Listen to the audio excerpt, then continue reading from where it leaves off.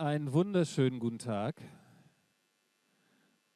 Hätte ich jetzt so eine Kino-Glocke, würde ich sagen, dong dong, bitte Platz nehmen. Hört man mich schon draußen? Kurzes Kopfnicken? Just nod your head if you can hear me. No. Hört man mich jetzt draußen im Kopf? Nein, immer noch nicht. No, still nobody's nodding.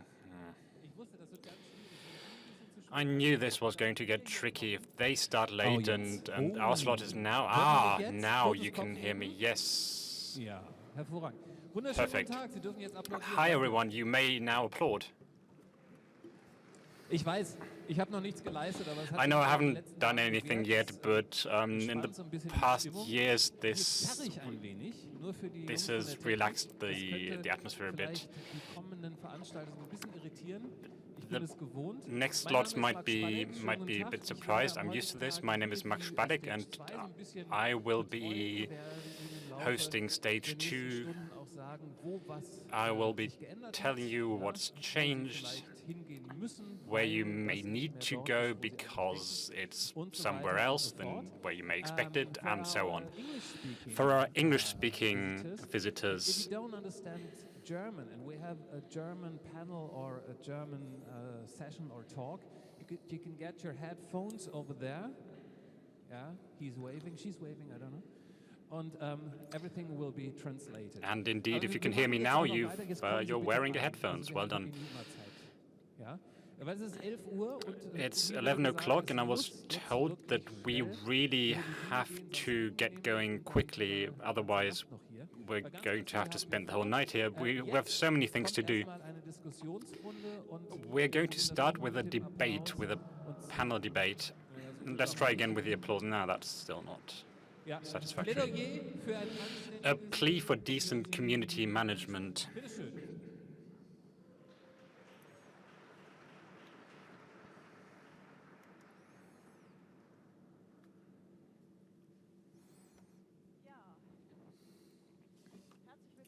Welcome. Can I get some sound on my microphone?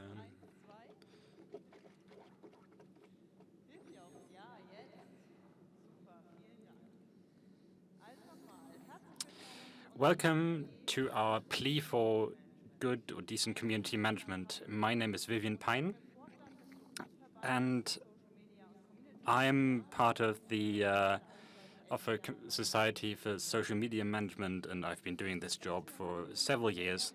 And it's an honor to stand on a stage in front of 600 people, and still we need standing room because not everybody can get a seat. I had never dreamed this would be possible when I went to school, because I was not one of the cool kids.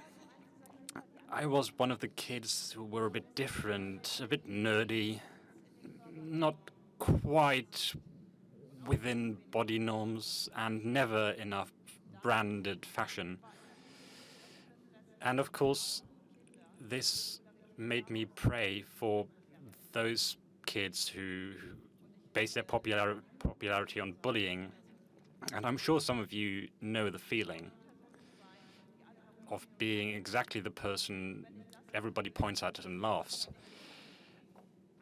And of course, if I stand next to them, I'm happy to not be that person, but at the same time, I feel pity. And this mix of pity and happiness is what I feel all the time when I look at the comment sections on Facebook, because I wonder, when did it start becoming legitimate that even organizations and companies make fun of people to get likes? When did it become legitimate to tell people with condescending answers that they're idiots and to attack them below the belt so you can be the best of social media? When did it become legitimate to search for exactly those comments that you can answer in such a funny way, and even to leave comments that may even be criminal instead of replying to comments that you can reply to in a way that's actually useful for society? And clickbait when did it become okay to write taglines that are headlines that are just for the clicks, even when it's been proven that people only read the headlines and not the articles behind them, so that those headlines become the truth? All of this in the name of clicks and likes.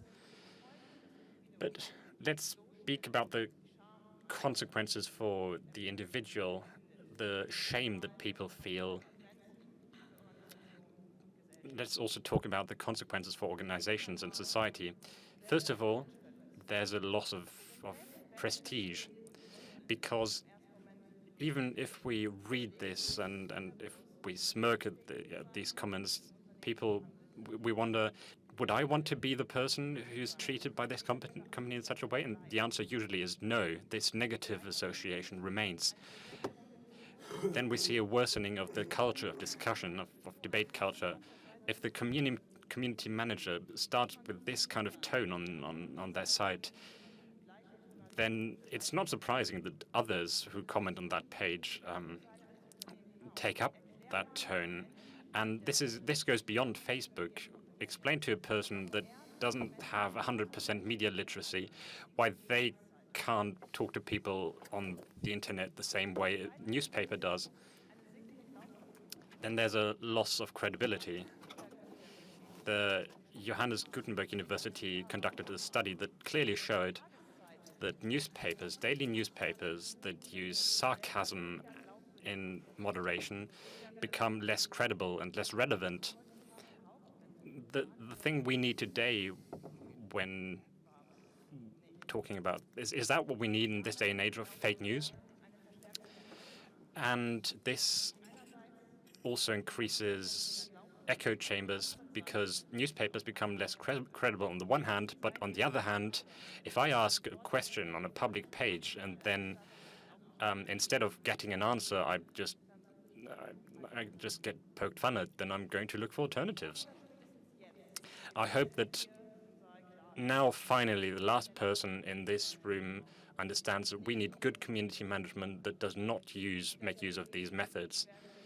And I have an illustrious round that is going to debate how this can work. I'm very happy to have Tanja Laub, Ulrich Gelsen, and Lutz Staacke. And please introduce yourselves. Hi, my name is Tanja Laub. Sowohl auf eigenen Plattformen als auch in den sozialen Netzwerken und berate Unternehmen, wie sie am besten online mit ihren Kunden kommunizieren können. Hallo auch von meiner Seite. Mein Name ist Ulrich Gelsen. Ich bin zurzeit bei einer Kulturbehörde angestellt, habe vorher 6 Jahre lang Social Media Management gemacht für eine politische Partei und habe daher sehr viele Trolle und Co. kennengelernt, aber gleichzeitig eben auch das anständige Community Management. Ja, schönen guten Morgen. Ich bin Lutz Staacke, ich bin Head of Social Media in einem Verlag, somit hier gerade mit der Lügenpresse auch ein bisschen verbunden. Ich habe während des Studiums schon angefangen, Communities aufzubauen, zu moderieren, war auch schon als jugendlicher Moderator in Foren und bin daher immer noch Verfechter von einer guten Diskussionskultur im Netz. Vielen Dank. Und dann meine erste Frage für euch ist, wie hat sich die Diskussionskultur im Netz verändert? Möchtest du? Gerne. Früher war die Diskussionskultur eher so, dass sehr viele Jugendliche und Nerds im Netz unterwegs waren. Heute ist es allerdings eher so, dass alle Altersstrukturen, alle Persönlichkeiten im Netz unterwegs sind. Und die Unternehmen haben sich mittlerweile auch mehr professionalisiert. Allerdings vor allen Dingen in Bezug auf die Social-Media-Strategien. Sie achten darauf, was sie posten, aber es sind noch ganz wenige Unternehmen, die wirklich auch im Community-Management die Professionalität zeigen. Die Unternehmen gehen eher auf Social-Media-Strategien, wie kriege ich die meisten Likes und Klicks, aber sie gucken nicht, wie kommuniziere ich mit meinen Kunden. Und ich hoffe und denke, dass das aber in den nächsten Jahren kommt, denn da müssen wir hin. Weil das ja auch das Wertvolle ist. Ich meine, ich glaube, jeder hier im Raum weiß, der Dialog, das ist eigentlich das Entscheidende, die Kommunikation, das macht Social Media aus, das ist unser tägliches Brot. Ja? Wie viele werden hier gerade twittern über die Veranstaltung und werden einfach das auch kommentieren?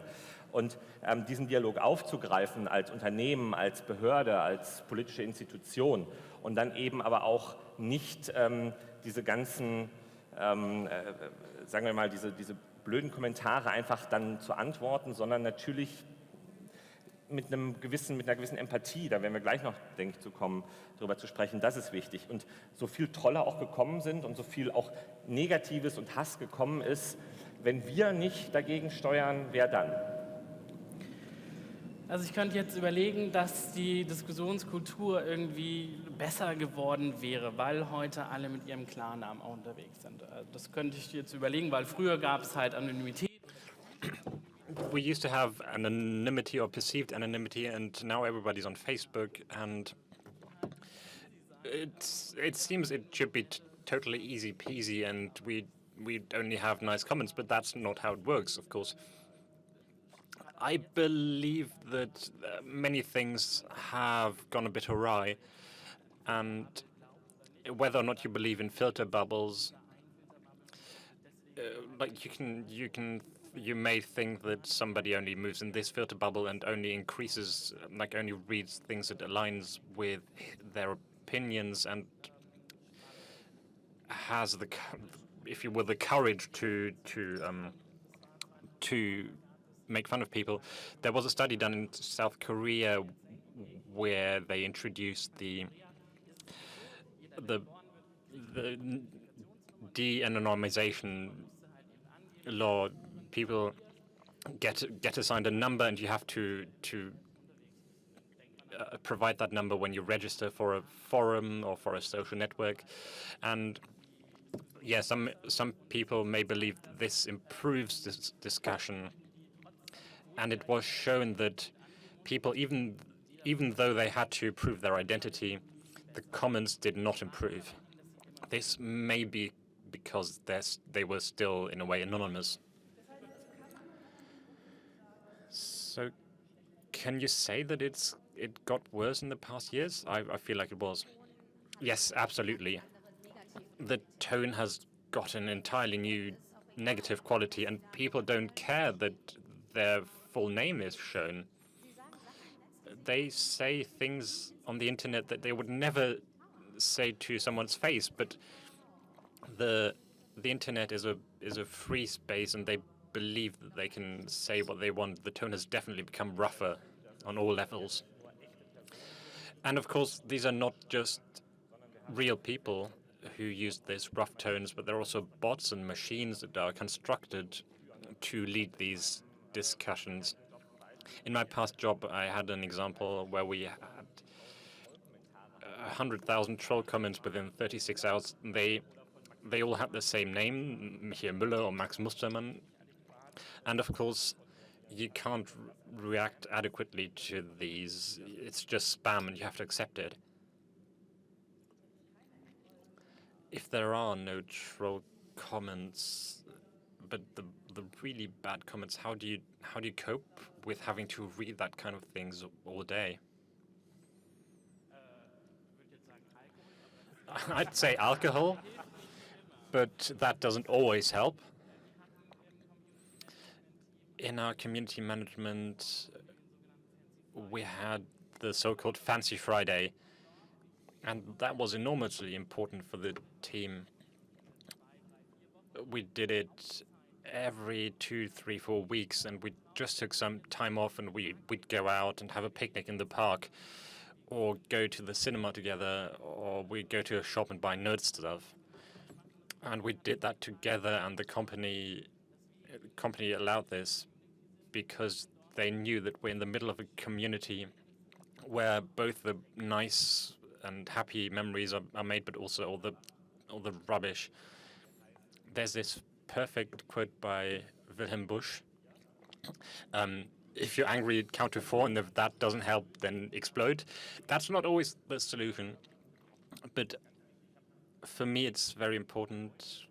We're a team of 3 in our unit. That's not big. I know there are colleagues who work alone, or even or have part-time colleagues. But this feedback with the colleagues, the mutual encouragement, and we have something we call the DJ list, and there's one other song that you can hear sometimes, and I hope you forgive me for quoting this infamous German song. That helps a lot. we have one advantage, though. We have this screen in front of us, so we don't have to reply this very second like somebody has to do in public if they're being attacked. We can have a deep breath, walk once around the desk, and reply afterwards. So you don't say things in that initial moment of shock that aren't appropriate to being a community manager, even if you feel them.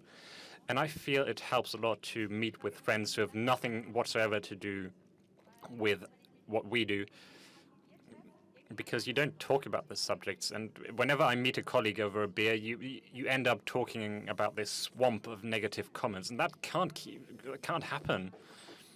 Like this can't happen if you talk to colleagues who aren't working in the digital work.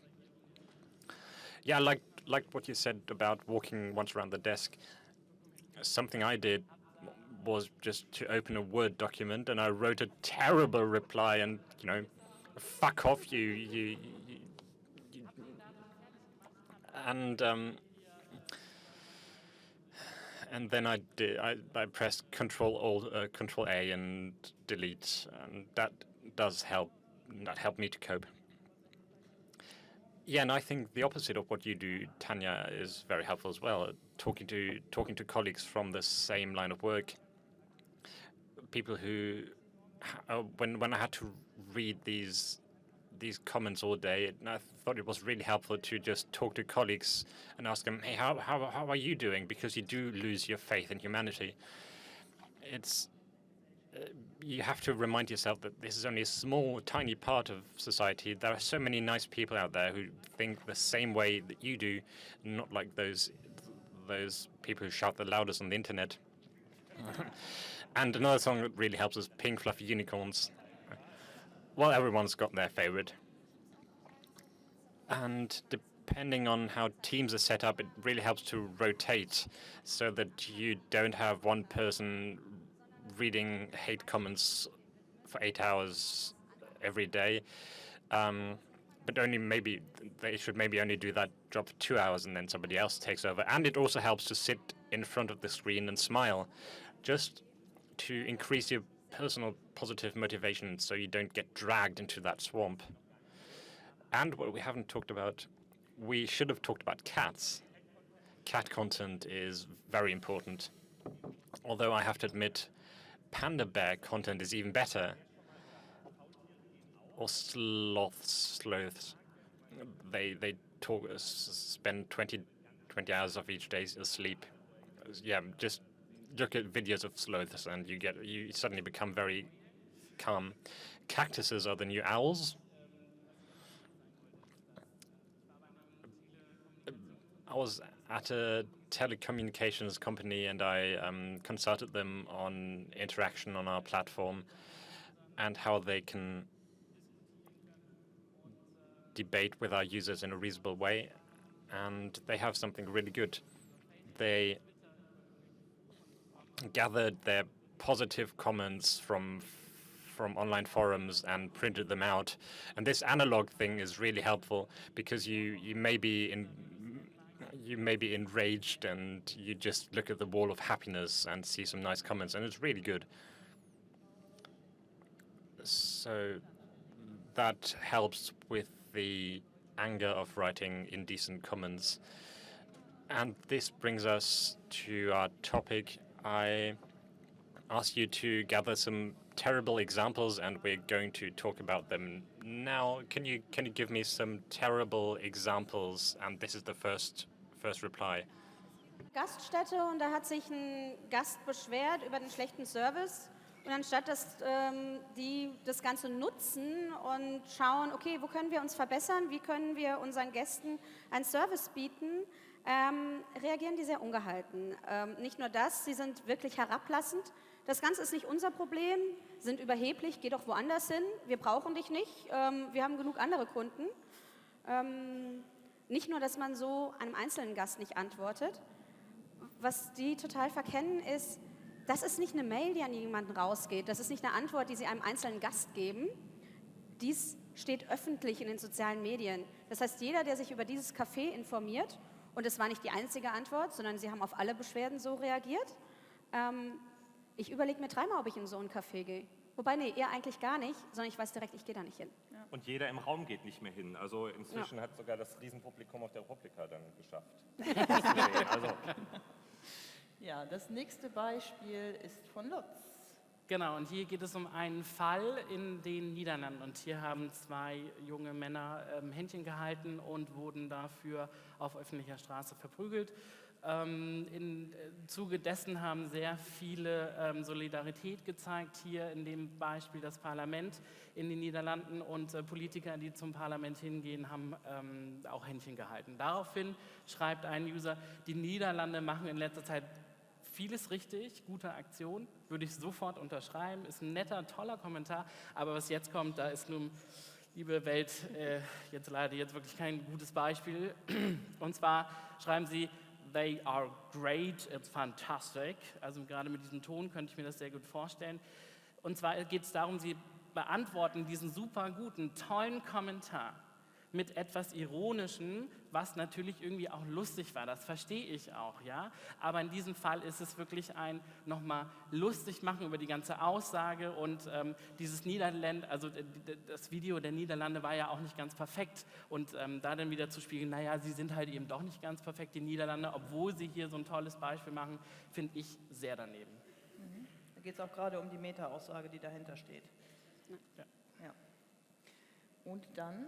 Ja, wir machen es jetzt mal umgekehrt, sonst ist Politikerbeschimpfung immer ganz nett, aber es gibt leider auch Beschimpfung von Politikern oder von Behörden.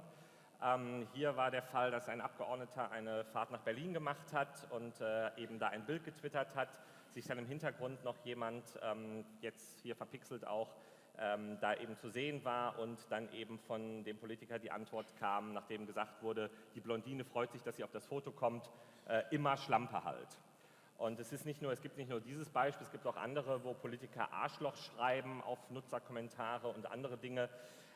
Behörden, die auch in dem Stil antworten oder die dann normalerweise immer siezen und dann auf einmal anfangen, irgendwie ganz cool jemanden zu duzen. Ich weiß, die Duz- und Siez-Problematik oder Diskussionen, die möchte ich gar nicht aufmachen, aber wenn man schon mal einen bestimmten Stil hat, gerade als offizielle Stelle, dann sollte man den auch beibehalten und nicht für einen Scherz auf Kosten des Nutzers die dann aufgeben. Und das ist halt bedenklich. Ich meine, wer von uns möchte zu einer Behörde gehen, seinen Personalausweis abholen und hat irgendwie auf der falschen Stelle unterschrieben? Das ist jedem schon mal passiert. Also ich weiß nicht, ich bin auch ziemlich ungeschickt, ich unterschreibe dauernd irgendwo falsch.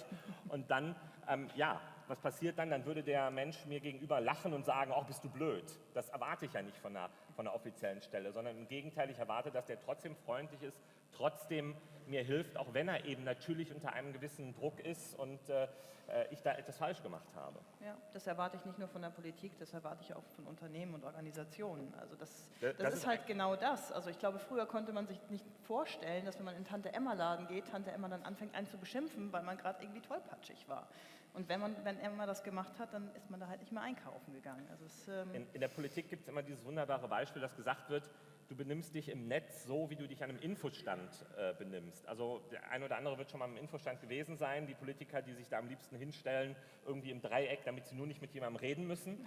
Aber wenn sie dann mal mit jemandem reden, dann ist es halt so, dass sie dann nicht sagen, oh, du bist ein Arschloch oder so, sondern dass sie dann natürlich versuchen, die Leute zu umwerben, weil sie ja Stimmen bekommen wollen bei der Wahl. Ja. Dann kommen wir zum Gegenteil, nämlich besonders positive Beispiele, die ich auch im Vorfeld eingesammelt habe. Und da fangen wir mit dem BMI an. Ja, also es gibt jetzt hier am Mittwoch eine Session mit Thomas de Maizière. Und das BMI fragt da jetzt schon seit einigen Tagen die Leute im Netz eben nach Fragen. Und obwohl man bei beiden Accounts, die wir hier sehen, Flensi1 und D-Forens, an dem Bild nicht direkt erkennt, ob das nicht ein Troll, ein Fake oder was auch immer ist, trotzdem haben die unheimlich viel Geduld dabei. Mit einem Smiley, wir testen das gerne mit Ihnen, wo gefragt wird, hier, der kann ja gar nicht mal den Virus und Scareware unterscheiden. Also diese Geduld aufzubringen, diese Freundlichkeit, auch wenn man nicht gerade weiß, ist das jetzt ein Bot oder ist das ein Fake, aber trotzdem zu sagen, hey, ich gehe auf die Person mal ein. Das ist etwas, was ich mir halt immer wieder wünsche von Community Managern und was wir an der Stelle sehen, gibt auch, wie gesagt, bei Behörden auch schlechte Beispiele, aber das finde ich mal richtig ein gutes Beispiel. Dann haben wir die Südstadtkneipe von Tanja. Genau, ich wohne in Köln. Dort hat vor kurzem der Parteitag der AfD stattgefunden. Viele Kölner Organisationen. And a lot of organizations got together and started things to protest against the AfD, the new right-wing party, and also the pubs in the south of the town. And they created a Facebook page to show the tolerance of the people of Cologne. And they got a lot of negative comments about this. And I love the reaction to this, because they said, yeah, that those hate comments got to us, but then we looked at them in detail. 99.4% of comments are positive, and those who shout the loudest and are really destructive, they're only 0.6%, and that's how it's very often on the internet. It looks like it's the majority because they shout the loudest, but there are so many positive examples out there. And this pub society went even further and said, we're going to take you by the hand and drink a beer with you. Let's talk. Let's see how we can react to this in a positive way. And I thought this was a brilliant post, a brilliant example. And this is what I brought with me today. And Dunya Hayali did the same thing. She said she's going to call at people's homes and talk about them, about their hateful comments. The third example is from Lutz. This is a very simple example of how good community management can look on Facebook. We may remember this from forums where people edited their texts and said, "Hey, sorry, but we had to delete this for this reason." Of course, it has to be a good reason, and you should probably take a screenshot to be able to prove it, and maybe even link to your netiquette.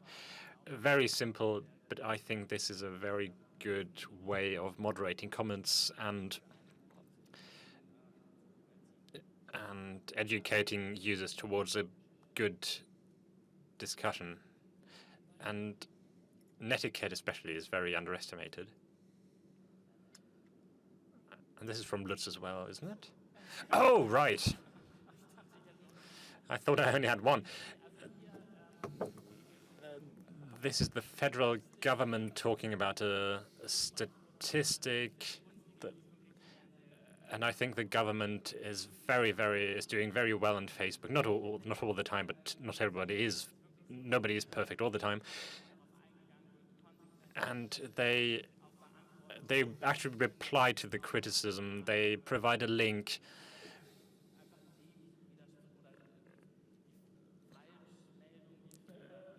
And they respond to the fears that somebody has and actually provide a source. And this is classical good community management. And that reminds me, even if you do make a mistake, then you can just admit it. The culture of mistakes on the internet is a very important topic. And as a community manager, of course, you can make a mistake. You can just, you can use swear words accidentally sometimes, but you can apologize and say, yeah, that was a mistake. But if you keep taking the moral high ground and refuse to talk to somebody face to face, then you're making a mistake as a community manager. Let's look at the meta level. What can all community managers do to improve their community management? You have to communicate clearly and frankly. There are nuances in written language that are completely different from spoken language, and in order to avoid misunderstandings, you should reread everything 3 times. And just not use exclamation marks, not use certain phrases. And you have to try to understand how the user meant what they wrote, and not always think that it's meant in a negative way. Do it openly, do it transparently, try to help people, and don't just react to questions, but also thank people. Or say, hey, thanks for doing this, we're so happy you're here. React positively sometimes to show that both sides exist. Because often only the negative things become obvious, because only the people who complain say something and those who are happy say nothing. And this is a decisive, a crucial point, because community management is always relationship management, and whether it's on Facebook or on a forum, I always build a relationship with my users. There are users who comment positive things, who also want to put a spotlight on that. And if I give them a platform for that, by replying to them, by reacting, and even if it's just clicking like, then I will probably encourage them to write something a second time.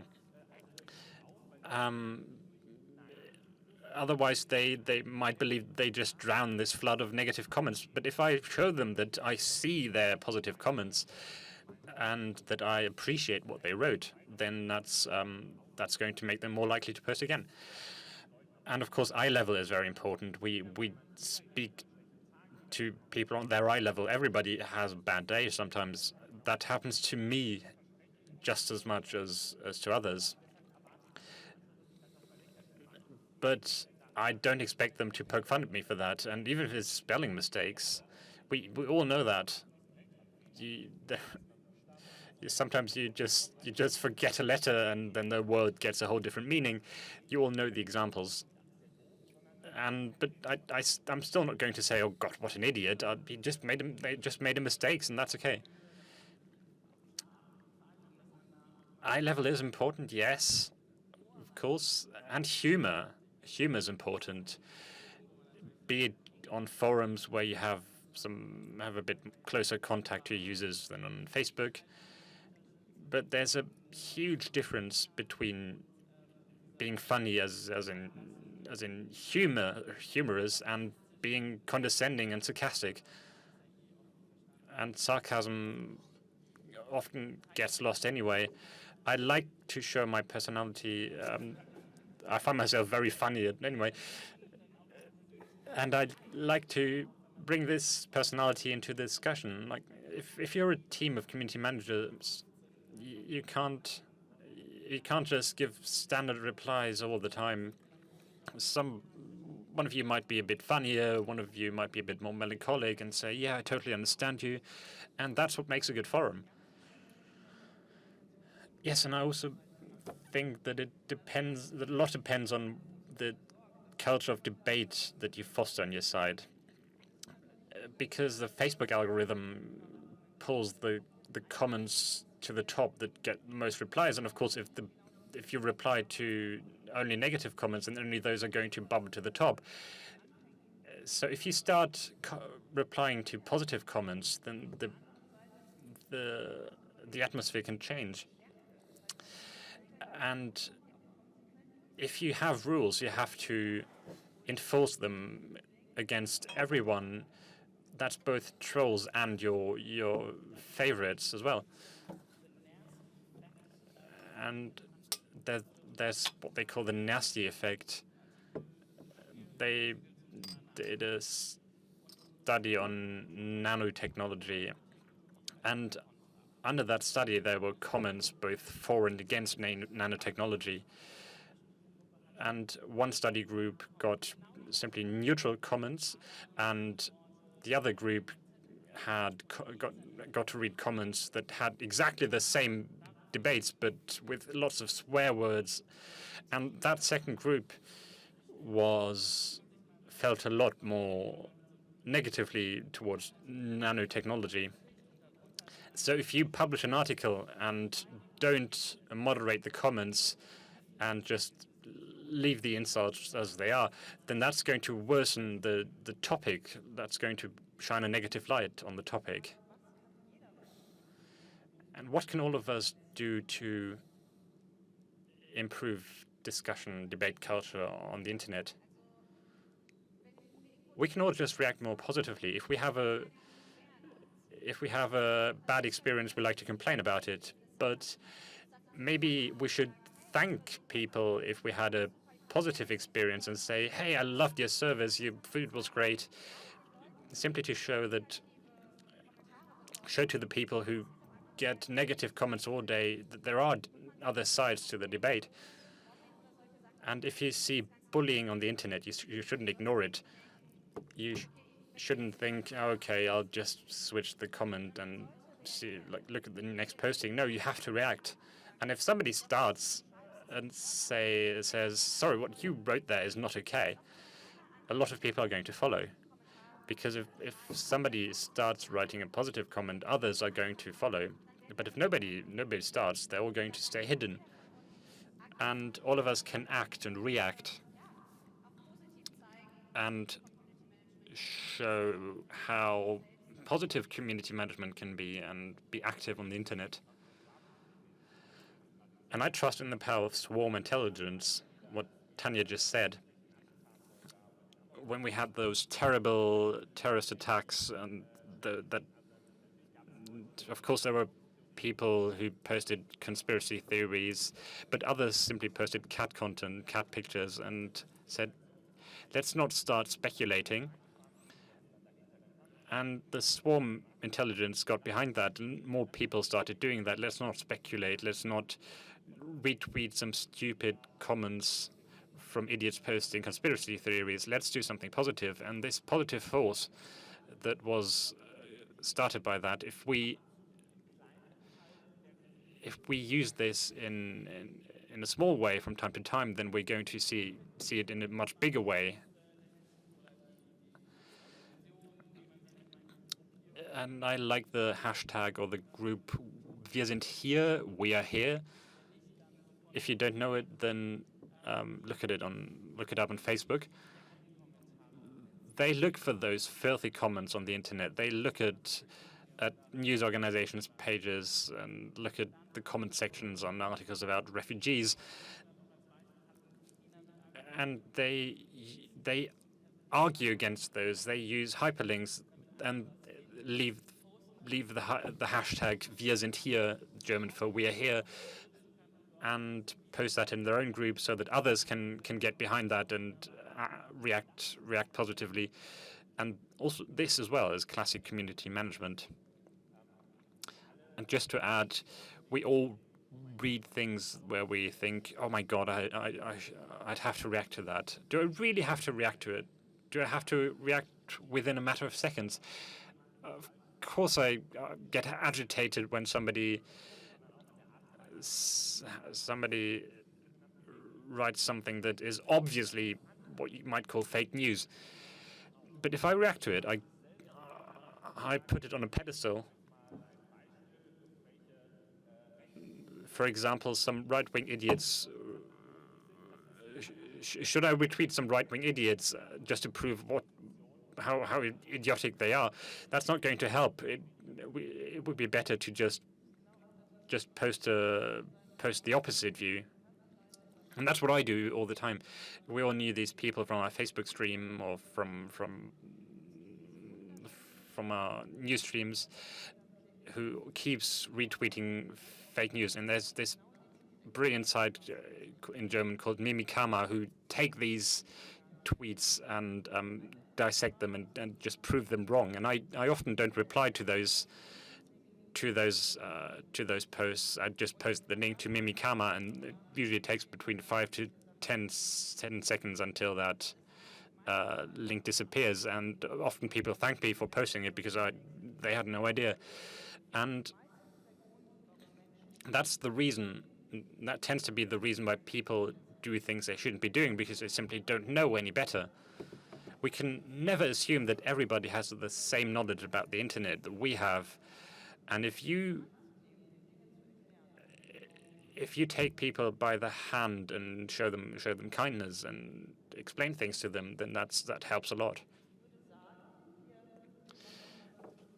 And I think we're going to start taking questions that the presenter is walking about. Start thinking of questions, please. So, wenn Fragen sind, da hinten, dann gehe ich hin, einfach kurz den Arm heben oder die Hand vielmehr und dann geht's los. Das wird na klar, wieder ganz hinten. Gut. Hallo, danke für die Einblicke. Ich mache selber Community Management in einer relativ groß, also ehrenamtlich. Und eines der Hauptprobleme, das die Community, die ich habe, hat, ist, dass außerhalb der Community quasi die Stimmung gegen Kommentatoren und Ähnliches angeheizt wird. Also in dem Fall, in dem ich das habe, sind es häufig YouTuber, die sagen, hey, hier in diesem Kommentar, das sind lauter Idioten. Und plötzlich haben wir einen wahnsinnigen Zuwachs von Kommentatoren, die plötzlich in unsere Community reinkommen, die eigentlich dort nicht unterwegs sind. Und alle sagen irgendwie, hallo, alles Idioten hier, alles Scheiße, etc. Könnt ihr aus eurer Erfahrung irgendwelche Strategien vorschlagen, wie man sowas abfangen kann, verhindern kann? Ja, danke. Möchte jemand? Es ist wichtig, dass ihr versucht, auch mit den anderen in den Diskurs zu gehen. Dass ihr mit denen versucht, es ist schwierig und man weiß, dass einem nur negative Sachen entgegenschlagen, aber ihr müsst versuchen, dann einfach auf diesen Fremdplattformen aktiv zu werden. Falls das möglich ist, das ist nicht immer machbar, aber man muss sich bewusst sein, dass es oft nur ganz, ganz wenige Leute sind, die das dann anhetzen und sich gegenseitig aufstacheln.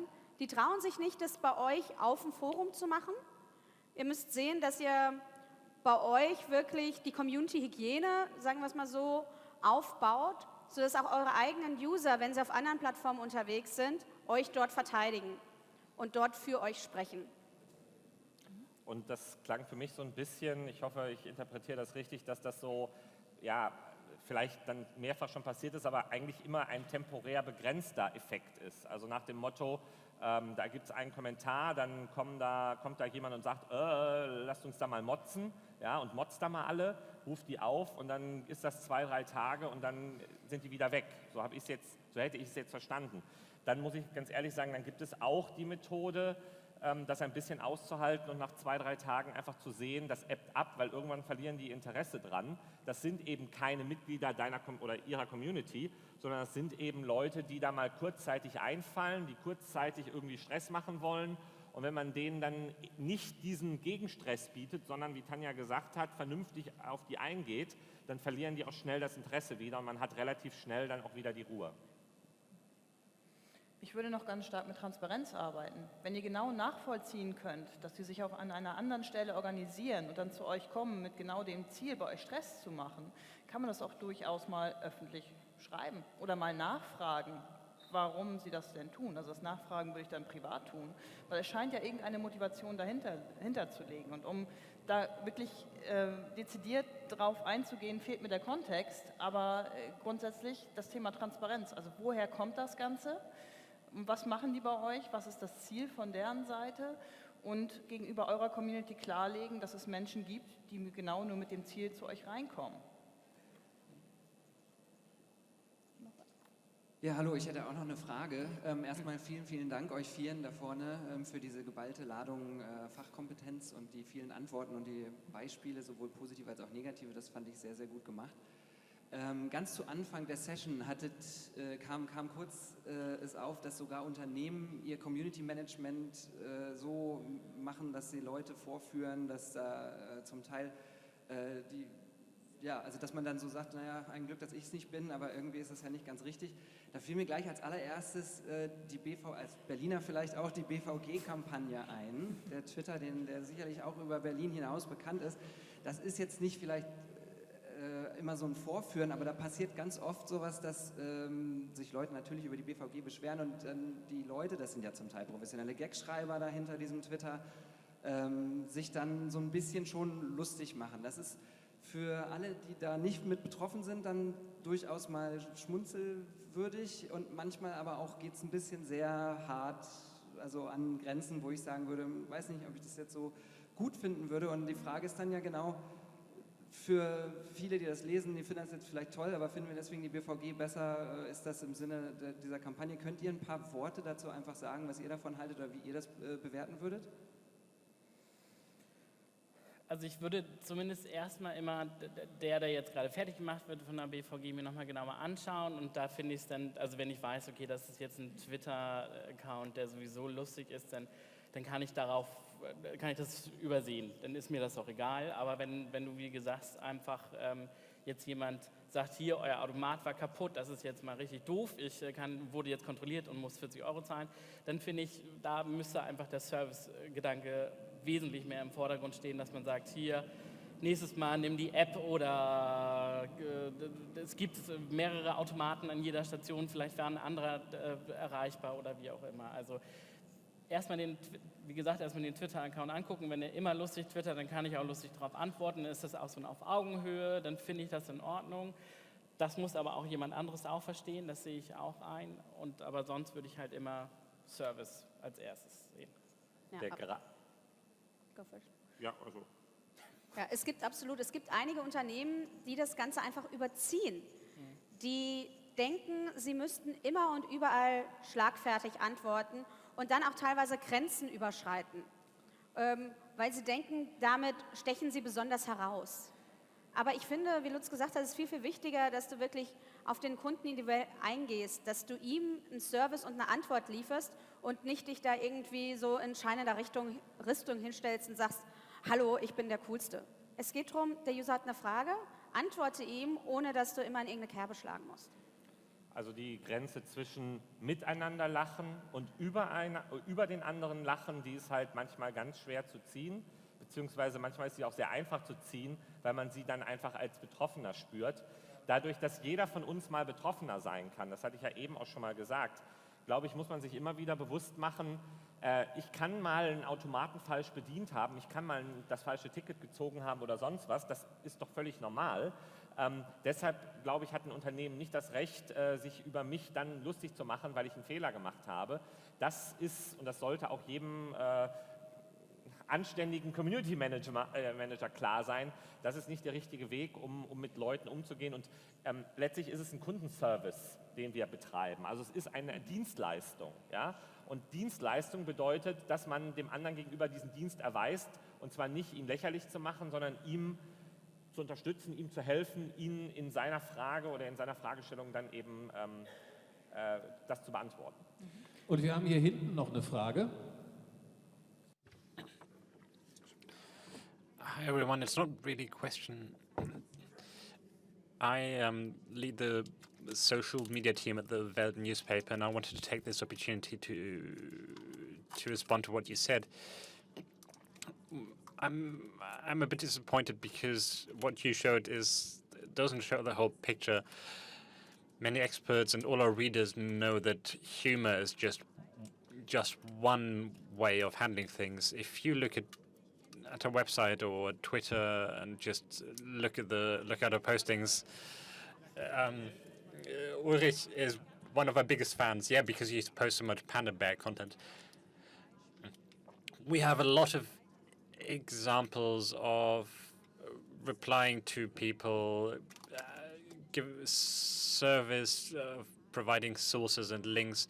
We do it not just on the internet, but also offline. You can read about this at the hashtag RP17. I think what you showed is very one-dimensional. Just look at our site and don't use example from 2014. Well, we did have an example from this year, but thank you for your comment. Last week you gave a talk, which I would have liked to see just to understand your view. I'd love to talk about it with you. I'd like to offer this to you. I'd be very happy if we could do this. But you do often use this medium to reply sarcastically or funnily. You do that quite often. And we saw that a lot when we did our research for this panel. Yes, and we don't want to use our examples to slander anyone. That's not what this is about. It happens to the best of us. We write an unfortunate comment, and we thought this was unfortunate. But you do a very good job, and in a lot of other places. So the Welt newspaper is brilliant, especially because of the panda bears. I hope we're going to be able to do panda bear tour in Berlin in July. It was just an example.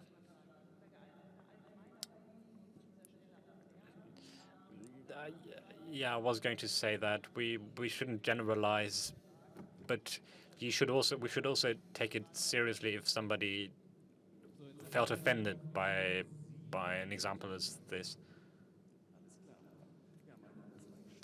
My name is Mike Schnur, and I wanted to ask something. You spoke of service, that you said you were providing a service. Who is ideally enabled to do community management? Should it be someone from the company? Should it be a freelancer? Should it be an agency as a service? Or are there other options? I have a very clear opinion. I think it has to be someone from the company. An agency can't really put themselves in the same position as somebody from the company who knows the company culture and who has a certain authenticity that he has to provide. It's not just about community management, it's also about representing the company that you work for, and that's something that an agency can't do. It's something that freelancers can't do. And so I believe that it has to come from the company itself. Yeah, I agree. The entire panel agrees. Thank you. So that cleared up. Let's continue. My name is Jonathan Scholz. I'm an editor and community manager for BVG, the Berlin Public Transport Company.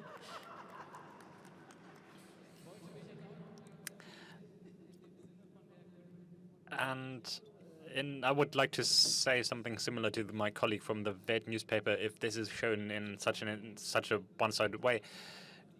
I can only underline what you said. If somebody has an acute service problem, then we do try to solve it. But that's not what tends to be written on Twitter about a company such as the BVG. It's usually emotional outbursts and jokes, and I think you can react to those appropriately as well. It's about relationship management, as you said earlier. So if you work for a public transport company and do community management for them, social media management, then people do talk to bus drivers. They are annoyed that their bus is late. And as a community manager, I can't look at this in a naive way and say, oh, we're going to, like, pink fluffy unicorns. It's not going to happen, especially in Berlin, where people are a bit more down to earth or a bit cheekier. I think it's like you're misrepresenting us a bit. I think that if people are poking fun at us, then that's not it's not a decent basis for a debate. So it often helps to make one joke to show people that they did cross a boundary, and we do that, and it does tend to help. And if in the next, if then the person says, "Oh yeah, there's always something going wrong on my line," then we have a second look and we tell them, "Oh yeah, there actually is construction work happening on your line." And community management also means education by showing people, by mirroring what people write on the internet and showing them that they cross a boundary as well.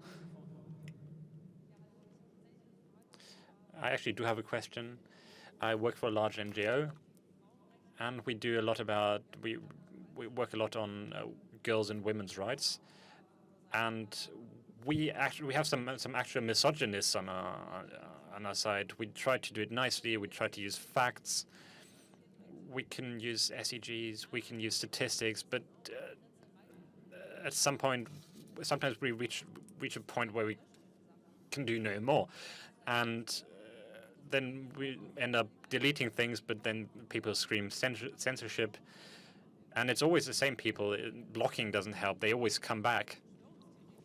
And then we also have to fight against conspiracy theorists who are just not responsive to reasoned argument. What do you recommend in that case?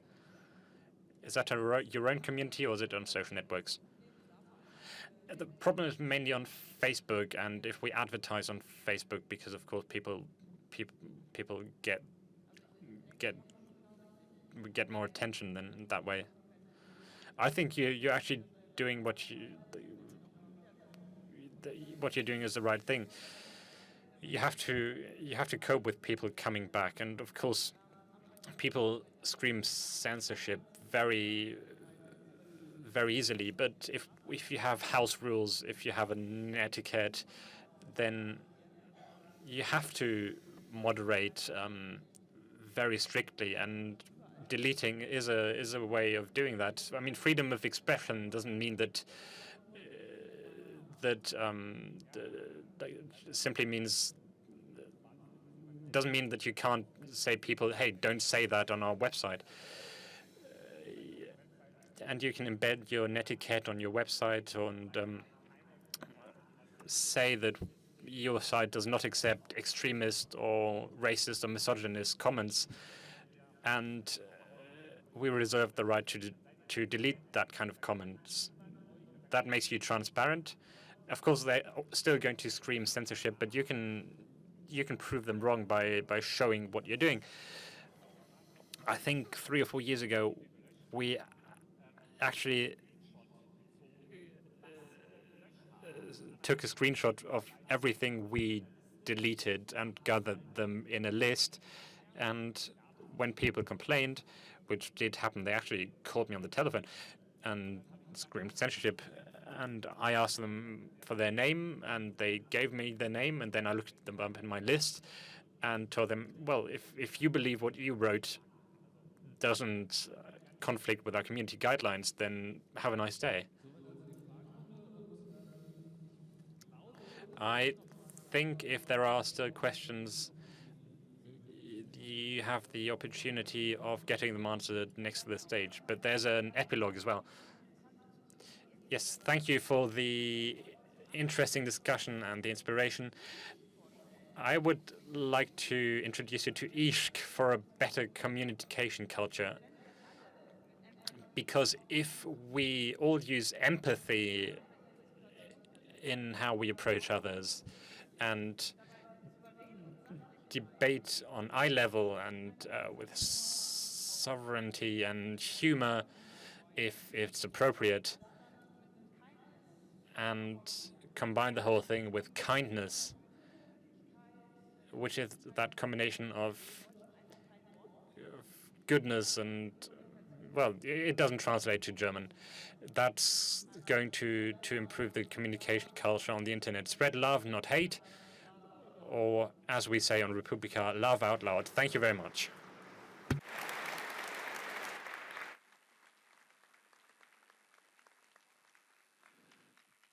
Vielen Dank an dieser Stelle. Viertelstunde haben wir jetzt eine kleine Pause hier und dann um ganz genau 15 Minuten nach 12. Mittlerweile geht es dann weiter hier mit Ingo Dachwitz. Bis gleich.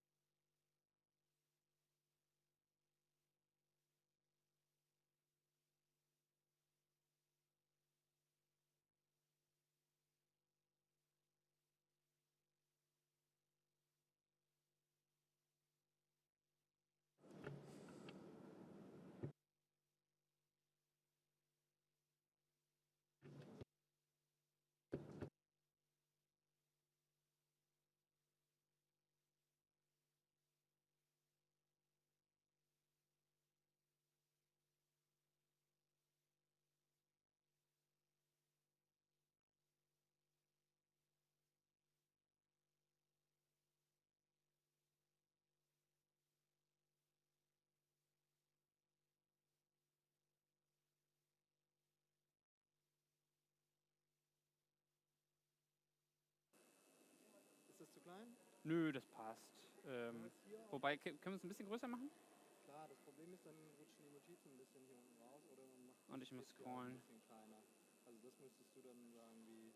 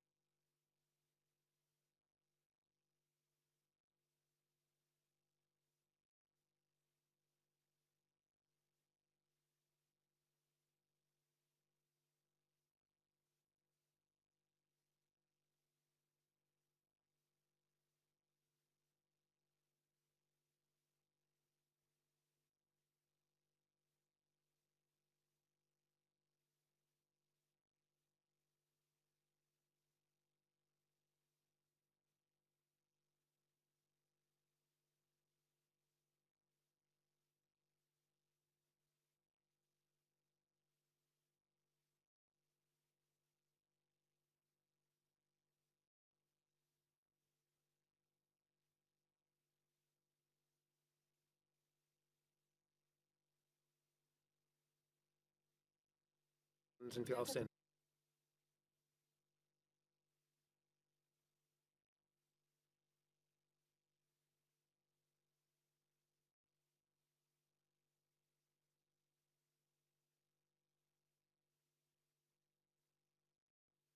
Schaltest du an, dann kannst du reinsprechen. Kann man nur eines tatsächlich? Nee, jetzt bin ich auch dabei. Ah, nee. Also gestern meinte er, man kann nur eines einschalten. Interessant.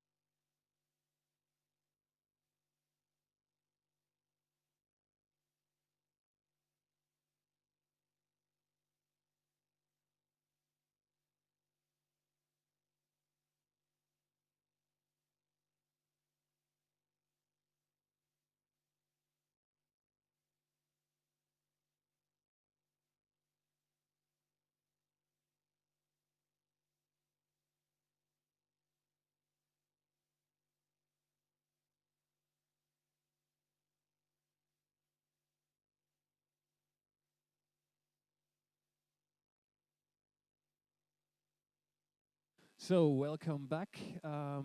The next session will be, the next talk will be in German. So if you're not so good in this language, get your headphones over there. Will be, yeah, the waving guy over there. Also das nächste wird jetzt in Deutsch über die Bühne gehen. Mir wurde allerdings im Vorfeld hier noch ein organisatorische Durchsagen, Montag, 8.5., erster Tag, in die Hand gedrückt. So, organizational message, something has changed, not that relevant for you if you have the digital schedule on your devices, because that is being updated. If you are relying on paper and love it and want to support the designers, please do that, but try to ensure that your digital schedule will be working as well. So it's not all that exciting, but there are some changes. The party will start at 9 p.m. in the networking area and on stage 3. Yeah, something for you to remember, but there's some time for that. For now, we'll welcome someone else. And that is Ingo Dachwitz. He is a media and publication scientist and member of the association called Digitale Gesellschaft, Digital Society. After last evening in France, for example, you can imagine that in Brussels there were a lot of celebration. But today, surely there's going to be a lot of tough work because it's all about the e-privacy regulation of the European Union. And that's where most incredible interest groups are clashing. Some want certain freedoms, others have certain economic interests, and how to handle all that. And what we can do, that is what Herr Dachwitz is going to talk to us about. Thank you. Yes, hello and welcome from me as well to the talk Lobbying Battle in Brussels. Is it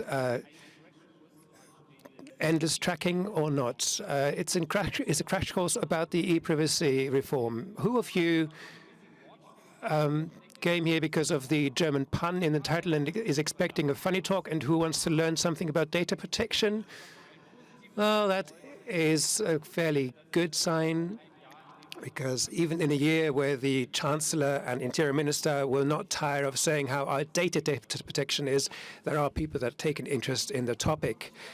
But I think it's probably good that I didn't name the talk after the piece in netzpolitik.org, or the actual name of the law, which is suggestion or a draft for a regulation about respecting private lives and protecting personal data in the electronic communication, and to repeal the Directive 2002/58/EC. Well, it is about the regulation that the Commission has drafted earlier this year, and those that came here because of the German pun in the title, which I didn't translate, by the way, a short crash course about the topic. Why is this actually a relevant topic? Respecting private lives and data protection in electronic communications. So a short crash course on tracking. This certain uneasiness that one or other person feels when you think about what happens to our data and the fact that we keep producing data, I think that is a feeling that many of us know. But normally in everyday life, it's easy to ignore that. But then there are some scandals such as the Naked in the Network scandal that happened earlier. These scandals bring it into the forefront and into people's minds again. So just to refresh, last November, I think it was, that a certain reporter team from the North German public broadcaster, NDR, with very little effort and very little money, was able to buy browser histories also from members of parliament and a judge, including interesting details about sexual preferences. So an uneasy feeling is what most people in Germany have, according to surveys. It's easy to say that there is a problem there, but most people really do feel that way. An EU survey in 2015 revealed that in that year, only 32% of Germans trusted internet and telephone providers, and only 19% trusted the internet business economy as a whole. 17% of Germans, or 70% of Germans said they were worried about how data is used and whether it's used for other purposes than it was usually acquired for, originally acquired for. And according to an EU survey in 2016, as many as 42% of German internet users sometimes refrain from visiting certain websites because they are worried about their internet activities being monitored, observed. Time is not long enough for us to give a very comprehensive talk about tracking, but just to bring this back into the forefront.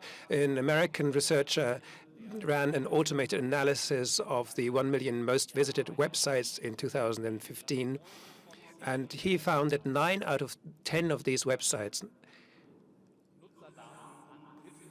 sold or shared user data with third parties. That doesn't say what is actually being done with those data, but 9 out of 10 would share use behavior, usage data with 30 third parties. And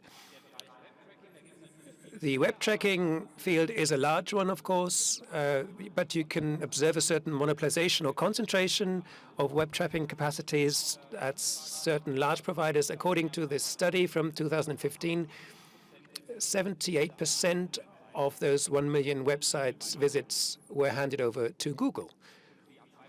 And in second place, there was Facebook with 32%, but there is a strong concentration in the market there. And a special study within that study found that these 9 out of 10 websites, the same happens about the 80,000 websites that deal with health communication of some form or other. So 91% of 80,000 investigated websites in the health sector shared user data with third parties.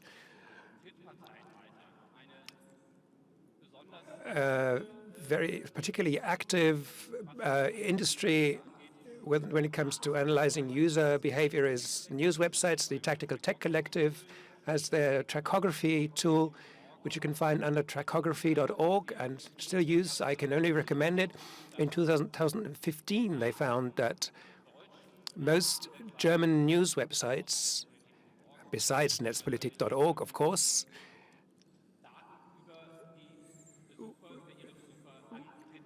shared usage data with third parties. And if you take all this together, Spiegel Online, Heute, Zeit, so the major news magazines and broadcasters with their websites, it's more than 100 unintended connections with other servers that receive data, not just in Europe, but also in the US. And if we talk about web tracking, so following and recording user behavior, then for a long time it has gone beyond cookies. With increased awareness of the cookie issue with users, the fact that cookies are used to follow us through the internet, and more people have started protecting themselves against cookies, for example, deleting them after each session automatically. Tracking companies have found ever new methods of following us in the web. For example, the so-called browser or device fingerprinting, where users of websites are identified via the settings that they have made in the browsers that they use or with the device that they use, without cookies being required for that. The settings are so granular, so manifold, that most users have an individual set of settings, so they can be recognized that way, using the settings just via the settings that they have made or have not made, that have been made automatically. Other forms exist too, more invasive forms of cookies. There are flash cookies that are harder to delete, or cookies that have already been deleted, so-called zombie cookies. They can resurrect. In the meantime, tracking methods even exist that follow users across several devices, the same people on their various devices. So, of course, tracking that with third-party companies that are specialized, that is not all. If you look at the first-party data, the data that the providers themselves receive, for example, about apps that we use, if you consider the data that's exchanged between WhatsApp and Facebook, but also the information that is recorded with at our internet or telecom providers. So even that is not enough. Companies are working on recording our carbon-based life forms as well, what we do in the real world, and linking that to what we do in the digital world. For example, the Oracle company is one of the largest players in that business, and they advertise that they can find information about individuals from various contexts, their shopping behavior, for example, and can merge that into one single profile and link the information. And that information that is bought from companies such as Snapchat or by those companies so that they can enrich the knowledge they have about their users.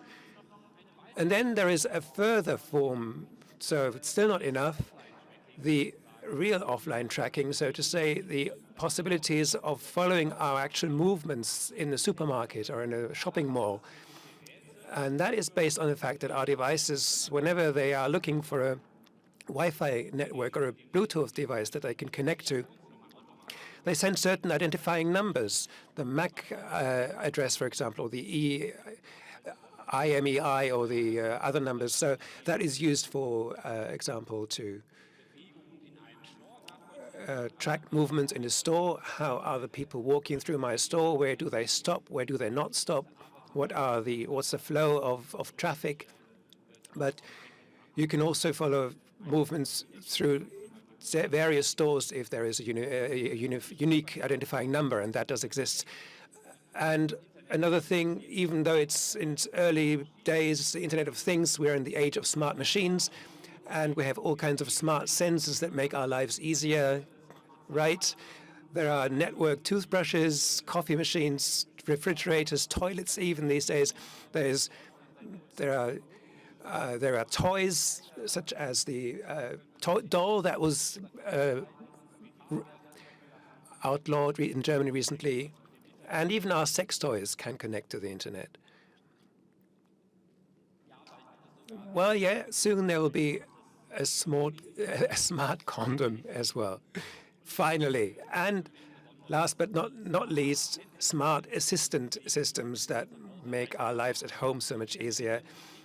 And I'm not about to say that every network device in the household will always record things that is not allowed to record, but in some cases that is a fact. For example, that smart vibrator that I showed, or the doll, my friend Kyler, that was outlawed.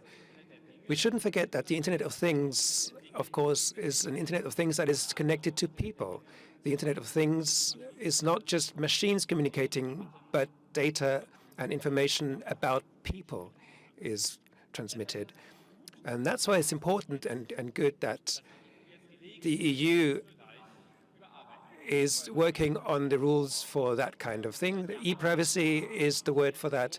Since January, the draft by the Commission for the e-privacy regulation has been published, and the e-privacy regulation is a so-called sector-specific supplement to the general data protection regulation. If you are wondering why we need yet another new data protection rule from the EU because we had the general data protection regulation, that is true.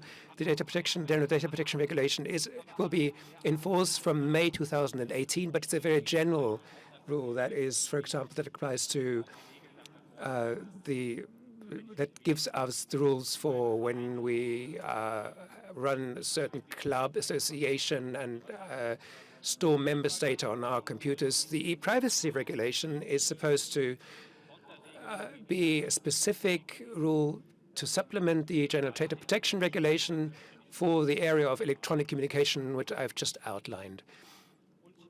And that is being negotiated in Brussels, and the EU Commission this year put forth its draft. Its suggestion now, it's the turn of the EU Parliament and the EU Council, where the member states' governments are represented, to table their amendments. So now is a good time to take a closer look at the whole thing and what is in there. So just a brief precursor. Since 2002, there was an e-privacy directive, the EU always has two kinds of laws. One thing is the directive, which is the somewhat weaker form. It doesn't have direct force in member states. Member states have to transpose it into national law before it comes into force. And then on the other side, there's the regulation, which is the stronger instrument that the EU has, because that is directly applicable, becomes directly valid law in member states without member states having to pass their own laws to make them effective. So since 2002, we've had the e-privacy directive, and that has the task, well, regulates what I've just talked about, to protect basic rights and basic freedoms, in particular respecting private lives, ensuring confidentiality of communication and the protection of personal data in the area of electronic communication. And what I've just talked about sounds a bit funny if you think that it's supposed to be regulated since 2002, and it has to be said that there are some good guidelines in the old directive. It is more or less the progression of the postal and telecommunication secrecy. That's what it was historically. But concerning classic communication, what the telecom providers have about us, the e-privacy directive limits what can be done effectively, so spreading that kind of data through telecoms providers has had quite clear limits for a good while. But for the digital age, those rules, even if they have been worked on in 2002 and 2009, they have limited use. So this ketchup robot, for example, a nice idea, basically, but you can debate how effective it is. And this is due to the fact that the communication and media world has changed in the last years. Just consider two numbers, or four numbers rather. In 2012, we had more than 160 million SMS messages that were sent and only 20 million WhatsApp messages per day. In 2015, the whole thing has reversed. We have less than 40 million SMS messages per day, but more than 660 million WhatsApp messages. And these days is surely going to be even more. So where's the problem with the e-privacy regulation? Sorry, the old directive. It doesn't apply to messengers, voice over IP and co, which are called over-the-top services. That's the technical term that is used in the EU for that. And that is due to the fact that the e-privacy directive was just a directive, and member states transposed it in very different ways. And for example, it contains rules about dealing with cookies, tracking cookies, for example, but in Germany they are interpreted quite differently from the way that France interprets it. In France, the cookie rules are enforced much stronger than in Germany. And it's also due to the fact that the rules were somewhat imprecise, there were backdoors, and also enforcing that law was kind of lacking. Different authorities were responsible for that. The network agencies, for example, in Germany, in some cases, and in other countries, the data protection commissioners. And these, until now, had little options of using sanctions. And the good news there, the EU Commission really is tackling this, and in January in their draft there were some good points. These rules about confidentiality and data protection in electronic communication will now apply to over-the-top services as well. So that means, for one thing, messengers, internet telephony, of course, and SMS, classic communication, but also for direct messages in social networks, or games, or dating apps. So everywhere where there's electronic communication, and that applies to webmail as well.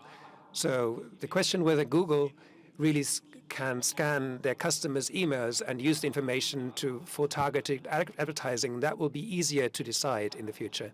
The second positive aspect is that the EU Commission decided to take the path of regulating by regulation. So there is that is stronger, that's binding much more strongly, and oversight is unified and strengthened. So just like the General Data Protection Regulation from 2018 on, authorities will be able to have sanctions of 2 to 4% of annual turnover of a company, which of course means a lot. And then there is a fourth good aspect, because the EU Commission decided to retain a basic principle where it wasn't clear that they would do that, and that is that in principle surveillance is prohibited unless it is explicitly allowed, either through this regulation or through consent by the users. Because there was some kind of debate whether the model of the general data protection regulation that was introduced there, whether that should be used and that is if companies have a certain legitimate interest in handling the data, and that can basically be anything, then a certain balance has to be struck between that legitimate interest and the interest of users not to be tracked. And that would mean that companies would have much more leeway in dealing with our data. So it's good that the EU Commission decided not to use that kind of rule from the General Data Protection Regulation and keep a principle, a prohibition of surveillance in principle. Okay, 10 points that, even though the EU Commission started out quite well, have to be improved in the e-privacy regulation, and where there's a big chance that data protection can be furthered and tracking can be really limited.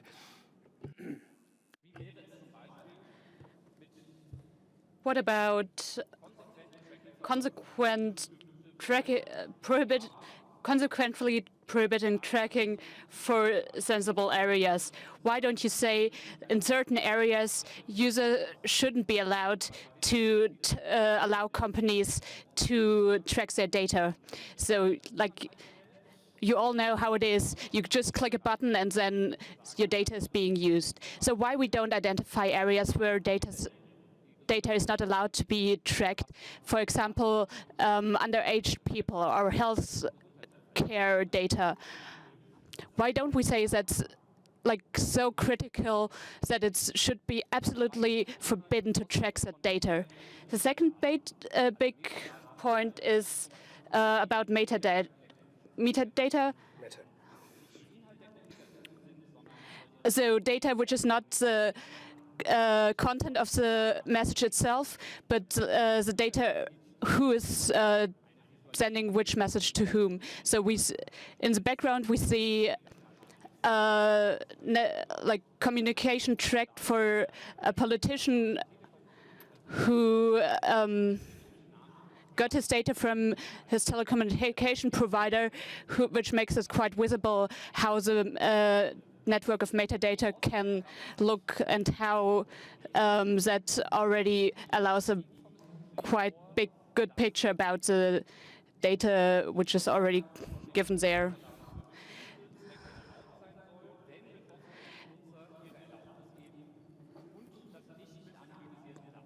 So the idea is that processing data is allowed if the user concerned consents to it, and if it's anonymized. So if someone wants to offer a service, say about retailers, telling them which groups of people walk past their store in the morning, it would be possible to do that using communications metadata. Telecommunication providers know our age, they know our address, and they can track people through metadata that mobile phones sell data, so they can track our movements. So these are data that is very interesting to retailers. And in future, this is supposed to be allowed if that purpose is also possible through anonymous data. It's not going to be allowed to consent to this. I'm not quite sure.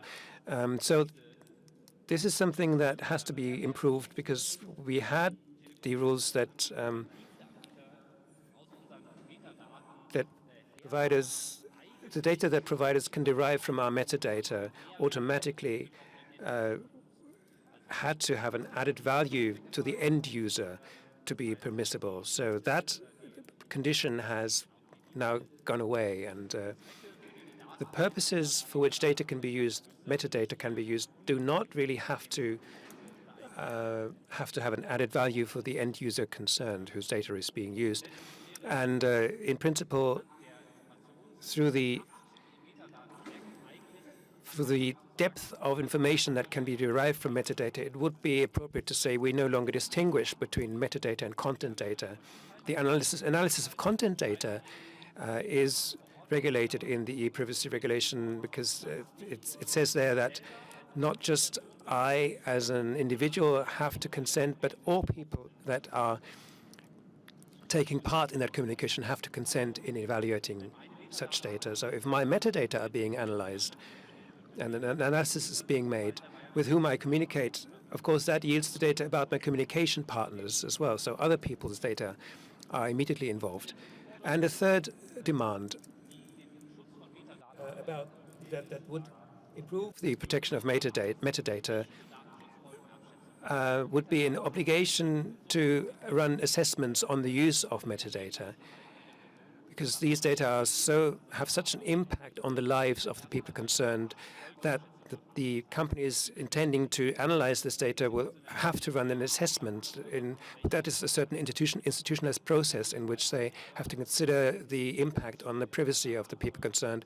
And if this then finds that sensitive areas are affected, then clearly it has to be said that the data commissioners have to be contacted. Okay, I realize my time's running out. I have to hurry up. Tracking. In the old directive, tracking, in principle, is to be prohibited but allowed with end users' consent in the new regulation. But here, the suggestion by the Commission is a certain over-regulation of the old directive. It kind of gets rid of a certain over-regulation in the old directive because even the cookies had to be displayed or consented to by users that are not really invasive to users' privacy but required for the page's functionality. And that is why on every page these days we have cookie banners. Even if it does not track us, we have to click to indicate our consent to the use of the cookies. Now, this is going to be abolished, but even with tracking, things can be improved. For example, tracking walls. You can see a cookie wall in the background there, are to be prohibited. You know that you have normally this take it or leave it principle. Either you consent to whatever we want to do with cookies on our site, or you cannot, or you can get more information and then leave our site, basically, if you don't want that. And that should be outlawed, clearly.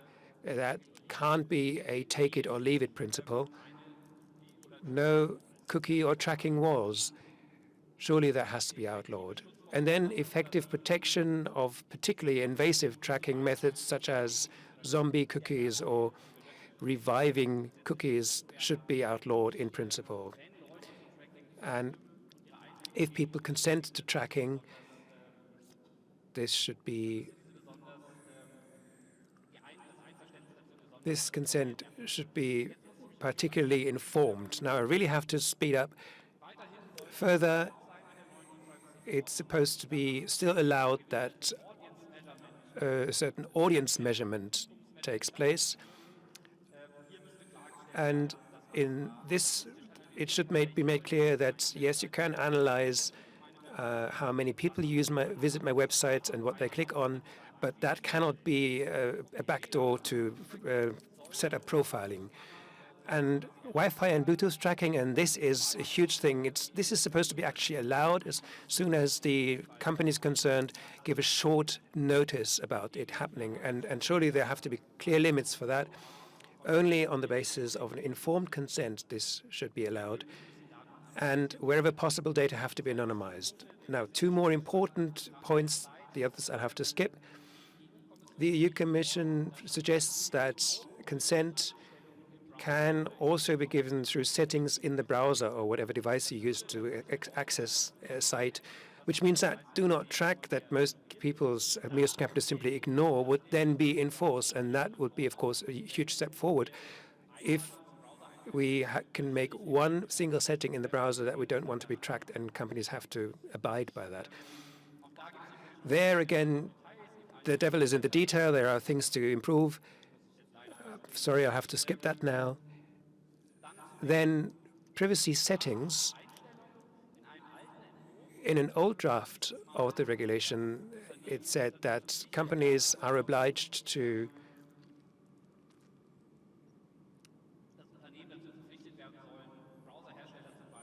browser makers, for example, that privacy settings have to be the default. Sadly, that has been taken out of the draft. It was in a leaked version that we had, but now the regulation says that at installation time, users should be asked which kind of settings they want. And of course, we want privacy by default. That would be a huge step forward. Direct March, again, I have to skip. Otherwise, people would just turn my microphone off. Read the texts on netzpolitik.org or other pages. The e-privacy regulation has rules on direct marketing. So when can companies approach us directly, under which conditions? There are things to improve there. Then the e-privacy regulation has exceptions for state access. Data retention remains possible. This would have been a huge chance to say that data retention is simply not allowed. I'll have to skip security issues, so just briefly at the end, the option exists to stop data slings, better tracking, better protections are possible. Protecting our lives from permanent collection recording is possible, depends on the right decisions being made in Brussels. Now, various companies have all been lobbying in Brussels to completely take out the e-privacy regulation. The pressures are high.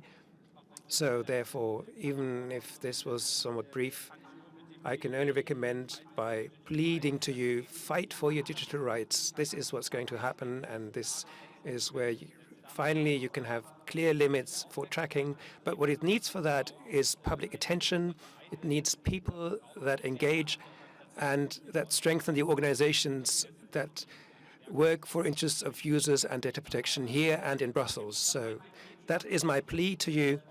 I hope that this gave you a brief insight into the topic, and I would be glad if you can, if our fight within the e-privacy regulation will get your support. Thank you. Thank you. Ingo Dachwitz, he did say at first that he has timing problems often, so we have a certain delay of a few minutes because we will continue. But you can stay seated because we'll continue immediately. All right. I hope this was an informative translation to you. Goodbye from Sebalis and Katie. We're living in a digital machine. So the question is this machine we're living in, is this ethical, and is it kind? Or what kind of machine is it? So please give a warm applause for the next speaker, is Mark Surman, Executive Director of the Mozilla Foundation. Thank you.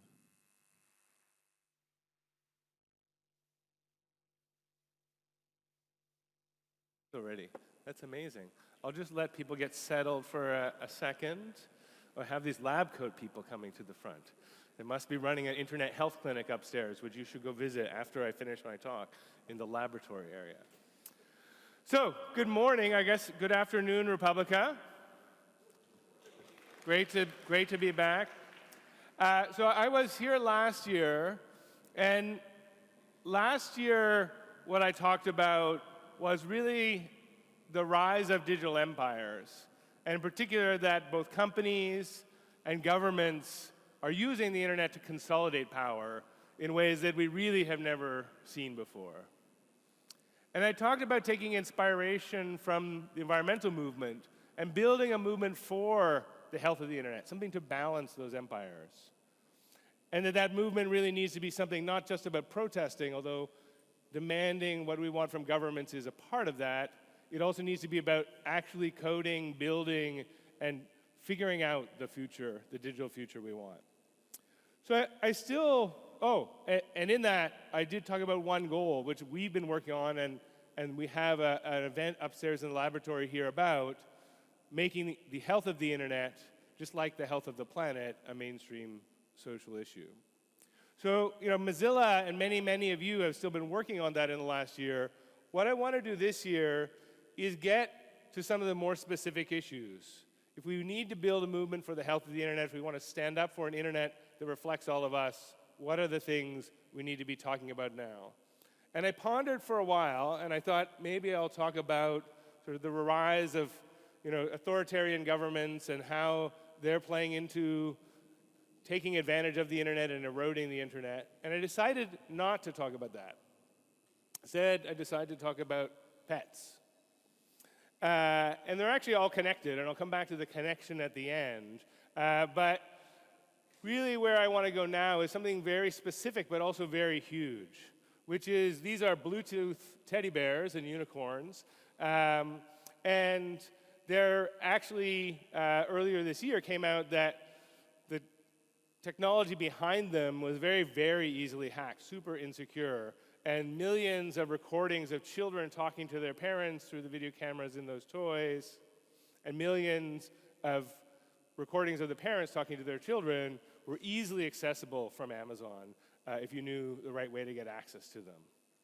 And I want to talk about those not just as a security story or a story about teddy bears, but really in the context of what we've talked about as the Internet of Things, and what it means for the health of the internet, and basically, I think for the structures of power and the structures of human interaction in our society.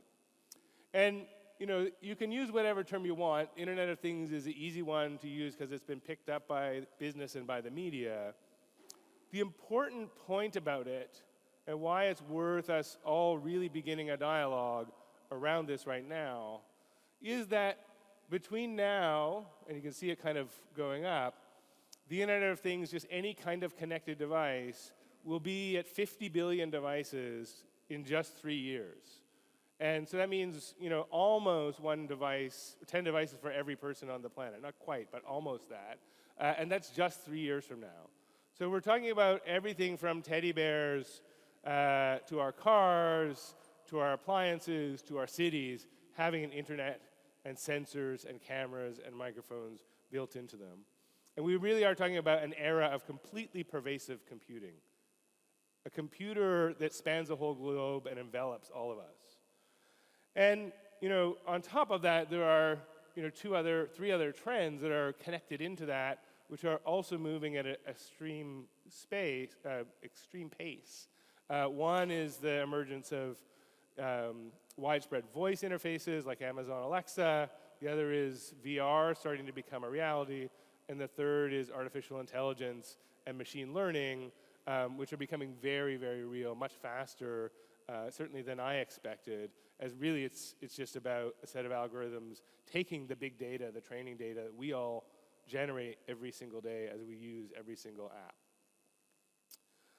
So at this stage in the evolution of that, it feels like to me, and a number of other people who I know here in the audience who I work with, this is a moment to ask, as we make the planet digital, as we totally envelop ourselves in the computing environment that we've been building for the last 100 years, what kind of digital planet do we want? Because we are at a point where there is no turning back, and getting to ethical decisions, values decisions, decisions about democracy is not something we have talked about enough, nor in a way that has had impact. And now, with that meteoric growth of computing all around us, it feels essential that we have that conversation now. And sticking with the environmental metaphor, we really are at a choice point where we could build a forest, a rich ecosystem, something that supports life, or we could end up very quickly with a clear cut, where there's not much of anywhere to live and not much around at all. So what I want to do is just take us through three things. Some of the things that are hopeful to me, and that we're building a healthy ecosystem, a forest, that we all can get involved in, or people here are involved in. And then I want to talk about the more negative scenario, as well as some things we can do. And I'm going to start out with a piece of science fiction, I, Robot, from Isaac Asimov, not just because the world is about to be flooded with robots, which it is, but because this is where Asimov's 3 laws of robotics first show up. And the laws themselves are not important.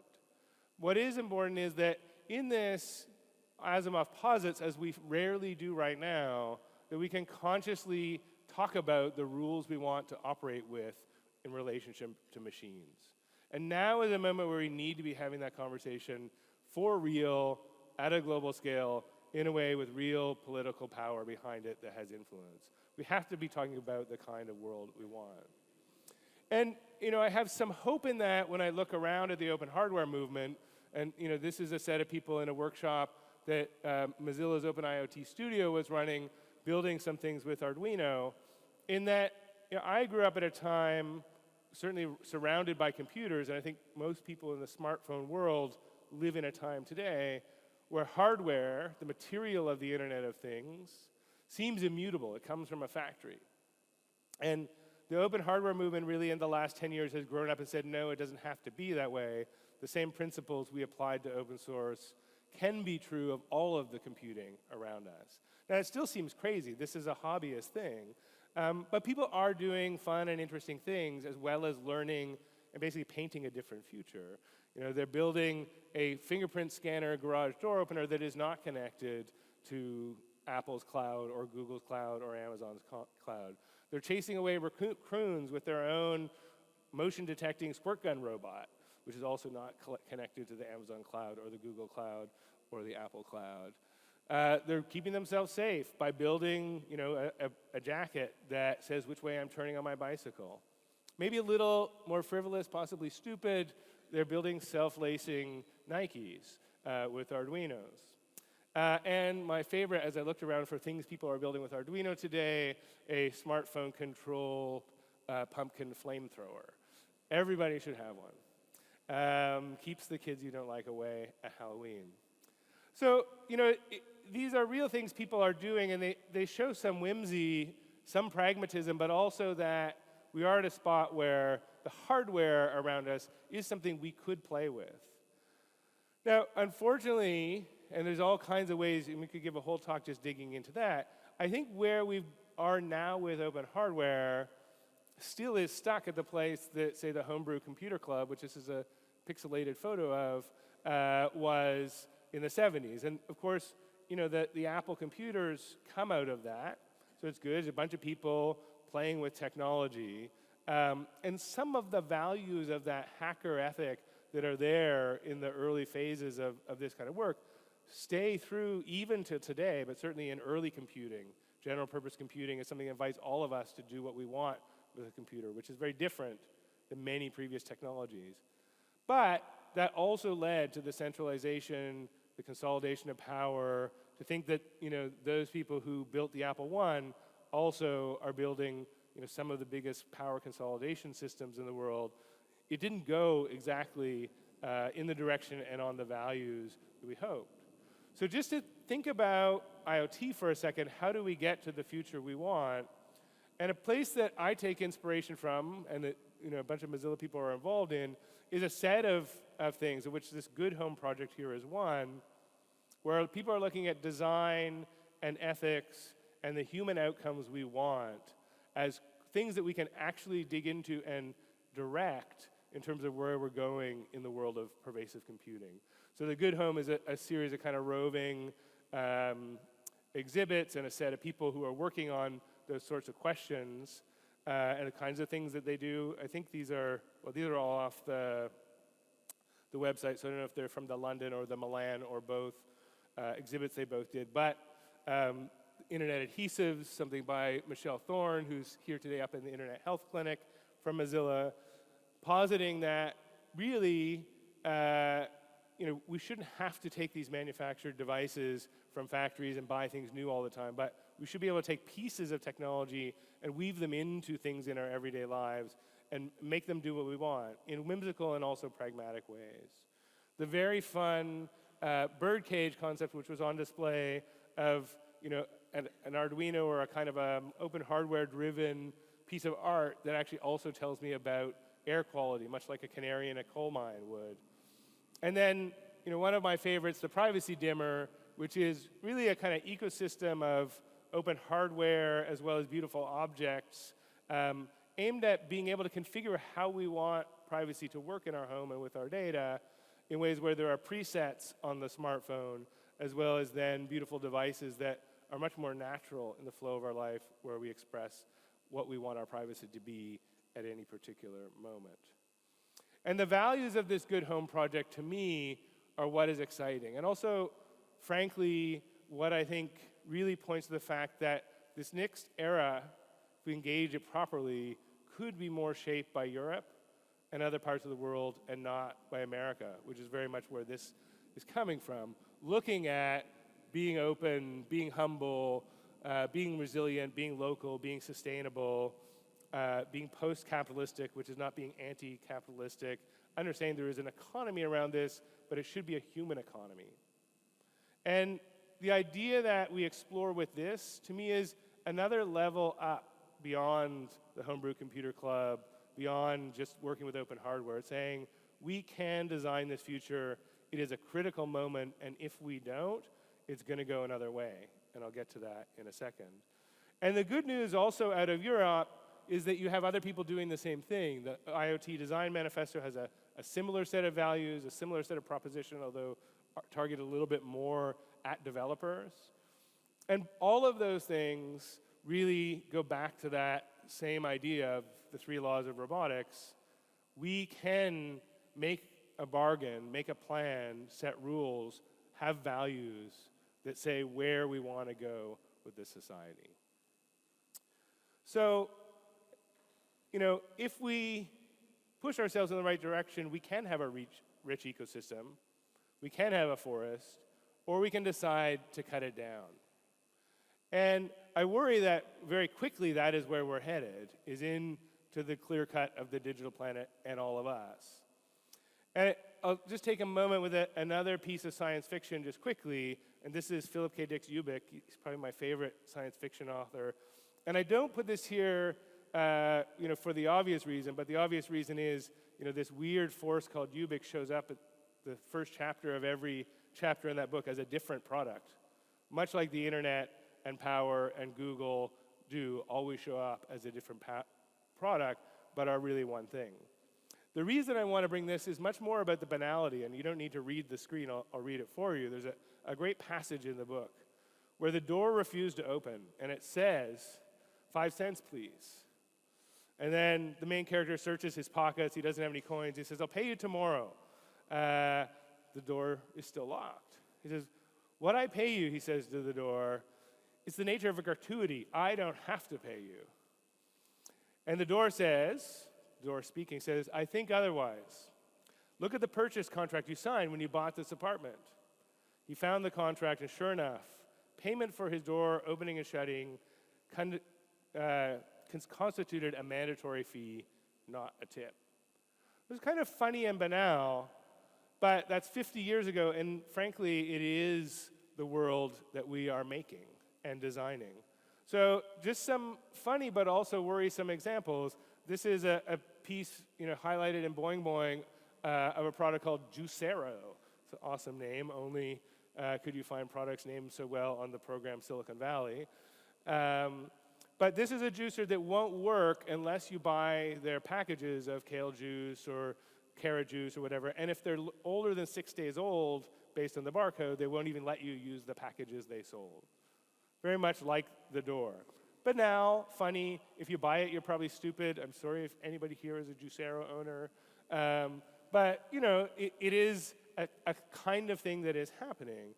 And then, of course, the story about the teddy bears and the similar story about the sex toys, where there's actually a class action suit for the amount of personal data they collect on your use of the sex toy, which then they've since offered to pay people who did disclose their data and stopped collecting that data, all point to that this world of the Internet things and all of the data collection, all of the AI around it is really getting into the most intimate parts of our lives. We should have a say. We should be thinking about, we should be talking about how we want that to work, and not just accepting that it works a certain way and is too complex. And of course, as we look at this growth of computing devices, the Internet of Things, there is even more to talk about than just how it kind of comes into our intimate lives.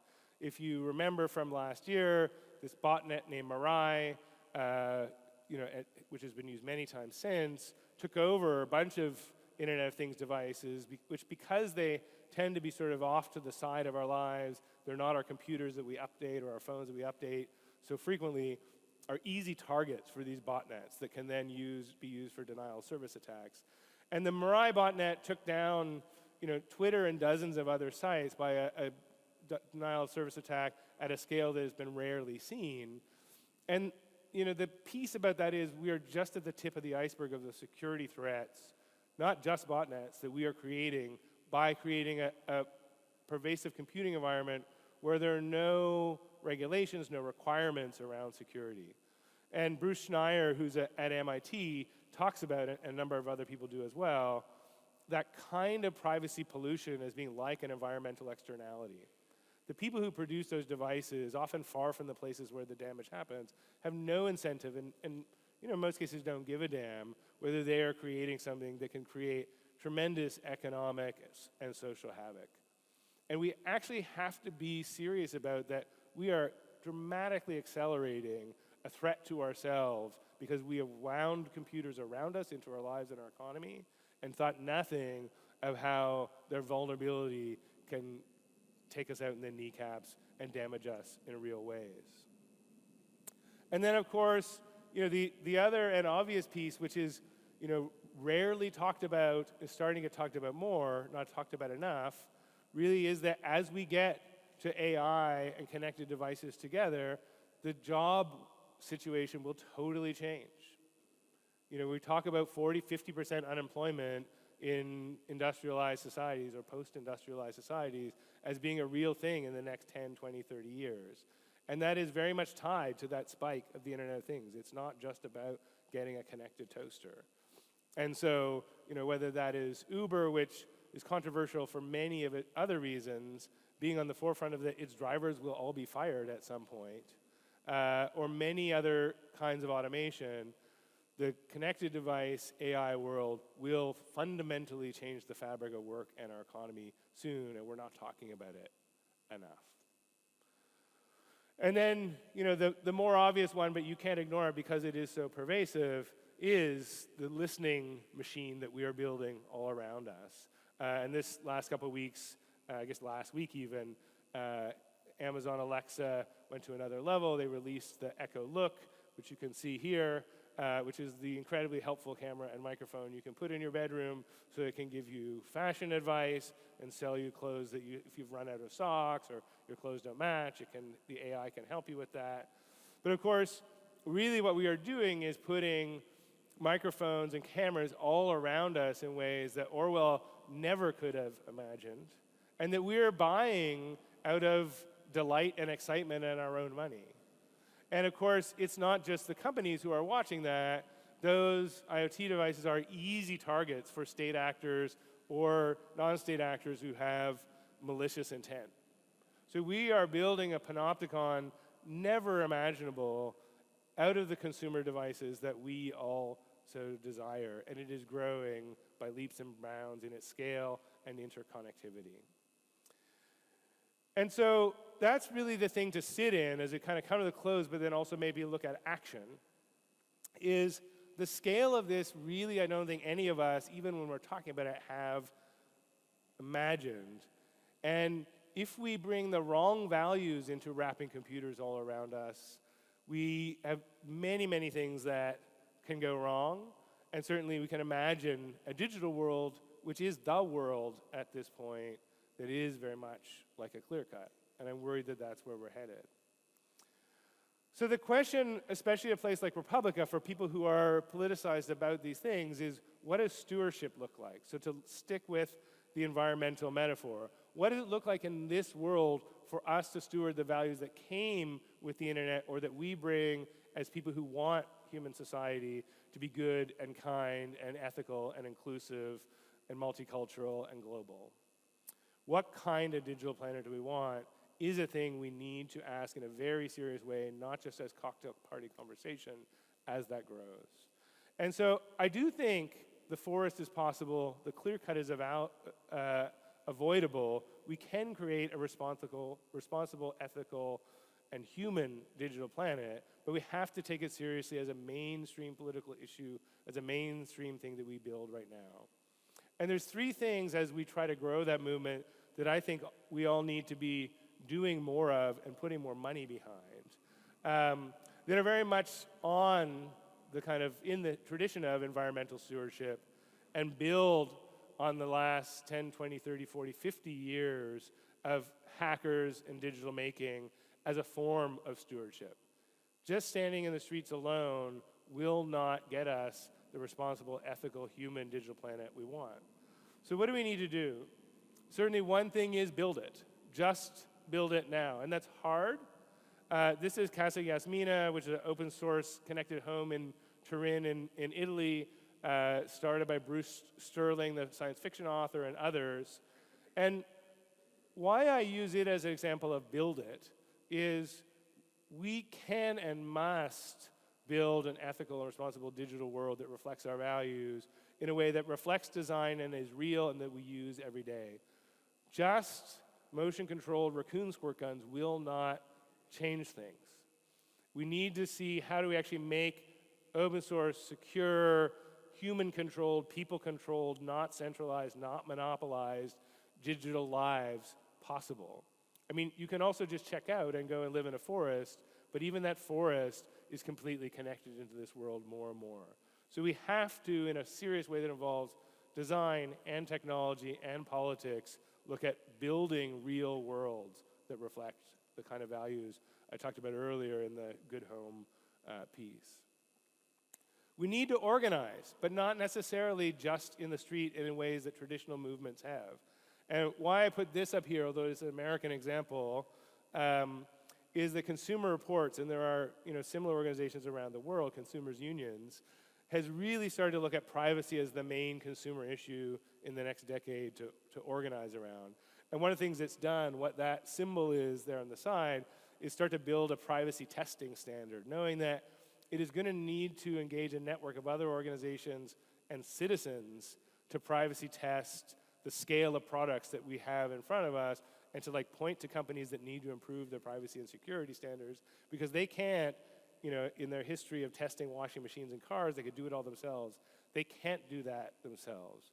So we need to think of ways to organize collectively as people, as citizens, as consumers that really tackle and hold companies and governments to account and also bring our own solutions, our own teaching, our own ways of doing things into a movement of a scale that is as big or bigger than the environmental movement ever was.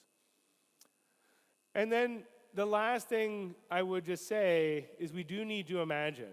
We need to imagine a world where these kinds of values about resilience, sustainability, human-centered design, human-centered life, where people and not machines are control. We need to imagine that in a real way. It can't just be a light conversation. And what I like about the Smart Home Project, Casa Yasmina, many things like that, which again, Europe has an edge on, is it is people getting involved in trying to build with those values as well as have conversations on those values. And it cannot be underestimated if we do not do that now, we don't treat that as the most urgent or one of the most urgent political acts we can do to engage in what those values should be, to build and to organize around them, we are going to be fucked. We're probably already fucked, but we're certainly fucked if we don't do that. And that brings me to the end, which is this does actually connect to the rise of authoritarian governments, whether that is here in Europe or in the Middle East or Russia, in the US. And the world, and all of us have been talking about this a lot right now. The world that we live in, or at least that I live in and I value, that is a global world that is connected, where we can move freely by and large, where ideas and money can move freely by and large, where we really actually do see multiculturalism as a part of what is an essential fabric of a global world because you can't have a global society without it.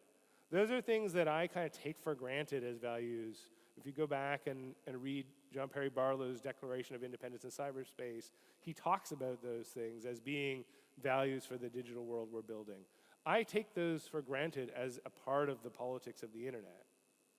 And we also have built a global economy on the internet that has, we can split hairs and fight each other, but has a lot of those values built in, which if you compare to the rest of history beyond the last 50, 80 years, are not the values of the, by and large, that humanity has had. We have lived in divided societies. We have lived in worlds divided by nations. We have lived in worlds of war, although we still do. And the politics around us is taking us back there.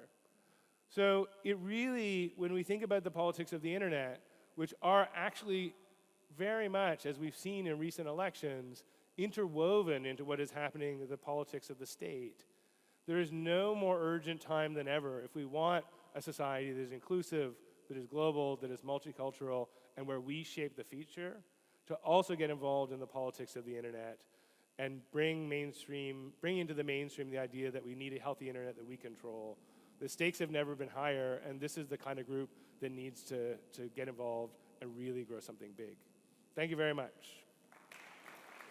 Oh, and if you want, we have this very awesome internet health clinic where these people who could stand up right now in their white science coats are going to be up in the laboratory over there talking a lot about these issues, inviting you to get involved in the network Mozilla is forming on these issues, getting your feedback. So please, it goes till 9 o'clock tonight, I think. So head up to the laboratory sometime today while you're here at Republica. And there's some papers there you can link to and get involved in our Open IoT studio and have a great Republica. Thanks very much. Thank you, Mark. Wir haben jetzt hier eine Viertelstunde kleine Pause und um 1:30 geht es dann hier weiter.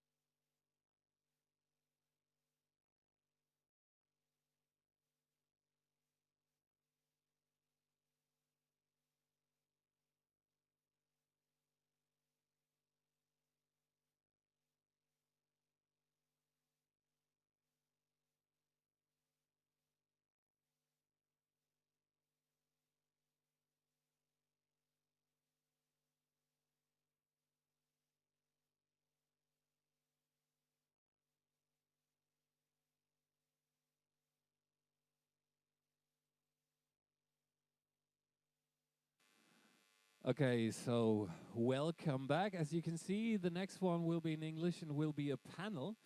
And the next panel discusses the latest political and social dynamics at play in the Turkish society, with a focus on the battle over communication, and it's organized by Internet Policy Review, and the headline is, so, Turkish delight, A for arrest, B for bots, and C for censorship.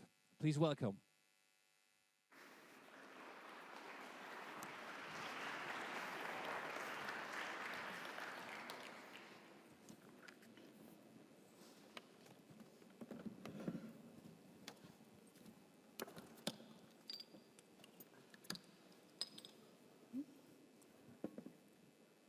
Thank you. You will help? Yeah, I will help myself. Thank you.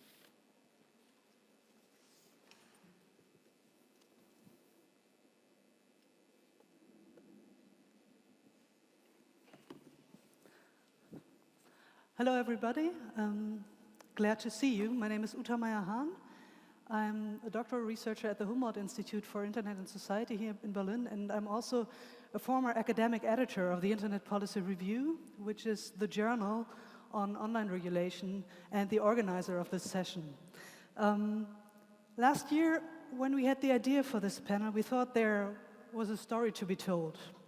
A story about how the Turkish government had increasingly tightened up the grip on the online public sphere during the last decade, and about how this was a tension with democratic principles such as freedom of information and freedom of expression. With the coup d'etat attempt last July, and with what followed, communication control has been exacerbated in Turkey. So this session became more topical than all of us would have liked. So we will proceed the following way. First, we will try to put internet control in some historical context that is important to know and understand the current situation. We will then explain and discuss the legal foundation for banning content and so on in Turkey. From there, we will turn to what censorship and governmental attempts to control online communication look like in practice. So what does it feel to be online in Turkey? And finally, we will explore the strategies of resistance. At the end, we will have 15 minutes reserved for Q&A, as we imagine that many of you may have questions. So I will let you know, and you can prepare your questions and come to the microphones then. But before we start, let me please introduce our panelists. To the far right is Efekerem Sörseri. Mr. Sörseri is a tech journalist and a PhD candidate at the Vrije Universiteit Amsterdam.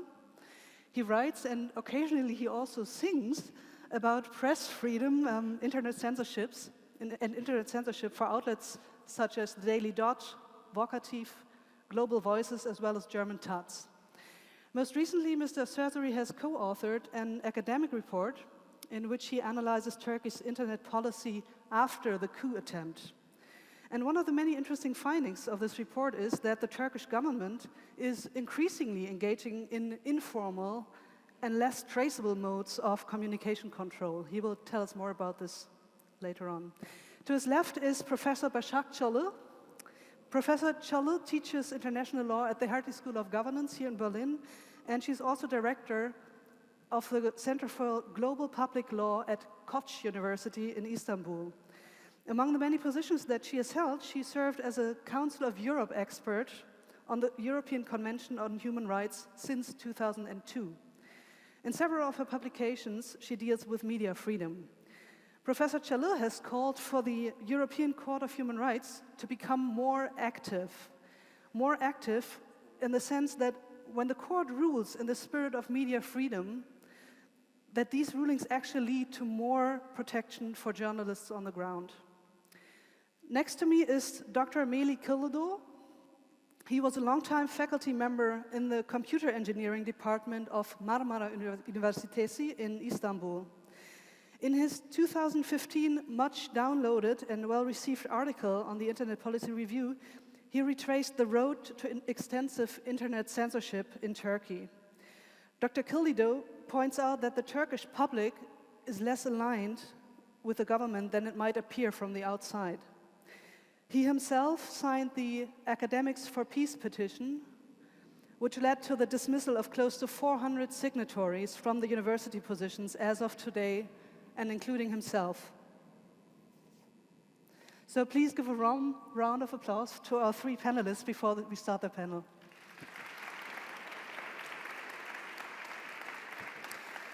Melih, let's start off with some recent news. Many have heard that the Wikipedia has been blocked in Turkey for users in Turkey since the end of April. What do we know about this situation? Yes, Wikipedia has been blocked since a few days in Turkey. Apparently, the government wants some material to be removed from Wikipedia, but Wikipedia declines it, and they want Wikipedia to open an office in Turkey. They do not want that either. The government has the means to block those unwanted materials, but they chose to block the entire domain. So it's something like closing down the entire library instead of removing for a few books. They chose to do that way.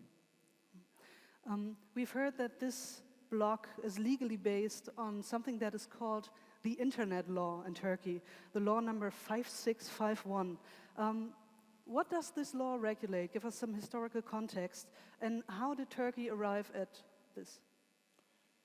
5651, law number 5651 was introduced in 2007. That was 5 years AKP rose to power.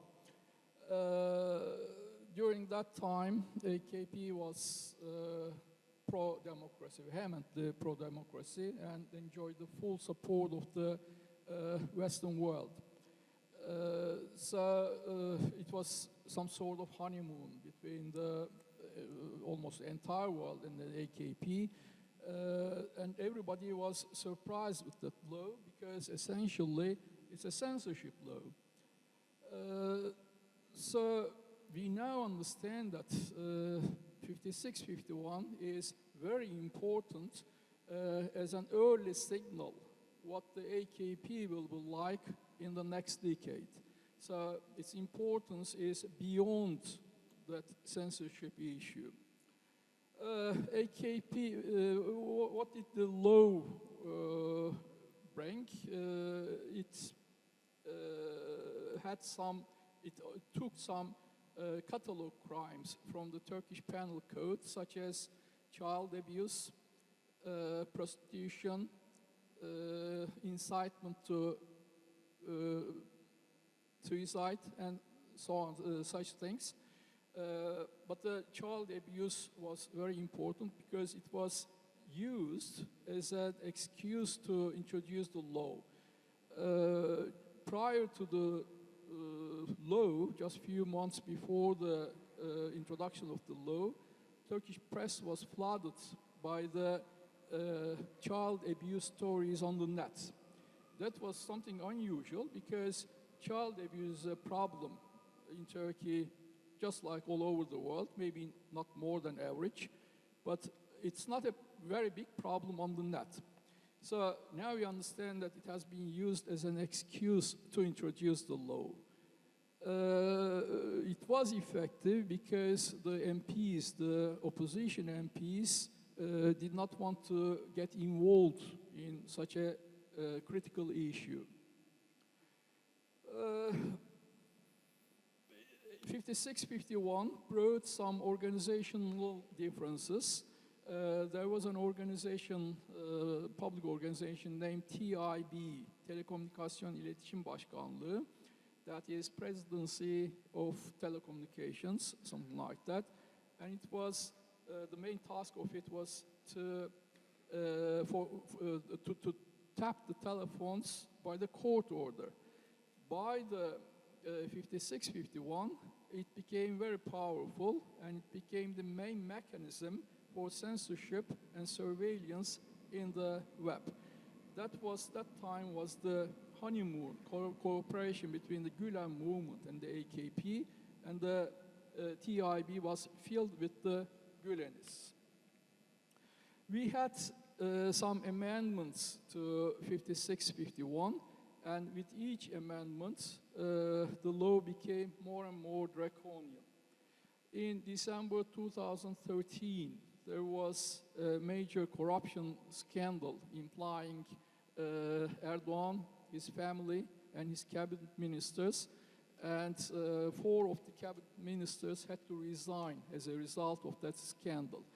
The news was disseminated through the internet, and just after the scandal, a few weeks after that, the first amendment to 56-51 came. It brought the fast blocking of the websites in 4 hours, with or without the court order. Another amendment came in September 2014, just 1 month after Erdogan rose to presidency in 1 month before. And another one came,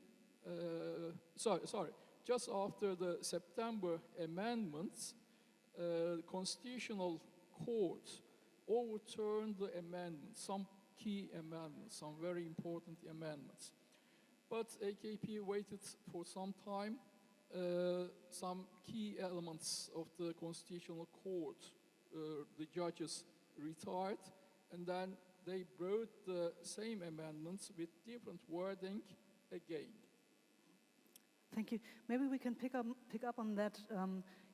Başak, as a lawyer, you found this to be an interesting twist as well, what happened with the amendments. What's your assessment as a lawyer of how this changes the legal process?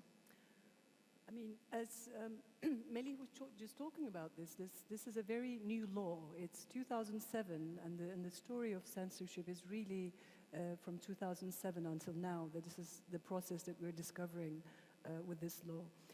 The way that the law has been amended, and it has been amended so many times, there are some very significant changes in 2014, 2015, and now with the state of emergency decrees, because Turkey is currently under a state of emergency that has been extended for another 3 months recently. What we've seen is that the logic of the law is censorship first, freedom of expression perhaps second. This is the way that the law operates is actually sort of instigates first blocking of internet sites very quickly in a very speedy way. There are quite a lot of powers that are vested in some of the governmental institutions to block things within 4 hours. Judges can block things within 24 hours. And then after all of this blocking takes place, the idea is that the individuals, the users, will have to fight it back.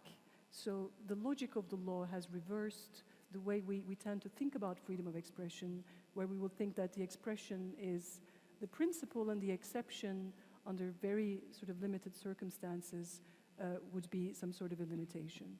The Turkish story is upside down, and so the law prioritizes censorship at the expense of expression. So this has not been left uncriticized. In the last couple of years, the European Court of Human Rights ruled against this law a couple of times. Maybe you can tell us briefly about the character that these cases had and about what the court objected to. So yeah, I mean, there are a lot of players, judicial players, when we talk about internet censorship. A very important judicial player has been the European Court of Human Rights, the one that sits in Strasbourg, the one that Germany is also a member of, as I'm sure you all know. And another very important player has been the Turkish Constitutional Court. There have been 4 very important cases, very sort of principle-building cases, both from the European Court of Human Rights and from the Strasbourg Court.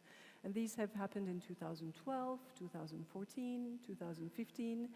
And a key message from the European Court of Human Rights to the Turkish government and the Turkish parliament was about the quality of this law, that the law itself was not foreseeable, people who were able to express, receive or impart information on the internet had no idea when they will be censored, under what kind of circumstances. And a huge issue, which I think this is how you started the conversation, has been the practice of complete banning of platforms. You may have heard the banning of YouTube, Twitter, so Wiki is another of these things. And the European Court of Human Rights will say, well, you cannot block a whole platform, you cannot block a whole place where people are receiving and imparting information. This is not the kind of, the law in itself has to find a way out of this. The good news was also maybe in 2014, the Turkish Constitutional Court has also picked up this problem of a very disproportionate way of limiting expression on the internet. So we have had some, if you will, some good judgments, but from very, very high courts at the very top of the hierarchy in Turkey and in Strasbourg, saying that there are some very serious problems, both with this law and the way that it's applied in the Turkish context. And so what were the consequences of this ruling? That is, I mean, it's a very strong sign, a very strong signal also from the Turkish constitutional courts against this law and how it's been applied. There have not been any positive consequences as far as we can tell as of today, but I stand to be corrected. Maybe things will improve just after this conversation, right? We could hope for that. So the consequences have not really come out. So the European Court of Human Rights is saying, well, you have to take a very good look at this law. The way that you've been amending the law is limiting the expression further and further and further, where the Strasbourg court was saying you have to do exactly the opposite of what you've been doing since 2007. This hasn't been met with a more freedom of expression friendly law. On the contrary, we have seen retrogressive measures. The law has become worse after this judgment, in particular the one that was delivered in 2012. The Turkish Constitutional Court in 2014 signaled to the domestic judges, the first judges that actually do these blockings within 24 hours, that's a very limited amount of time that they have power to do so, the court was trying to signal to them that you have to make you're making disproportionate, unreasoned decisions, you have to balance expression and other urgent needs like privacy or national security. But again, when we look at how the courts have been reacting to the Constitutional Court, we are not able to see any success stories or any sort of a positive interaction between what the top courts are saying and what the lower courts are doing on the ground. It sounds a little bit like this is a teethless tiger at the moment, for now at least. We still keep hoping. Eva-Maria, let's talk about how this plays out in practice. So what is internet control like? A recent report that you've co-authored speaks about how the Turkish government has tightened the noose, and that has been mentioned here before. How's all this taking shape?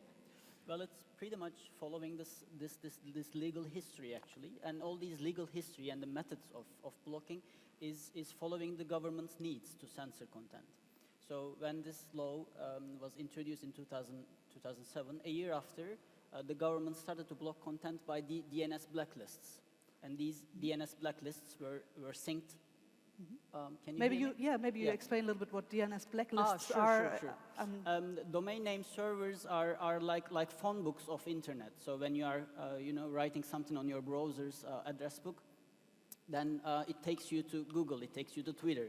It needs to ask certain points in the internet. Where is Twitter, basically? It's like asking for an address. So these DNS requests, domain name server requests, are sent out like that. So Turkish government basically put like a police control at the corners, so that whenever someone is asking for Twitter, the police says, no, the road is blocked, so you cannot access to Twitter. So this is what they do. To overcome this, people changed their DNS servers. So they were using other DNS servers so that they can take another route to reach Twitter, basically. But then they introduced, with the more need to censor content, they started to introduce IP level blocks. So they were blocking a part of WordPress altogether when they were blocking one blog post or something. And then by 2014, with all these amendments that came after the corruption, they need more granular control of the internet, so they forced ISPs, internet service providers, to install DPI, deep packet inspection tools in their network, so that wait, what is DPI? Okay, deep packet inspection is like this. So you are again, you are trying to reach Twitter, right? Or you are trying to reach Wikipedia. This time, it is so much detail that the ISP, the internet service provider, also the government, wants to control not only whether you will reach Wikipedia, but also which articles on Wikipedia you are trying to read. That's also one of the great ways, the great concerns, if you look from both sides, concerns for privacy. This is if, for example, you try to put the tabs on all the national news outlets, internet news outlets out there, then you can you can make a profile of everyone who is reading which sources, who is reading which articles, and etc. So this came after the corruption, because this is when the government needed to blanket censor all the content about corruption investigation, basically. So they started to issue cancellation orders, like banning orders, by URL addresses, like news from this website, another two more news from this website. So this is more intrusive, more granular control over this. And this went up towards the post-coup, right? And in the post-coup part, this is, at one level we block Twitter. But then the reasons of blocking Twitter also gets lightened. So when it all started, it was like bombing explosions, terror attacks. So these were the reasons that government was issuing gag orders, and they were also, blocking Twitter altogether. But then there were email leaks. Like the son-in-law of Erdogan, country's energy minister, Berat Albayrak's emails were leaked by the Red Hat hacker group. So this was one of the reasons to block all the cloud services, Google Drive, Outlook, everything, all together, even GitHub. They even blocked GitHub for that reason. So the control increases and the reasons to block content decreases. So this is kind of tightening the nose. And perhaps how this really literally tightening is controlling the traffic. So instead of blocking Twitter right now, government is throttling traffic.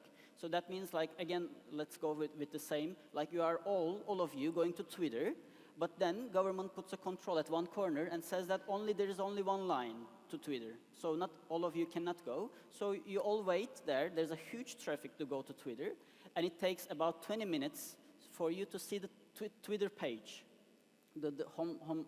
your timeline, right? So this is how, so instead of blocking Twitter and, then we have the hashtags of Turkey block Twitter again, that sort of thing. So instead of that, they are throttling it. So this is how the control is increasing. Okay, so, but as we know, the internet is usually being provided by internet service providers who are very often, and most of the time, private entities, private companies.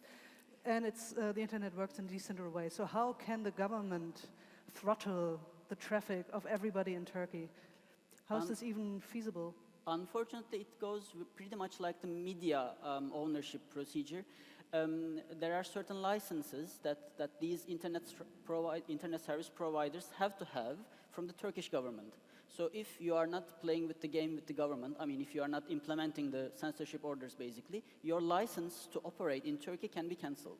And there are, of course, all the business relationships. The former publicly owned company, the Türk Telekom, the main state service provider, was privatized, and it was privatized to a group that is close to Erdogan. So these sorts of business relationships also, build these kind of connections so that the, ISPs are even willing to do that because they want to, operate in Turkey and make profits, basically. They are companies, they are not there to, fight for our rights.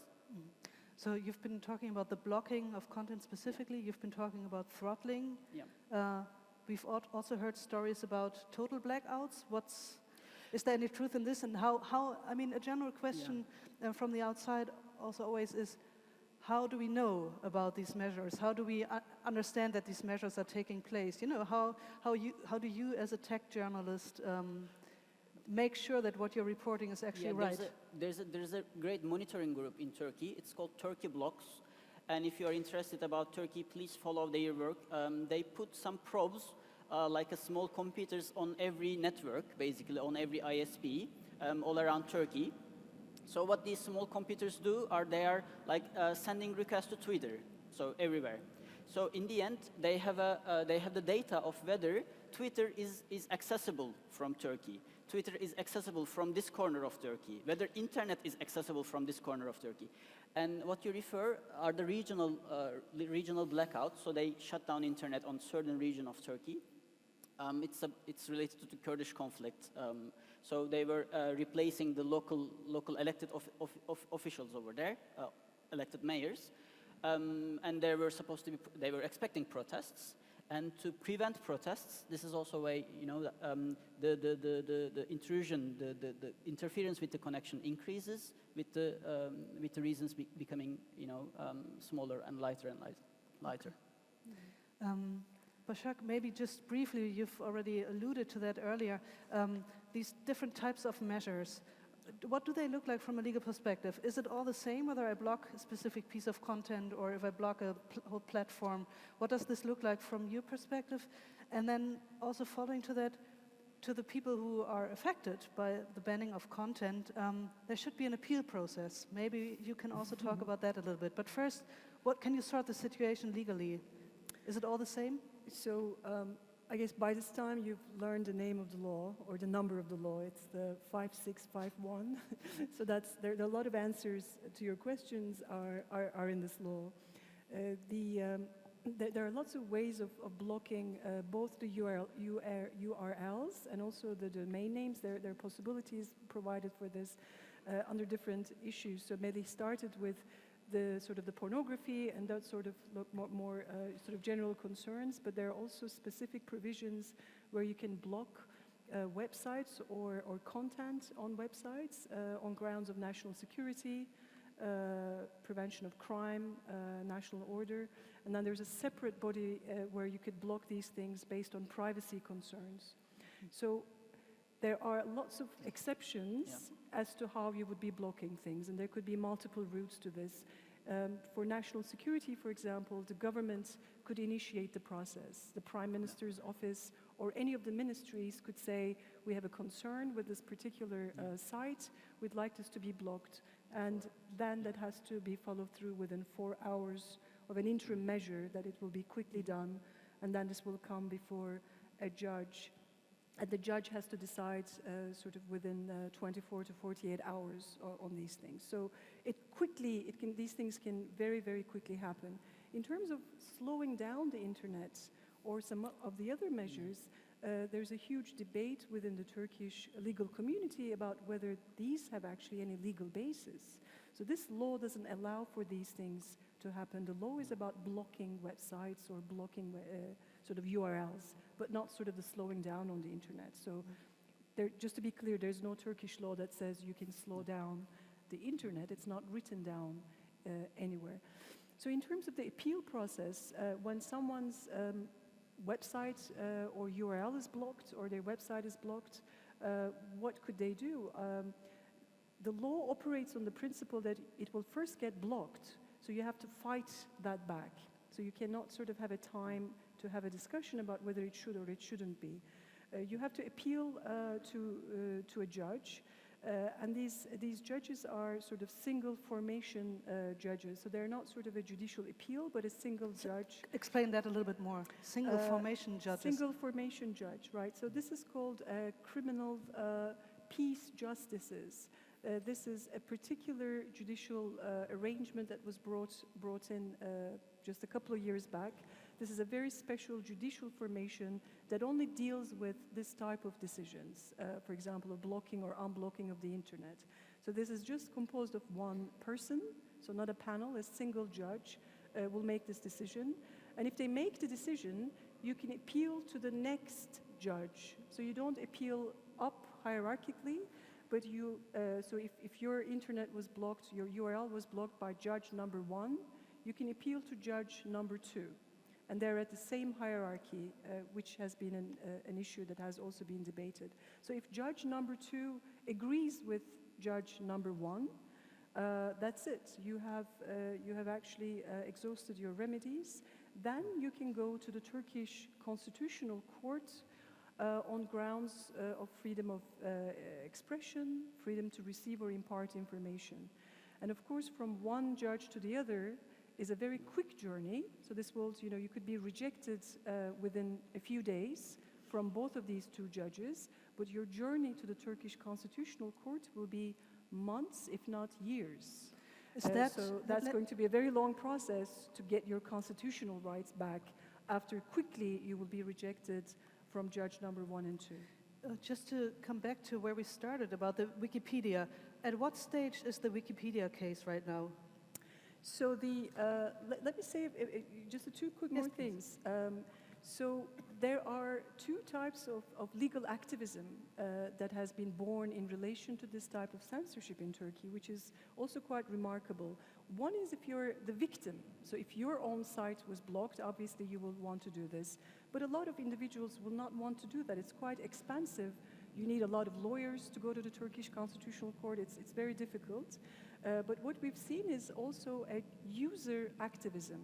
So in relation to Twitter and YouTube, it's not a Twitter or YouTube, for example, but people who are actually using these platforms said, well, by you blocking these sites, my freedom to receive information has also been blocked. So we have this wonderful academics, human rights lawyers, who are actually bringing these cases. So this is a part of legal mobilization into the Constitutional Court. But these are very, very long journeys. So you have to be very patient.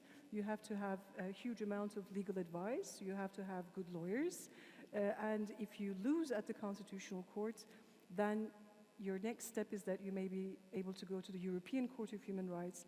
But if you add 2 years, maybe 3 years to the Turkish Constitutional Court, another 5 years to the European Court of Human Rights, for one single case, you're actually looking at a very long legal process of getting your site to be freed. Yeah? Before the session, you've told me that there's basically an incredible amount of cases that the Turkish Constitutional Court is, has the duty to work its way through. Maybe you can just give us that number, but then let us just briefly come back to where's the Wikipedia case at right now, just so... Oh yeah, the Wikipedia case. Yeah, but just briefly, I mean, we've heard that a quarter of the Turkish judiciary had been purged by now, a quarter.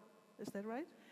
Well, this obviously links up to the state of emergency that has been declared after the coup, where the government has been sort of purging or looking into a very wide range of individuals, where it's been claimed that they're related in some way or another with this coup attempt. So the judiciary has been heavily hit by this purge.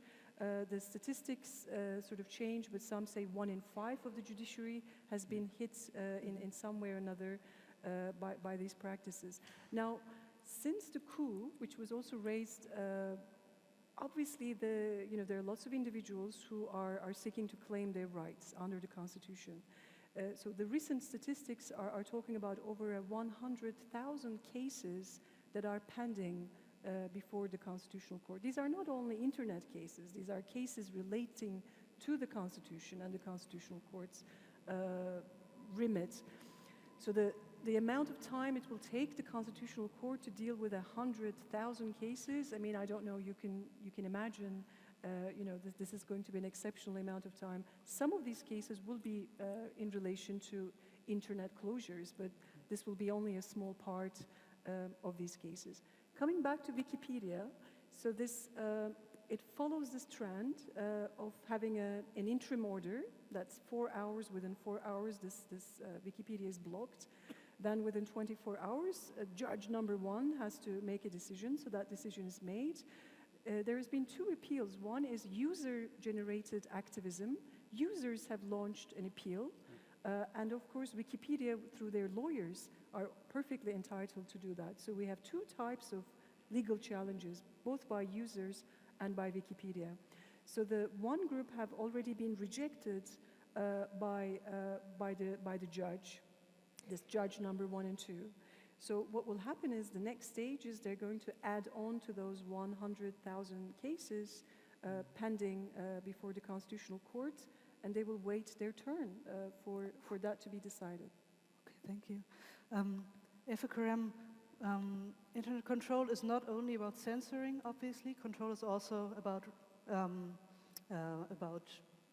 let's say, their own online presence. For instance, pro-government forces apparently have their own online forces. The Washington Post has reported that in 2013, the AKP formed a social media team of 6,000 volunteers.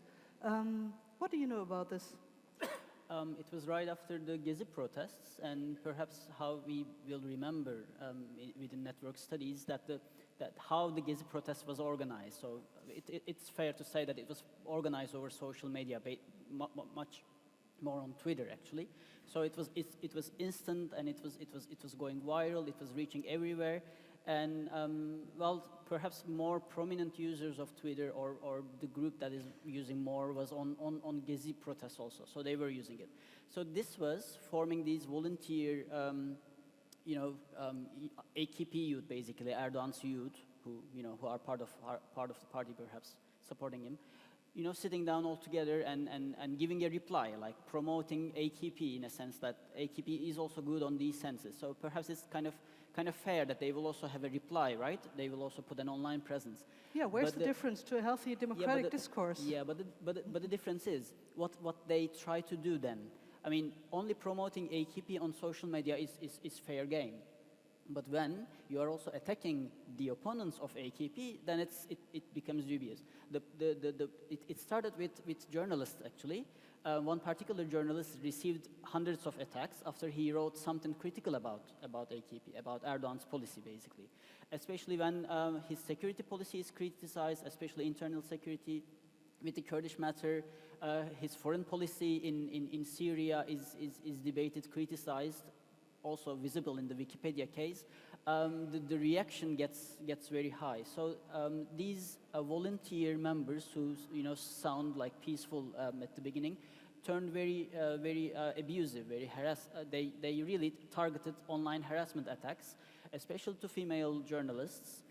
IPI has a research on that. All the IPI stands for? IPI is the International Press Institute, and they just concluded a research about this. Especially female journalists in Turkey, they received hundreds of rape threats. And in a country that is also the police force, the security force, and without impartiality of the judges, these threats, if these threats cannot be stopped by the police force, then you lose all your chances. Then the threat becomes much more serious, much more risky for you. So they turned abusive. And they started their attacks also physically. They got organized. In one case last year, they organized and got together, and they kind of pelted stones at one of the mainstream newspapers in Turkey because of their reports. So we have this story about these people being volunteers on the one hand. On the other hand, you were saying that you were talking about the leak in 2013 of governmental communication in the Erdogan family, and that there's a connection there. What is this about? It then moved on. I mean, the corruption doesn't stay on the higher level, right? I mean, if a government is corrupt, then you also see it on the branches too. So most of these people were also employed in municipalities, in local municipalities, so that the system can recover itself. So it will be going on and on. So these people have their financial sources as well, employed by the municipality, making the propaganda of the government, and the government also then sends more money to the same municipality so that these people can be. So this is kind of how this is done. And right now we have all these people, going all over internet, snitching basically. They are reporting. Like normal people saying like critical stuff about government when people can tweet stuff, right? They are critical. They can be critical about the government, but right now it has consequences because we are under state of emergency, and there are huge blacklists of people being purged from their works, from their jobs, from their employment positions. So this is how this tool of young people sitting down and monitoring internet can be used for abusive reasons under a repressive regime. This is what we are experiencing with Turkey. Okay. We've prepared a small presentation just so that this will be more intelligible for all of you. In 2016, in December, just 6 months ago, another story made the news, and that is that Tor, I hope that most of you know Tor just by the name at least, that Tor and the top 10 VPN services were banned in Turkey. And Melih, maybe what can you tell us about the role of Tor and the role that it plays for circumvention of censorship in Turkey? I will turn on this first slide. Well, more than 100,000 domains are blocked in Turkey, and that is since years, and people have developed skills to use some circumvention methods. One of them is the simplest, maybe, to use the Google public DNS, Ekrem has mentioned briefly, but that was also blocked after Gezi. Another way is to use the VPNs, virtual private networks, but they may not be very secure. The most sophisticated method is to use Tor.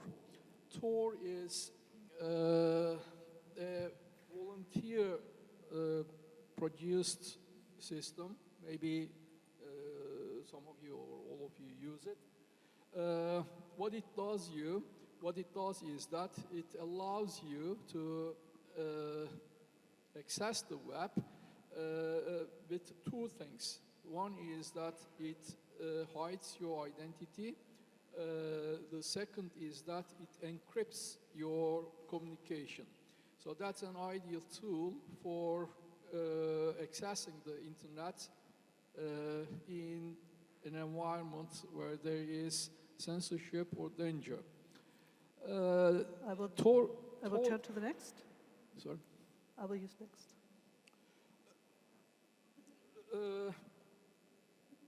We know that the government has issued, or the BTK, that is the body that has been used for censorship and surveillance after TIB was demolished, was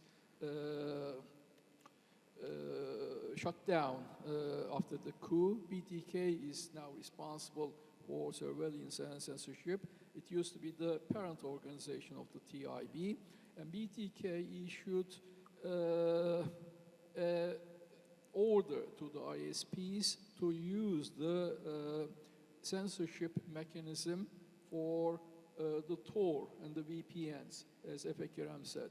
That's end of the year. And the problem is that the BTK, those devices are expensive devices, and 5651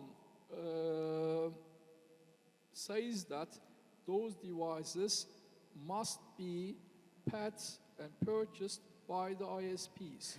So Melih, let me just to make sure that we are at the right spot. First, we see the increases of Tor usage in the past, and you are referring now to December last year, right? When the ISPs were mandated to install that, just to make sure that this becomes clear. There was a change in the end of last year. Okay. Yeah. Okay, let's take from the beginning. No. Sorry.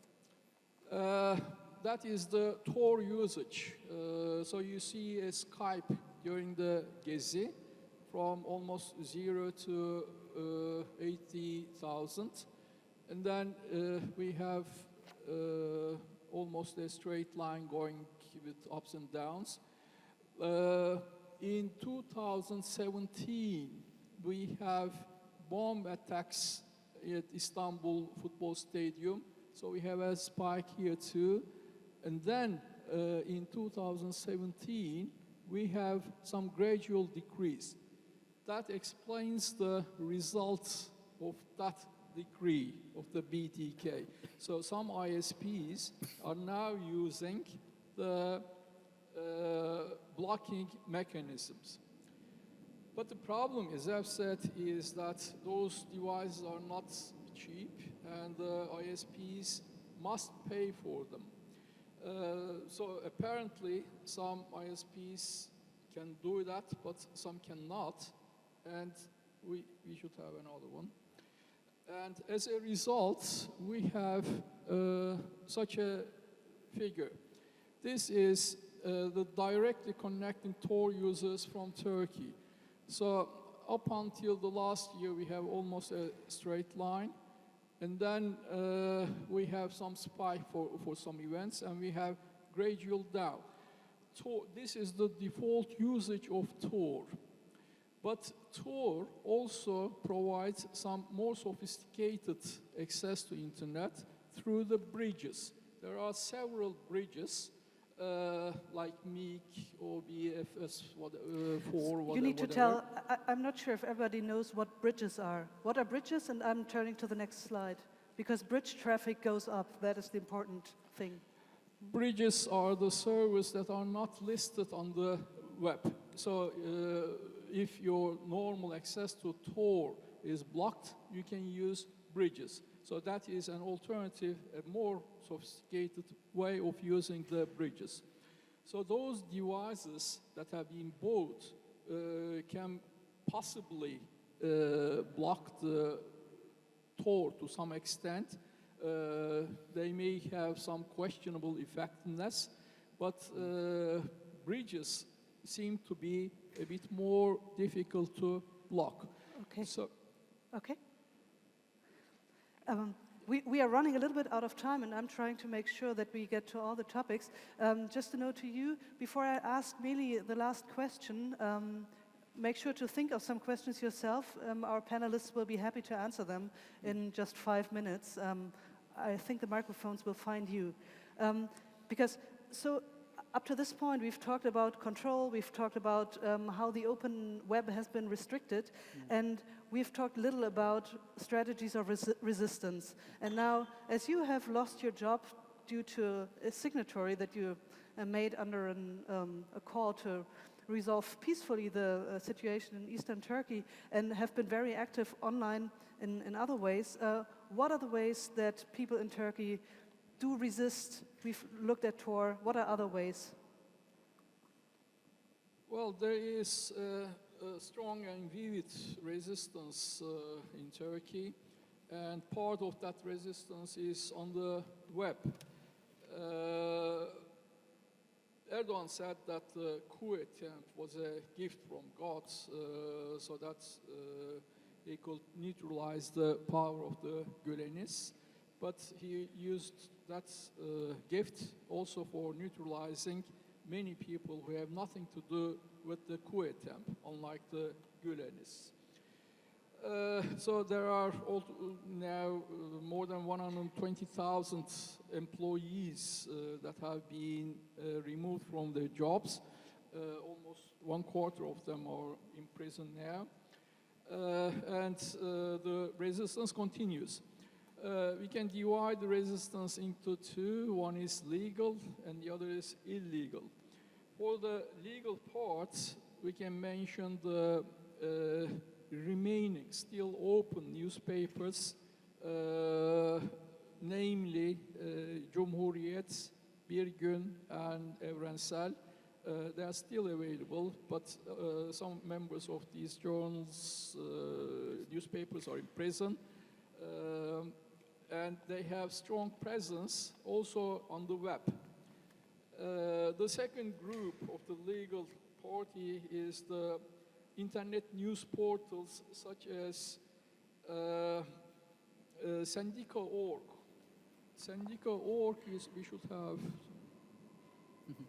Sendika.org is quite active, and it has been closed by the courts or the government until this morning 39 times.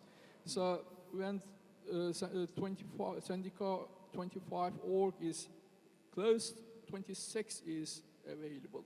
26 closed, and so on. So they think that they will go until infinity like that. We have a lot of such portals in Turkey. We also have the citizen journalism sites like 9/8. As the illegal parts, the most notable example is Red Hack. That is a left-wing group, hacker group. They're available. They're on the active since about 2 decades. And the most important action, the most recent action of them is that they hacked Berat Albayrak's computer. And who is that? Sorry? Who is that? Berat Albayrak is the son-in-law of Erdogan, and he is the energy minister currently. They have put his emails to the net, and it's available, all the emails are available on the net, on the WikiLeaks site now as searchable documents. One thing important from journalist's point of view is that Deniz Yücel's imprisonment may be related with that, because he mentioned that in a report in his newspaper, Die Welt.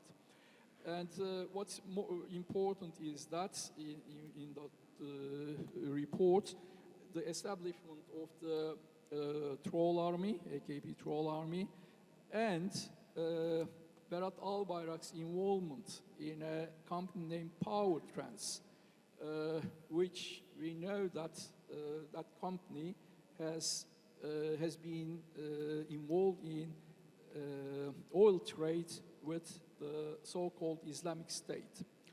That is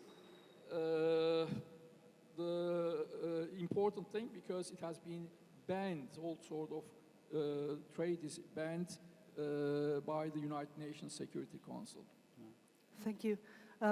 So now I cannot see where the microphones are, but if you have any questions, stand up, make yourself seen to somebody with a microphone. If there are any questions, we will take 2 questions at once and then answer them. Please be brief. Actually, pose a question and speak clearly, please. Thank you. All right. My name is Dominic. I want to know if you have approved that Erdogan is behind that Twitter is slow. Say that again. Do you have a proof for that? That Twitter is slow. That Erdogan is standing behind that. Because you said you know that Twitter might be slow in Turkey, but who is responsible for that? Okay, let's keep this first question. You can answer to that. Is there another question?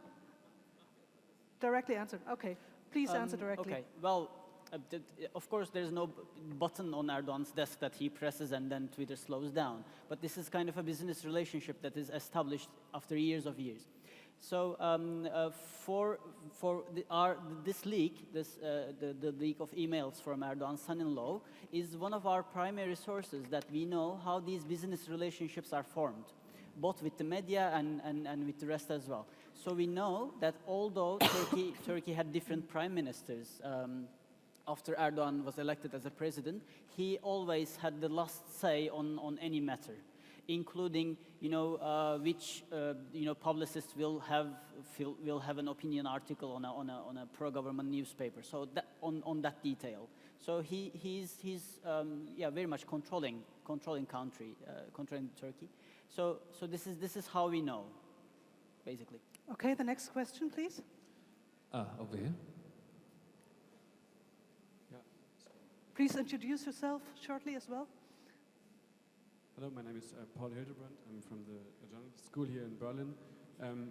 Just wondering, like, concerning the role of the European Union or our society, for example, like 2 questions.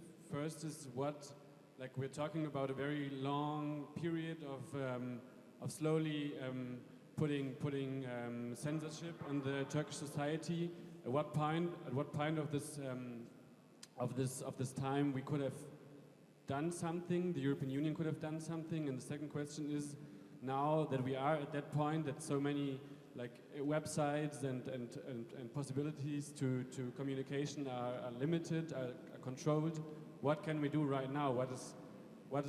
What chances do we have to help people in Turkey or to change something there?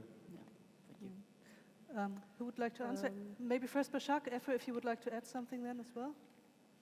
I mean, I think on the European Union level, it's the problems with the law have been very clearly outlined, including by judiciaries, the Turkish Constitutional Court and the European Court of Human Rights. So what is everyone in the EU has to do is to stand behind the legal judgments that have been declared, and the problems with the law have already been identified.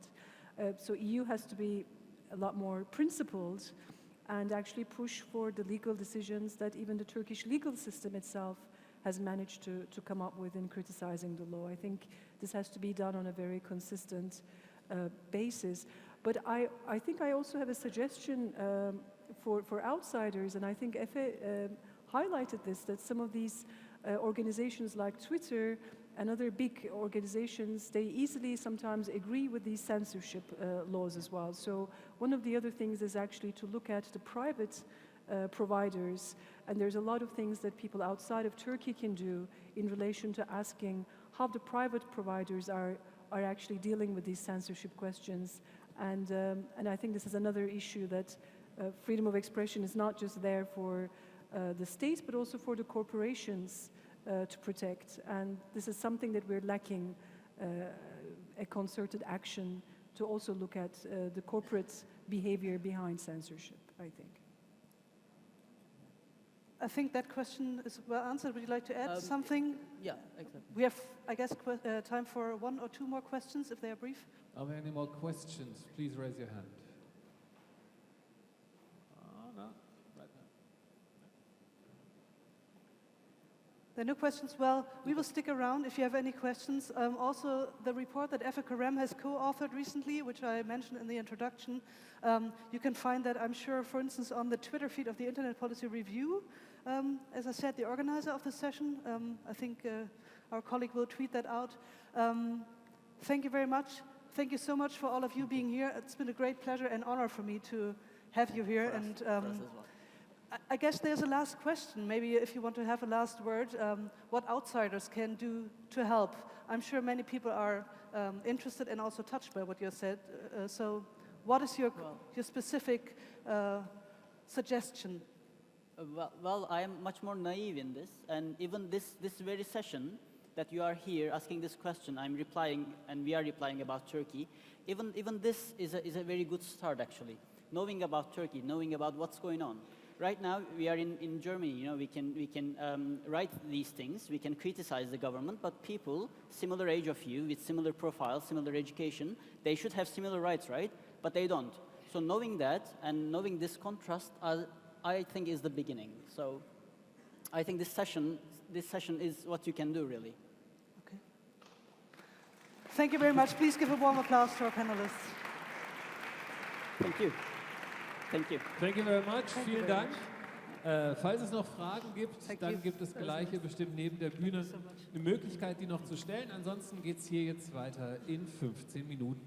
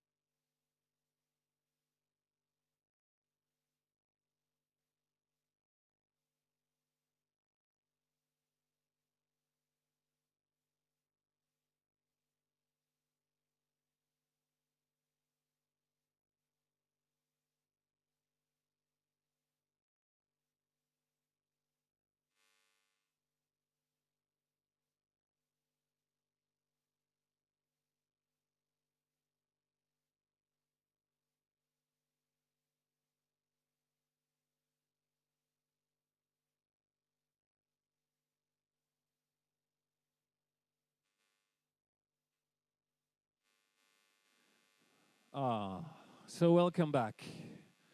The next session will be in German, so if you need a translation, just get the headphones over there. And thank you, the whole translation team. Warm applause for the guys. Thank you. Man kann ja nicht immer sagen, früher war alles besser oder früher war alles schlechter. Manches ist so ein bisschen komplizierter geworden. Gerade wenn man sich anguckt, wie das mit Informationen... Back in the days it used to be better or worse, but yeah, the question is, what is it with news? There's a big word that's floating around, that's fake news, and that all the news agencies, and where do they get the news agencies and media get their news from, and what can they use and what not? And if you have a look at the studies about trustworthiness, then the public media is pretty much at the top. So these institutions are trusted, but what do these institutions do that it stays that way? And they have to work a lot to do that. And what has been being done, we can see in a short introduction video.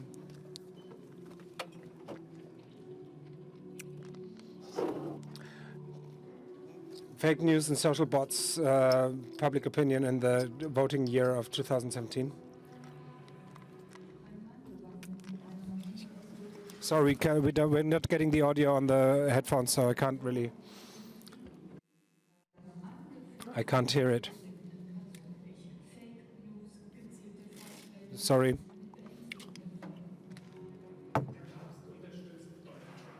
The Pope supports Donald Trump. So it's a list of fake news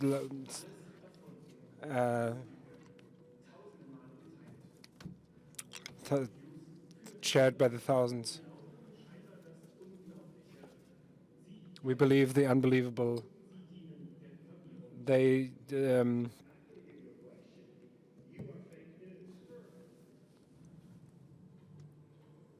hate, unbearable, unstoppable. Trolls are doing this very professionally. She was a troll, as she says. Some 135 comments in online media. You had to use a lot of text on their accounts, and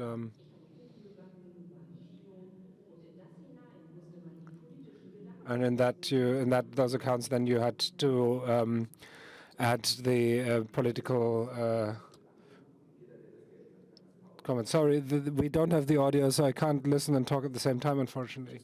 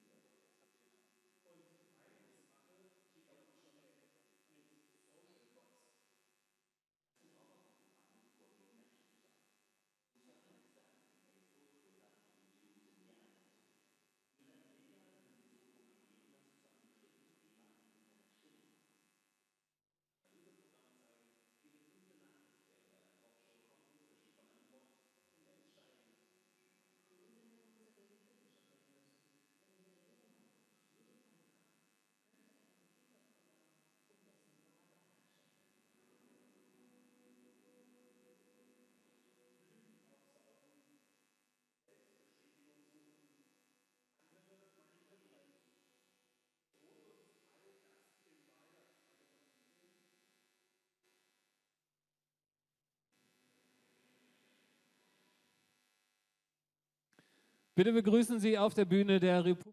Welcome to the stage in the Republika 27, Klaus Kleber, Peter Malia-Lemke, and Ralf Paniczek from ZDF, German second largest, the German second TV. Public broadcasting, yeah. Thank you for the coming along, and we want to keep this open and keep this open for a lot of questions. The ZDF will have a special unit, found a special unit, as a lot of media houses in June. Going to start in June in social media, online, but also on TV, and to create for the general election in Germany what the public deserves, the best possible journalistic dealing with the public Einordnung. We'll take up the topic, and yeah, it's very important, and that's therefore the question: what do you believe that the topic of fake news will become in this that we talked about in this film for the general election in Germany? Very important.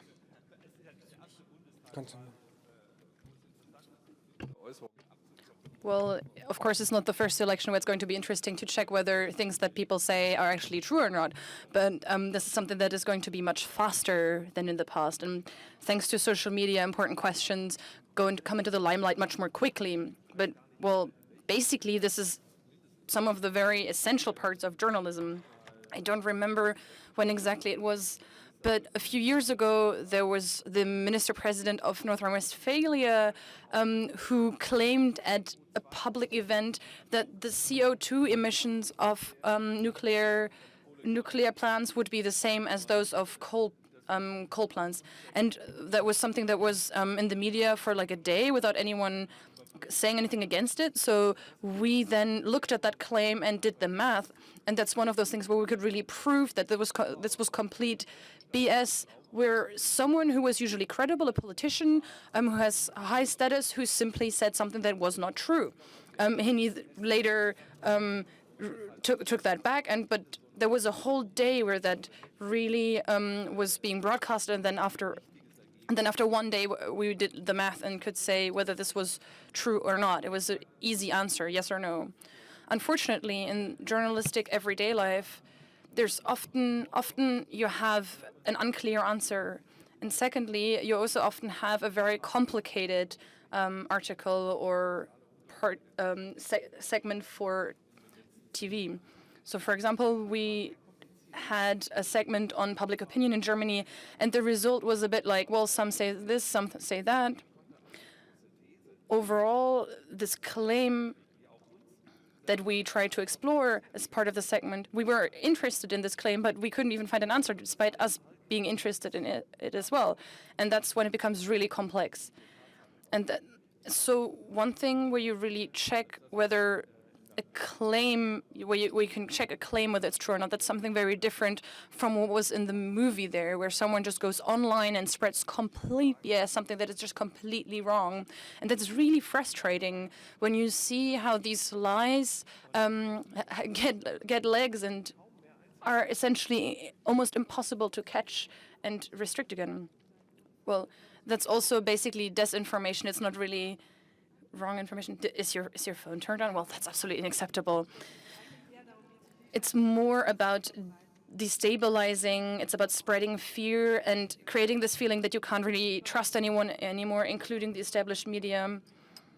And I'm going to be at another panel where I was one of the moderator, and we have a very close connection to our viewers, and we communicate with our viewers and comment.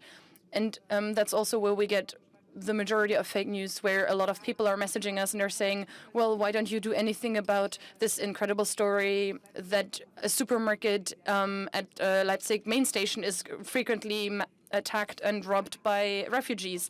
And our problem is that then we try to engage with that and we try to have a look at that. I have no idea with how many police stations I've already spoken on the phone, but then when we answer those people where we say, well, this is simply not true, we can't find any proof for this, then there's some kind of backlash where people, like, oh, but you're part of fake news. That's the new way of insulting us. And of course we don't report anything on it because we're steered and controlled by the government and by Angela Merkel. And that's when we become part of this narrative, this fake news narrative, without really wanting to. where even when we try to disprove something, we are not even believed by anyone. Also, once we start entering this competition on fake news, where we try to disprove all the fake news or even looking into it, that's when we've lost from the start, because it usually takes 2 minutes to disprove it, and it takes 2 minutes to put them out there, but it takes 3 days to really disprove it, and we can't win that competition. I think there's only one other way of doing it. It's more and more important that there are a few people who you can really trust and who you can believe. These people should be tested somehow. Like, for example, when you go into a restaurant where you haven't been poisoned several times, but when you go to a restaurant where you know that there's going to be good food. And for me personally, places like the New York Times, whose journalistic standards I know, outlets like Spiegel Online, like our station, those are institutions where I know that if they print something, they've thought about it before and they've really looked into it and they've gone to the ground of it. I can't really check and verify everything that I read there, but at least I have a source where I know that they're going to admit if they did something wrong, or they're going to be public about doing something wrong, and then are going to be more thorough the next day. So fake news is a very complex topic, and there are a lot of facets that we can talk about.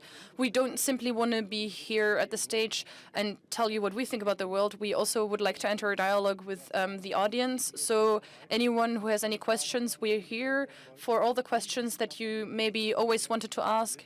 How do we manage to produce reliable journalism for our audience? Well, in the back, there's someone who's doing exactly the right thing. Someone's raising their hand. I'm going to go there. Sorry. My name's Thomas Wiegold. I'm also a journalist. I have a question about credibility and fake news regarding the past days. There was fake news that wasn't really big in Germany, but it was quite big internationally, where there was part of the CDU, the German Conservative Party, that supposedly opposed German arms exports. So actually, this was something that was opened by an art collective. So that was a kind of fake news that people really liked to believe. And that's also something that even after it was disproven as fake news, people were still quite positive and considered it a way of political art. So the question is not, do we dislike all fake news, but which ones do we dislike and why do we dislike certain ones? Well, this is something about terminology, right? A lot of articles about fake news ask themselves whether this is even the right term, because sometimes you have satire that is mixed with that. There's propaganda. But I think it's difficult when we enter this academic realm and start talking about, oh, what is fake news? Can we even use this term? Well, it's also quite a good red flag where you can put onto an article. You can say this is not based on facts. Because it's important to send out that signal even before you check where this is actually from and why this person published that, right? So like, if we can just say it's fake rather than defining it based on the intention, because it's going to take time to find that out. I also think that we need to take apart this term. Like Eva-Maria said, there are too many things and too many elements that are part of fake news. There is definitely this accusation that the media are lying, but there's the classical lie, there's propaganda, there's a campaign, there's satire. We definitely need to know what these different things are. But if you look at how these stories work and why they don't work, then it's also about feelings a lot. Sascha Lobo, a German publicist, was writing about this in one article where he described it as social propaganda. So if I believe that something fits with my view of the world, then I take it on right away and I start spreading it. So you can't go somewhere as a journalist and say, well, I like this story better than the other, so I only do this. For example, campaigns against the AfD need to be critically examined just as much as campaigns against the CDU, the German Conservatives. I also have one request for the stage. I really like that we're kind of on the same level. We're just slightly higher than the rest of the audience. But I don't see your eyes. This whole thing is like, the lighting in here is like a theater, so it's getting a bit lighter right now. Well, good to see that you're all there. It's a very strange feeling to be here. Well, Mr. Kleber, you see the audience is completely full. Well, now I see. Now I feel like I'm actually talking to actual people. Now the lighting is much better. Before it was just a black mass. This is much nicer. For me, fake news, I think you can also define the term for yourself because Jeder does it for themselves. I think fake news are news that are purposefully, deliberately falsified. So there's some intention behind it. I'm publishing something with the intent of, for example, doing something of hurting a party or an organization, or with the aim of helping someone and supporting someone. This is completely different from a mistake that we sometimes make as journalists, where we accidentally publish false news, where we usually try to verify that, usually within the same program, where social media is a good echo chamber, where we find where we quickly hear when we did something wrong, when we made a mistake. So they also know, like, we usually have a team in the background that knows if someone figures out that something we said was wrong, then they know that they need to tell me right away so I can say that during the program. And I think that's completely normal and that's part of common decency. And we can't say in every report, oh, we said something last week, 8 weeks ago, where we said it was 38 people and it was actually 39. Of course, we can't do that. But if there's something that we wrongly said, then we definitely need to retract that and we need to admit those mistakes. I think that only if we admit mistakes, then you can be honest, because this claim to be infallible is completely incredible. The next question is from Sarah. I'm also a journalist, and I think these fact checks are all very honorable, but I'm wondering, what do we do about this thing where it's about a feeling and not actually about facts? Because fake news are out there in the world, and we might be able to disprove them, we may be able to tell the story behind it, and we may be good at that, at doing that, but what do we do about this feeling that's created by these fake news? It's like women who vote for Trump, right? Most people don't vote because of facts, but they vote because of a certain gut feelings, and how can we do something against that? Well, I think we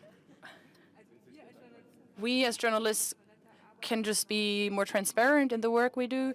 We can show why we report on the topics that we report on, to help people understand better how media work, why we distinguish, how we distinguish between opinion and information. We definitely try to do that as part of my program. But when we answer or engage with fake news, then we have another problem as established media, where fake news really contains something that drives up your blood pressure. They have terms in there as like mass sexual violence. And our experience is that when we have a stream, for example, where we did an interview with someone from an institute, where we were reacting to something that a right-wing party was saying that claimed that a sickness was again spreading in Germany because of refugees. So we spoke to someone who is responsible for analyzing these cases if there is something like a viral sickness that is spreading. So this person, we were able to disprove this whole thing and this claim completely. It was completely fake. There was no epidemic that this guy was claiming. But then a few days later, the institute, this institute got all these calls where people asked them, oh, I heard something about this epidemic. And just because this word was in there, people believed it. And they felt like they'd seen something on TV because we'd written about it. Even we'd reported on it despite disproving it. People only heard the term and then believed that something had happened. So I think it's important that we don't simply react to everything right away without thinking. And it's something that doesn't only need to happen on platforms, but it also needs to happen within our civil society. And if we know that something is wrong, then we need to say it and we need to engage with it directly. There was an interesting story after the first round of the election in France. Macron was in front, beginning of the 20s. Everybody calculated if it would be like against Le Pen, it would be 2/3 against 1/3. That was the consent amongst all the observers. And then I asked Theo Collin, who was in Paris, is it is it sure that Macron will win against Le Pen? And he said, no, it's absolutely not sure. It's very open. Things can happen in 2 weeks. But at the right now, it appears that it's going to be exactly him. And later he said, I'll bet my last baguette that Macron will win the election. But then said, I've got to give out my last baguette if there's a large terrorist attack or if Macron makes a mistake. Of course, I've got a problem. And in the internet, it was massive. People were attacking me massively, hating me. There was a lot of there's the lie spreader. The people haven't spoken yet. And he already knows how the vote will go down with the lying press. And I thought it would go pretty fast. It was interesting that these waves come 24 to 36 hours later, so they're not immediately coming up, but it then eventually turned out to be quite big.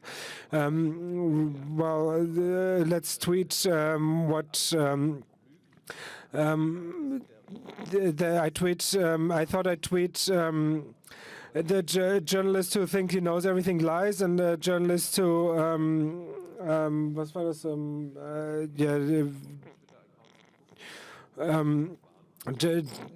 Journalist who knows things and doesn't tell them lies to the audience. I'd landed on my desk and I wondered, well, why should I just spread all this rubbish to all 270,000 followers if I just know that everything is rubbish? And that's good that you strengthen my back there, because you just basically spread the rumor because you dispelled it, and I thought I just leave it out, and yes, the wave went on and stopped again. So you have to watch out that you use the tools right. And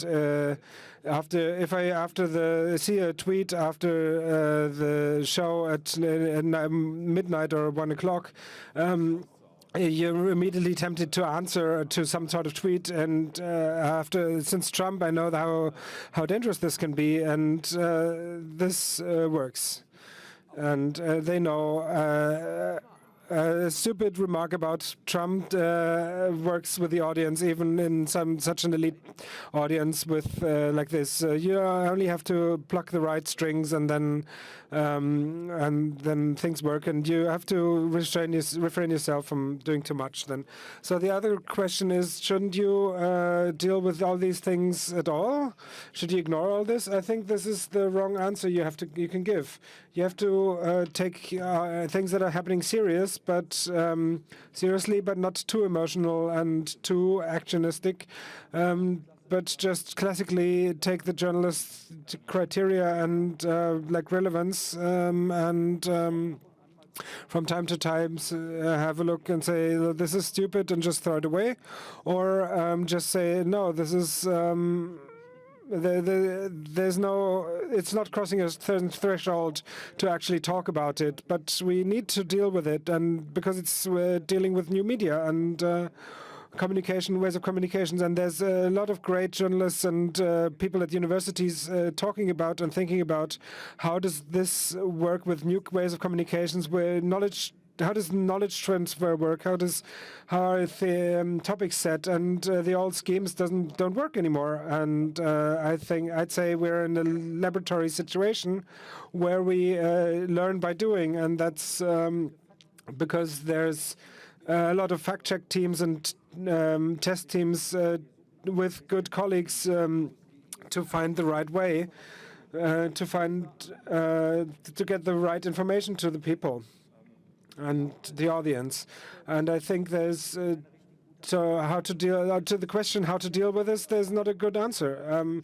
After the experience of 2 presidential elections and Bundestags election, sit together next year and ask what did we learn. The next question is, are the public for me as a private person, when we talk about quality journalism and talk about fact checks and fake news, the question is how to take a little speed out of the reporting and not believing in having to deal with news happening immediately, but rather taking a little speed, taking a step back, and just waiting a little. Yes, in times of social media, social graphs, it's very interesting to. If you talk about elites, then you talk about that journalists are influenced by Twitter trends, and that is very crazy. Actually, that colleagues say that colleagues say, well, ARD is so successful in social media because a lot of them are the hyperactive users, and maybe these are people. Hyperactive human users, but maybe it's just bots. So who send off all these likes. So we need to distinguish there, and maybe the question also helps. How does these news work? I believe that most work because they trigger the emotions and the feelings of people, and there where emotions and feelings are clicked. Triggered, the consciousness is hidden. The facts don't get through there, and it doesn't matter whether I agree or disagree with those. There's a huge power of social media to trigger those, and these are the things that go forward. And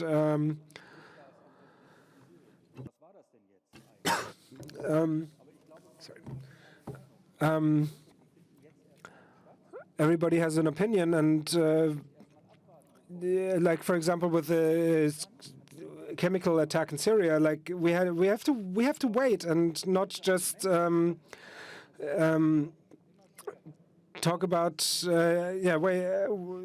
and it's difficult for good arguments and facts and not just and it's difficult to deal with these emotional topics and just hold this against it.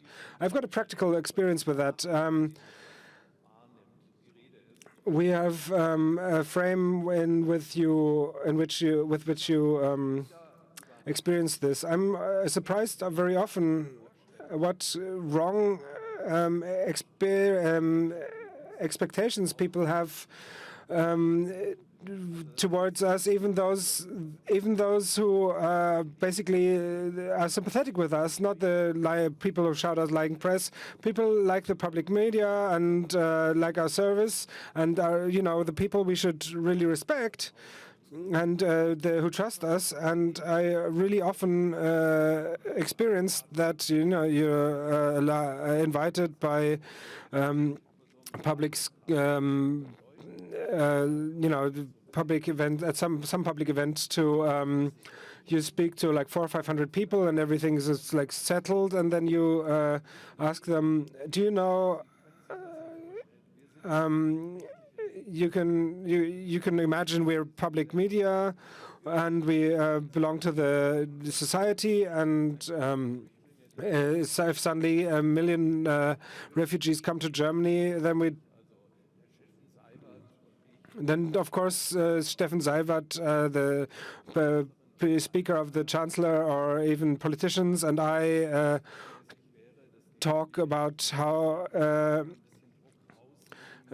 it might be useful that the public media take a little pressure out of this, and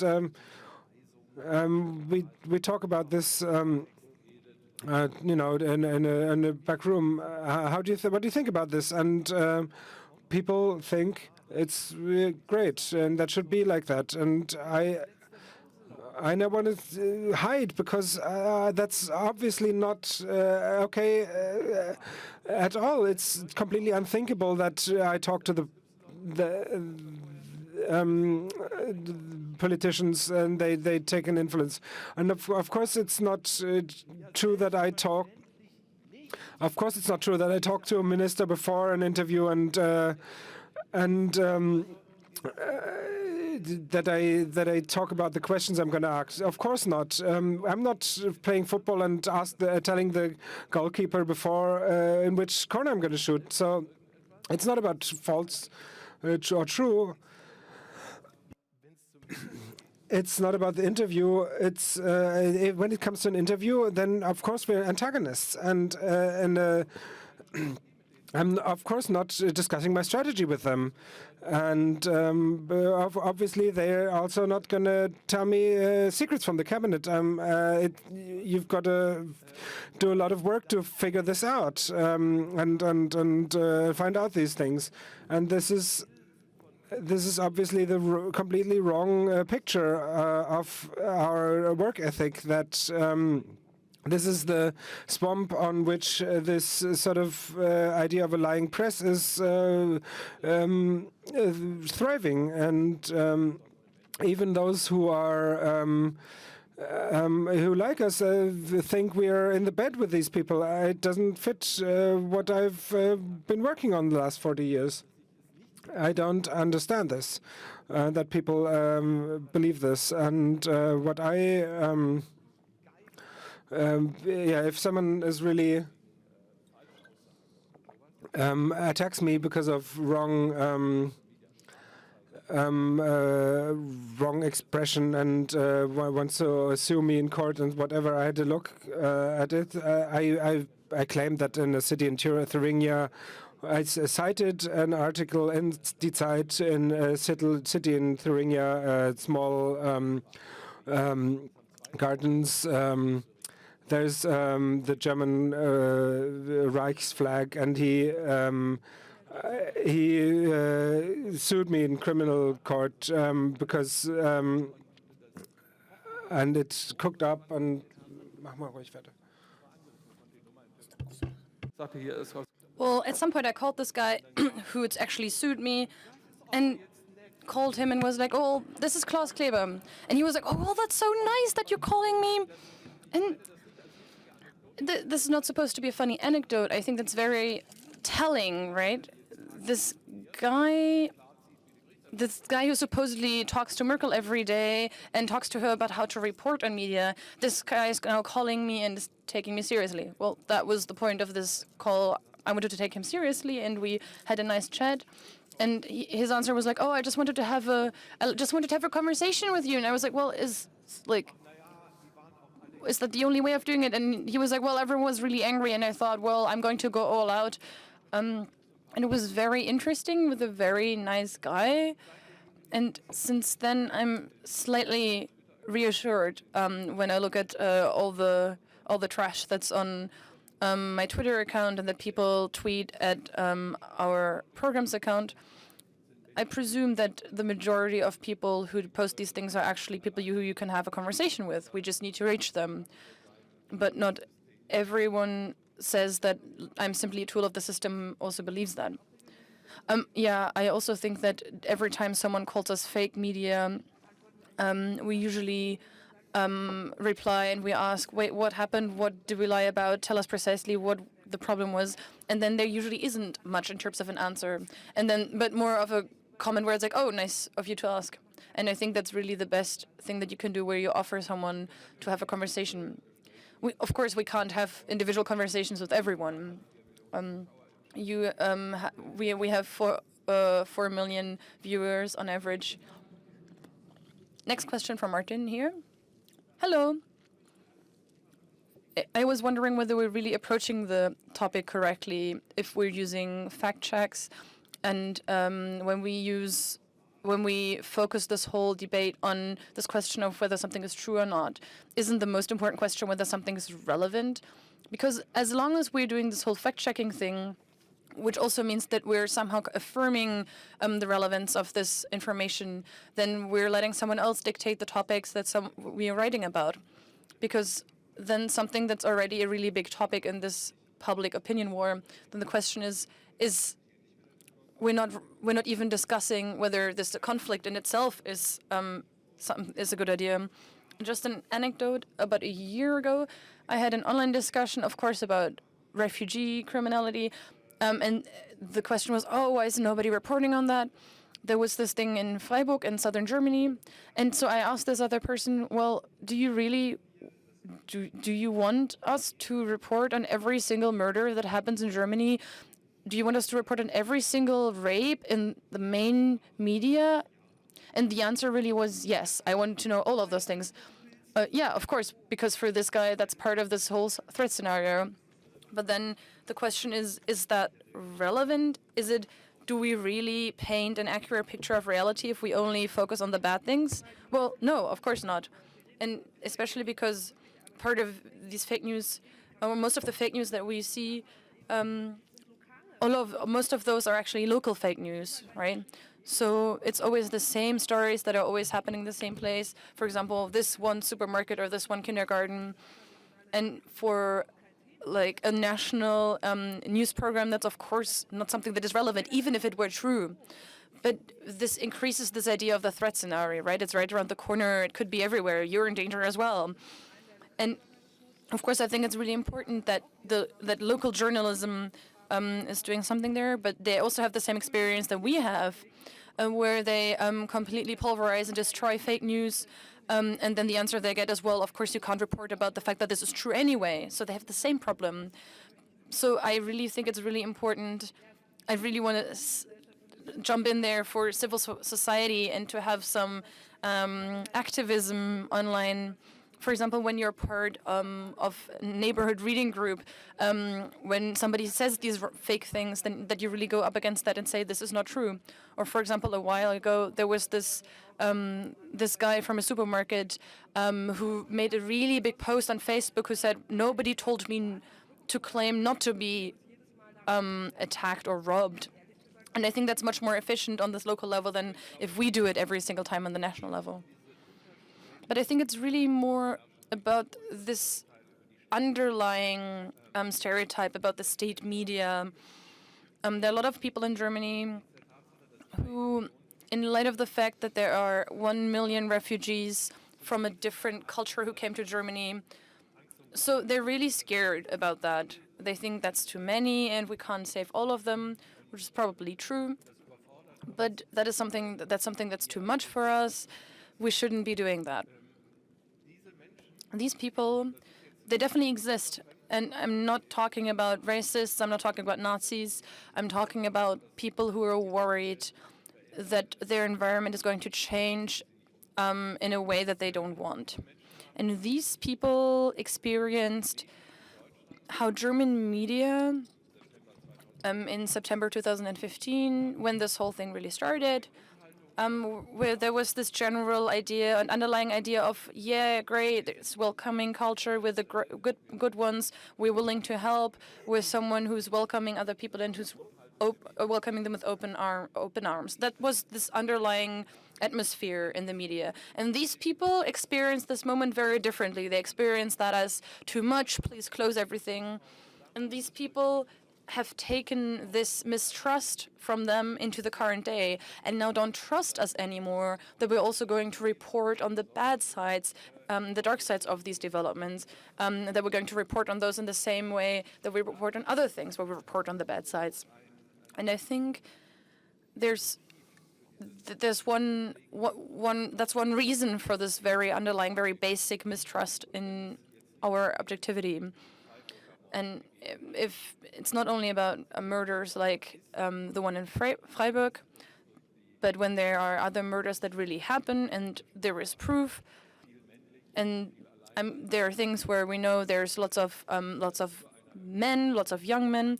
If it's true that there is a rise in criminality, then of course we need to report on that, and we do that. But that is not how it's being perceived. It's then perceived as us playing it down, because we, of course, don't put a number there and we're like, oh, this is the big thing. But we also ask, why, where does this come from? Well, what could we do against that? And that's then perceived as playing this down. And I think the only way of escaping that would be to not even enter this debate in the first place. But we can't do that either. I really think there's a big chunk of work that we need to do in terms of gaining this credibility with these people who don't consider us objective in the first place. Well, that is the journalistic metric that we're applying to ourselves. Well, and if I want to answer to the first part of your question, whether fact-checking in itself is sufficient, and of course that's not enough. If I condense this whole thing to the fact-check in the year 2017, right before the elections, I think if we only look at that, then we can't get very far. We have a few colleagues who, during the last parliamentary elections, did simple fact checks and really checked statements by politicians. And I think they were the first ones who did that last time, and they got really good results. But since then, there has been a lot of change. A lot of things have happened. For example, when it comes to how political discourse works, there are new actors, there are new mechanisms, and there's a new speed in this whole thing. And reducing this whole topic to whether a statement is true or false doesn't really get us very far. Let me use another example. For example, I'm remembering this whole doping hysteria around the 2000s. It was a really big thing. A lot of journalists were on the way and were trying to find one professional cyclist who was doping, and everyone wanted to find one. And the more famous this guy was, the more credibility or the more credit those journalists got.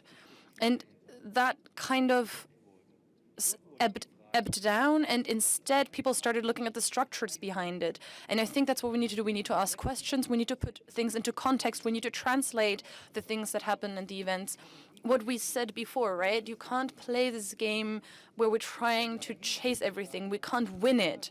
But if we go there and we say this event is part of a bigger structure and we put it into the bigger context for our users, for our audience, I think that's where we can get much further.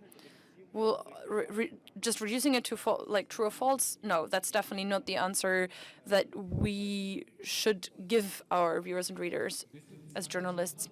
We have some more time. The next question is coming from way in the back, from Christoph. Hey, in the year 2017, it's really easy to produce your own videos, to have your own website, to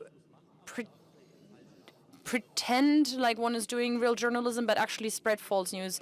Is it important? Does it make sense to, for example, there's a press freedom index, there's a transparency score. Does it maybe make sense to have an index like that for media or potentially for journalists? And then maybe say, well, we try to somehow measure who is credible, who we can trust. Do we need something like that? Would that make it easier to attack journalists, or do you think it would increase transparency? And would it maybe help people to see that a certain media outlet is trustworthy? I don't think that's going to work.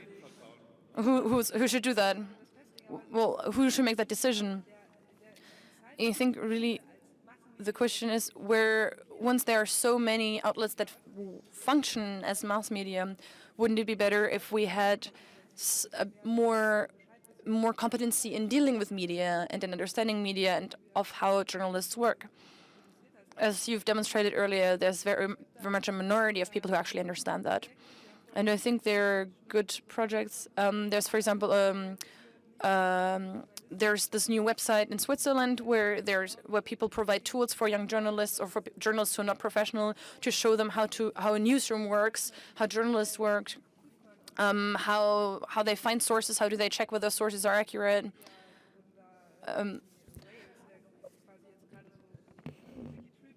Or how this guy, the guy who Jimmy Wales, who founded Wikipedia, who's now creating a new portal, who's working with citizen journalists and professional journalists.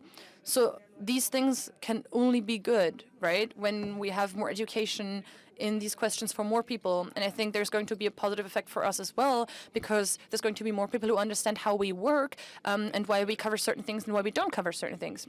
I really think it's a bit strange that in Germany you can graduate from high school without once understanding or experiencing how mass media actually work. There's no reason to do that. And I really have some inner resistance when I hear anything that's somehow along the lines of censorship and banning things. Well, just as a very practical example, once there are hateful comments against refugee policy, we're not going to prevent them by banning or blocking or these sites or like putting them on some kind of index, and they're going to be others who are going to be faster. And that really doesn't work. I think we're just going to move the discussion and the debate somewhere else. And I think everything that is somehow linked to banning something is not going to work. I think there's another thing that you really need to recognize. We're talking about fake news on a level that is still not that harmful. That's mostly based on personal information, personal emotion. But I really need to look at the grand scale, right?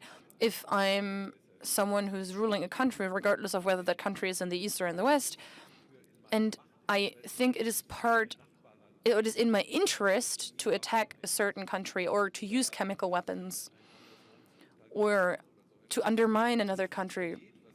All of these things that are considered are not considered proper state behavior in the international arena.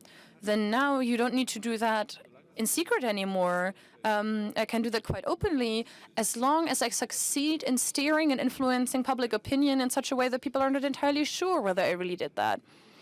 I don't need to be innocent. It's just to get away with something like that is potentially against international law. It is absolutely sufficient to undermine the certainty that other people may have. For example, if you look at France, Germany, the US, if there are people who say, well, chemical gas attacks, well, some people say so this and this, some people say it wasn't true. At that point, I've already won. We as journalists also exist to really provide certainty as much as we can and as much as we really think we should be doing so, and where we think a certainty can be created, and there is some certainty.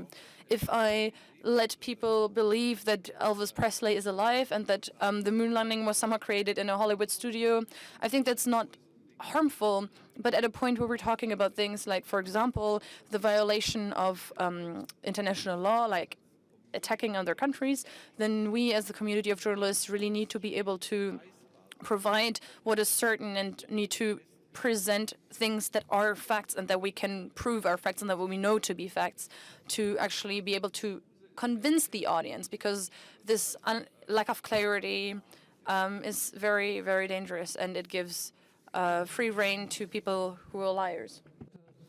And the question in the back from Friederike. You said that it's questionable how much it stays in the public memory. This fact is wrong, and there's the correction. This correction doesn't always work. I've got two questions. Wouldn't it make sense to amend fake news? Why are they? What agenda is behind this? From who does it come from? And there was the example that within certain states that fake news are publicized deliberately by certain states. And the other question is in the same regard with sicknesses. That this is a problem that if something didn't happen, that you might then therefore they have to combine a couple of stories. Maybe it makes sense to put it in a different frame, and therefore because it's difficult to delete memories in people, maybe it makes sense to frame it differently. Yeah. Yes. And she took a deep breath. And so if we don't have the role of psychotherapists for society, it doesn't work. We need to think about what we can and research facts and tell them in a certain way so that nobody falls asleep while listening to them. And that's just basic craft. And then and even though we work for quality media, there's obviously room for improvement, and it can be easier and clearer and make the experience. And if you're more convincing and more clear, it's 10% more work and 10% more clarity. No, it's more work, and 10% more clarity means 50% more work, and that gets lost in the daily work. Just complaining just doesn't work, and we've got to we've got to just work hard to get more clearness. If the question for the motive is clear. If we can show up what if we can show this in detail, show the motive in detail. We can't verify and make clear where it comes from. We just don't know. But the fact itself is can be reported on. And then there's another question: is the difficulty how to find criteria and how to deal with the disinformation campaign.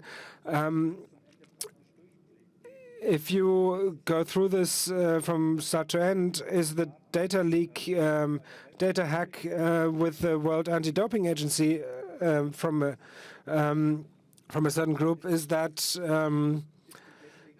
is it legitimate or not to use that information because it's hacked by a certain group?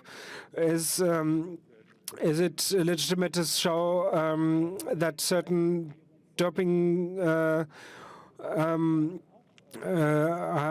doping groups, certain cases are suppressed when the same group is responsible for leaking Macron's emails? How do we deal with this? And that's a huge problem. Le Monde dealt with it. It's I liked it how Le Monde dealt with it. We can't in this hectic around the presidential election, we can't check this. We'll have a look at it later. And they were courageous enough to give great stories to someone else before making a mistake. That could be the right way, but the motive may not also always be in determined. Whether it's a good story or not. It's really difficult to follow fake news to its place of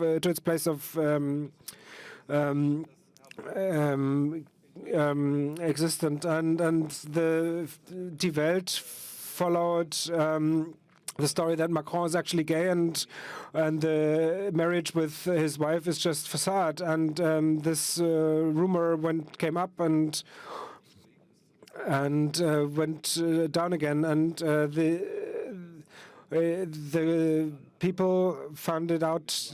There was an interview of a Front National delegate and with Russia Today, and then Russia Today and Sputnik and Kreml-financed media played ping pong, and it became it got critical mass and went out, and it went the ways of blogs and mail and social media, and they followed all this. And there's a huge avalanche about where you can see it has one point of origin, and even if you show this, it's you can see that it's very difficult to follow this. Every rumor to its source of origin. We can't do that with all the stories. You have to find the main parts of the narrative and then talk about that. You have the possibilities within social media to do research that were unimaginable 10 or 5 years ago. It's fantastic to be a journalist, but it's also got its catches. It's very paradox. And it's paradox that we have the knowledge of the world at our fingertips, and we still find all this parallel news. There's another question.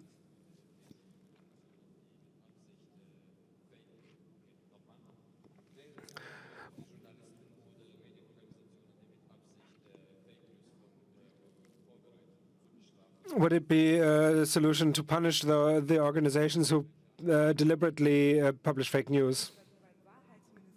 You would be the truth ministry, and I don't and things like that. There's a view to the turning the view to the politics. I think that you need a criminal law that punishes slander and gets more active when it comes to slander. And I don't believe that that it's a good idea to punish hate speech in the way it's currently discussed in the politics. And determine what is. I think what is true and what not. I think it's more leading towards success that we just oppose this speech and just I'm asked often. That why do you answer this person? It doesn't. Also, they already know what they believe, and I don't believe that they actually know. They're just confused, and we often have to engage with them. And yes, I believe that it's difficult. There's a parallel development since 9/11 that governments have started to make sharper surveillance laws, and lots of regimes in the world have used the terror as a to suppress legitimate opposition.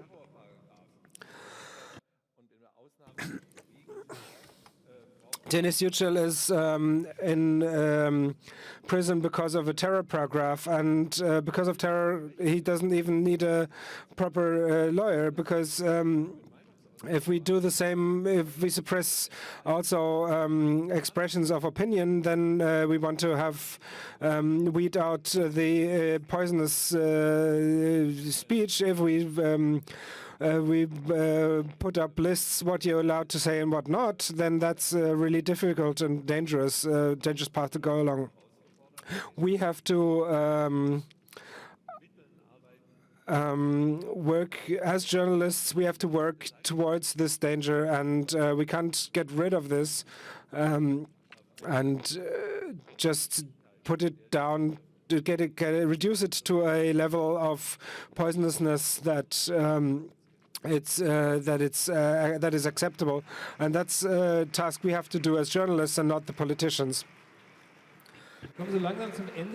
So we're getting towards the end of our round for questions, but this guy called Claus has another question. Well, if you have all these tools nowadays that are much better than the tools you had in the 70s, how does that change? Which impact does that have? Would things just be completely different? Well, that's maybe a question for you. Well, why would you think that? Was that sexism? Well, I have a very hazy memory of the 1970s. Well, because of the 70s. Okay, so we, the seniors of journalism recently talked about this. Well, of course, Watergate is something that is possible. WikiLeaks really revealed scandalous things. Edward Snowden revealed a massive journalistic deed. All the things on tax havens that are currently being published, this investigative journalism that is happening at all big media organizations, all these entities are working really hard. And there are a lot of things that are happening and a lot of things that are coming out. And to combat people and to report on things that people are doing in the dark and the shadows who don't want these things to become out. And it's really important that we put pressure on these people through proper journalistic work. It's the same for Turkey, where Cumhuriyet recently published an article on how the Turkish government is delivering weapons to Syria, which was really an important journalistic and civil deed. Unfortunately, our colleagues there are now paying a very steep price for that because the government in Turkey is the way it is. But I have absolutely no doubts that a Watergate, which is something that happened in Germany in the 70s, could happen again. Well, I mean, so the revelations, not the things themselves that happened. I think we're done. Thank you very much. Thanks for the translation team as well. Thanks for listening in. We hope you enjoyed the translation. If you want to tweet at us to let us know what you thought, feel free to use the hashtag RP17EN. Thanks for listening. Goodbye. Brennenden Fragen noch zu stellen sind, dann vielleicht gibt es die Möglichkeit noch neben der Bühne, weil wir haben bestimmt nicht alle geschafft. Hier gibt es eine ganz kurze Pause von 15 Minuten und dann geht es weiter mit V. Zypris hier auf Stage 2.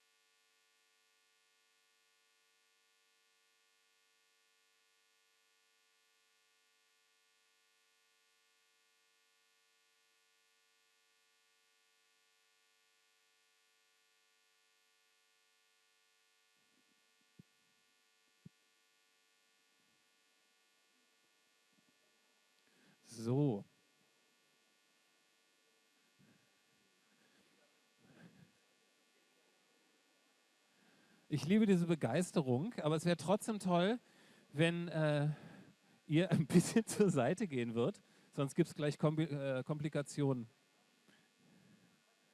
Ach, jetzt schön. Vielleicht können wir, weil die nächste Runde nämlich auch mit ganz vielen Fragen und Antworten über die Bühne gehen wird, aber trotzdem noch so ein bisschen das Licht dimmen. Und dann würde ich sagen, geht es in 3-4 Minuten hier weiter. Und bis dahin sind dann auch alle von vor der Bühne weg. Dankeschön.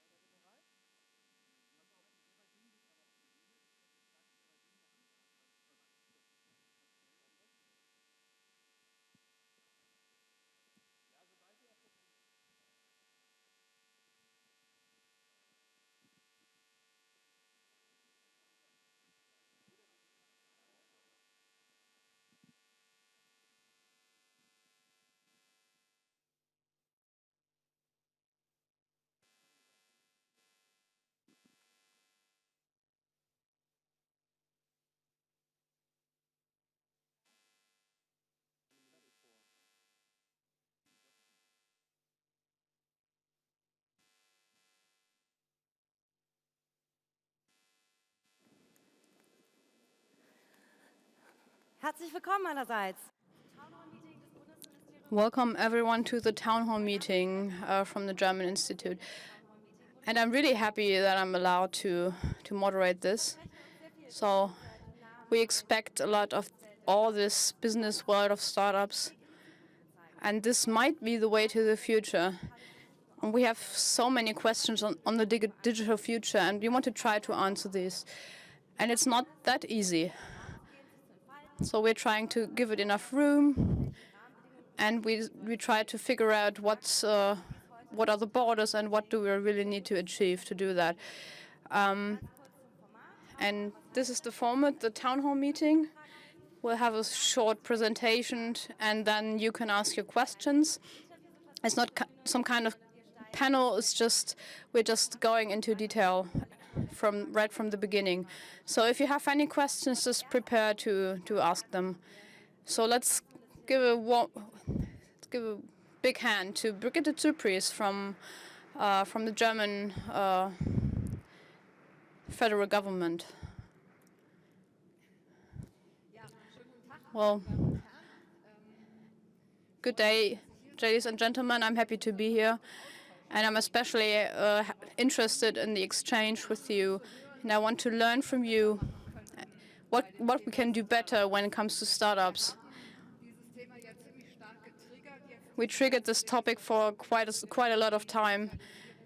Same applies to the digitalization in small and medium businesses, because we think that the big DAX companies already know what's up, and they heard the bang. But there's quite a lot of small and medium-sized companies that are still trying to get hold of this. So we were trying to show them what's happening outside in the world, and so maybe there's the big champions this year aren't important in a few years anymore, because they were basically replaced by digitalization, and they have to figure that out in an early stage. So what do I need to do to stay in the business? So we also think that we need the startups to show these companies what's changing. So all of you know, Germany comes from a development of engineering. We have quite a few engineers that are really important. For example, when it comes to combustion engines, and there's a lot of machines and devices that were built in Germany. But if they are 20 years, if you're working on it 20 years for a special part, they don't get the idea that this mechanical part might have been replaced by something else. And you can't really expect people to know that. So even myself, I wouldn't think that this is possible. So you always have to, question yourself what you're doing. And this is also a difficult thing for us. So we had the idea to support startups, because they have a completely different view on everything in the world. People coming from universities and schools, and we want to combine them with classic industry, so they can share their information. The industry can see how you can do things, and is this something for me? And do I really want to work together with them? What can they do for me? Or do I even want to take them over to integrate them into my company? There's always different kinds of solutions for this. And startups can also take something from this, because they can deliver stuff and grow. So if they are bought from a bigger company, so maybe they can do some kind of round trip around the world. So they can just choose themselves. So this was our idea to combine these two pieces. So we made some startup nights in the beginning, basically about aviation. That was really interesting, because I never thought that there's so many startups in that area from Berlin. So we have 3 events for this. We had something about energy changes. We had social entrepreneurs. So these people who don't only care about money, but also care about doing something for the world. And at the end of the month, we have a special one about health, because this is a really, really big market and is already growing. It's not really good worked on in Germany at the moment, but we are a big export market, and especially in the digital area, and we just follow this, and we help them to get a grip in other countries. There's a big network that help these people at the places where they are, so they can become active. For that, if you want to found a startup, let me say this. You can see this at the table in the hall over there. We're the Ministry of Economy. We have a table where you can get informed about the exist. Founders scholarship. If you want to go, if you come from university and want to found a startup, you will get financed for 3 years. And if you believe it flies, it works, then you will have your project, then you will get the next money from Invest, and then therefore found the startup as a company. And if you want more, we will help you in this period of legislature. We want to help you with contact to other investors, and this works as well. And with you can present at our startup nights, and that's not that much of a topic in this city. We support you in this regard, and we allow you to go to the US for 3 months. To Palo Alto, Boston, and Singapore to go to see whether you can roll out your startup in this market and get money in this market as well, and get contacts if you want that. One other topic it's important for me is the topic of women and founding. It's not that well working that well, but not generally, but even less in the IT sector. There's only 13% of women founding in this area. We want to change this because we believe women can do this, and women can do this well. And we got the initiative Frauen gründen, who we've got over 100 self-employed women going to schools and universities, telling people that you can be an entrepreneur as a woman. We have breakfasts for female entrepreneurs and for exchange and a lot of other things. You can find this on our website, and otherwise, also, I want to say assuming that there's a lot of people interested in Network of Women. It's 36%. That's great compared to other techie conferences. So I had a special breakfast with women who founded Lionesses of Africa. Who hasn't heard about that yet? They should Google it, especially the women. So also men, of course. They want to network Africa. They have so many states that. And they have like three quarters of countries are already networked. It's about women who founded in whatever area. Maybe it might be tea or oil or something like that. And it's also tech startups. They are networking all these to help them building a better market and to achieve a better market. So if any one of you wants to help, so that would be really awesome, because I think that women really deserve it, and because it's also Africa. So we have to support them. So Lionesses of Africa, you should look that up. So, well, and this, I'm finished with that, so let's have a little discussion. Dankeschön für die spannende Einführung. Da waren schon sehr. Thank you for the interesting introduction. Where there's a way for us to talk about this. So let's hands in the air. Let's talk about this and ask some questions.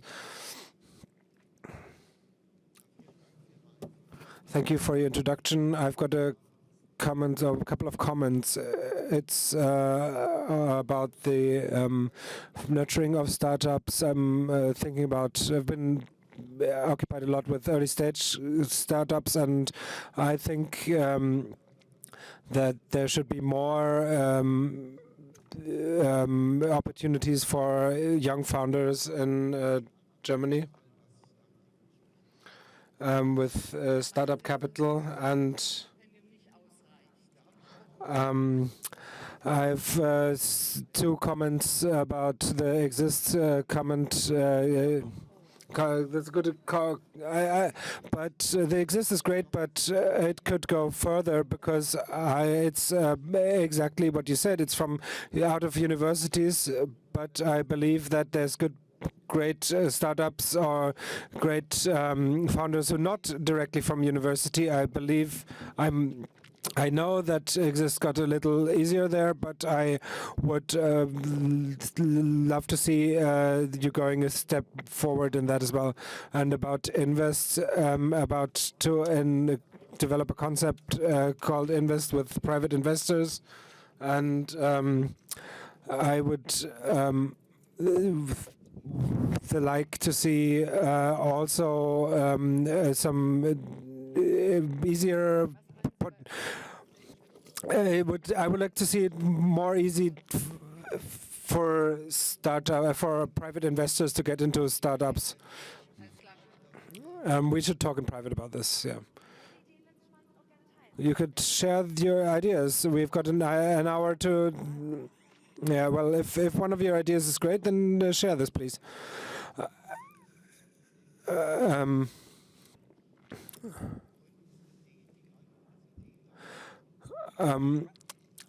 I started a project recently that allowed for ideas that didn't have a team with and give this 50,000 euros for people to find the. So this guy, it's his birthday. And you can see who in the ministry cares about that. So should Mr. Weissmann answer to whatever? I don't know. So we just take this with us. So we can just do this now. So hi, Sebastian. And I think I'll take on this in the early stage startup because it was also a problem for me for over 2 years now. We always find small steps, and I also go about the IHK, the industry and commercial chamber, and we want to check this and we want to figure out that this might not be the best idea. So you have to go to schools and the development that people have the opportunity to realize projects, and you really have to do that in an early stage. So if you have these ideas, you know how to perform something and how to make it possible. So yeah, that's completely right. That's not about it's not all on this ministry, but I can also say something about that because we all know, and every country, every federal state knows that federal states are responsible for education. And for example, we helped Kırlıdoğ going live and to launch it in every state in 3rd grade. So the kids can learn something in an early stage, but it's really difficult because some teachers can't teach them about technology. So the states are trying to figure out how to have the competences in their ministries and in the teachers. And on the other hand, yeah, right, we have to do more in schools, and there's a lot that can happen at schools. And we have contests, for example.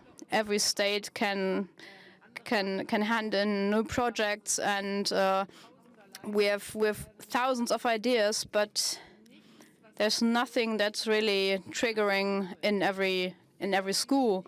That's not happening, and it's really difficult because it's all about federalism, and we can't really achieve that. But well, anyhow, we welcome every initiative doing something like that. But I really care about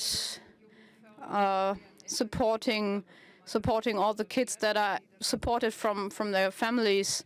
For example, going to coding on Saturdays. there's a lot of opportunities here in Berlin, but that also those kids get support that they don't get from homes. So it has to happen at school, basically. So we are working on this, and every support is welcome. So the next question comes from back there. So let's hear your name. So the microphone seems to be off. So the microphone 7 has to be switched on now. Well, so I take my good microphone here. So thank you. My name is Tobias Flickenstein. I have a question on, well, maybe you know that the USA have about 40% of Dow Jones companies are below 20 years. There's none of the DAX companies in Germany are younger than 20 years. What has been done wrong here? And the second question is, well, you talked about funding companies. So what about the taxes? Because a lot of our countries do this, neighboring countries do that. They, for example, France, Great Britain, they have, well, tax opportunities here. Well, so, yeah, why don't we have a big company in the DAX where the owners are still very young, or let's say young in years? SAP is the only company that's always mentioned here. So that has to do with the big companies from the USA, well, far from Apple. They are platform-driven companies. And the platform idea in the USA, well, it became really big in the USA. It's a different market and also a bigger market, so it's a little difficult in Europe because we have a market about 500 million in Europe, like the Americans do, but we have 23 languages on this market and they have 1. So on the other hand, they also have a different approach when it comes to cultural things to their customers. There's a different customer nearness, basically. We make things in the engineering business, for example, cars, but the question is, how do we really care about the customer when it comes to bigger companies? It's always kind of difficult, let's say. And that's why I hope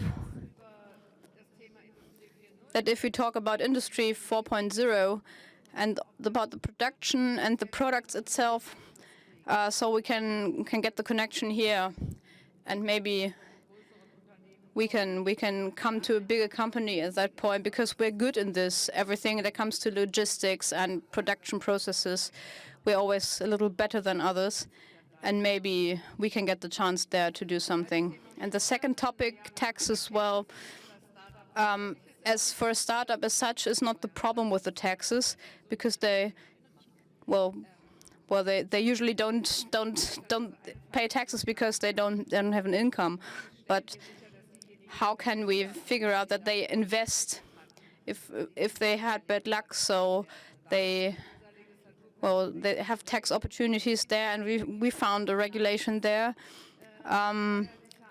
They get a little discount on the tax base, and this leads to more investment in startups. But startups as such, we can't really support them on a tax basis, so I can fund basically everyone who opens a new doner kebab shop or something. So someone in this country has to pay taxes, and well, to be able to realize what we love in this country. Sebastian, next question. Hello, Mrs. Minister. I've got a couple of questions about EHAB initiative, and can you tell me about the number of money that the quota, what is the own, what do the EHABs pay themselves, and when do the EHABs start, and when are they? when can startups use the DA hubs?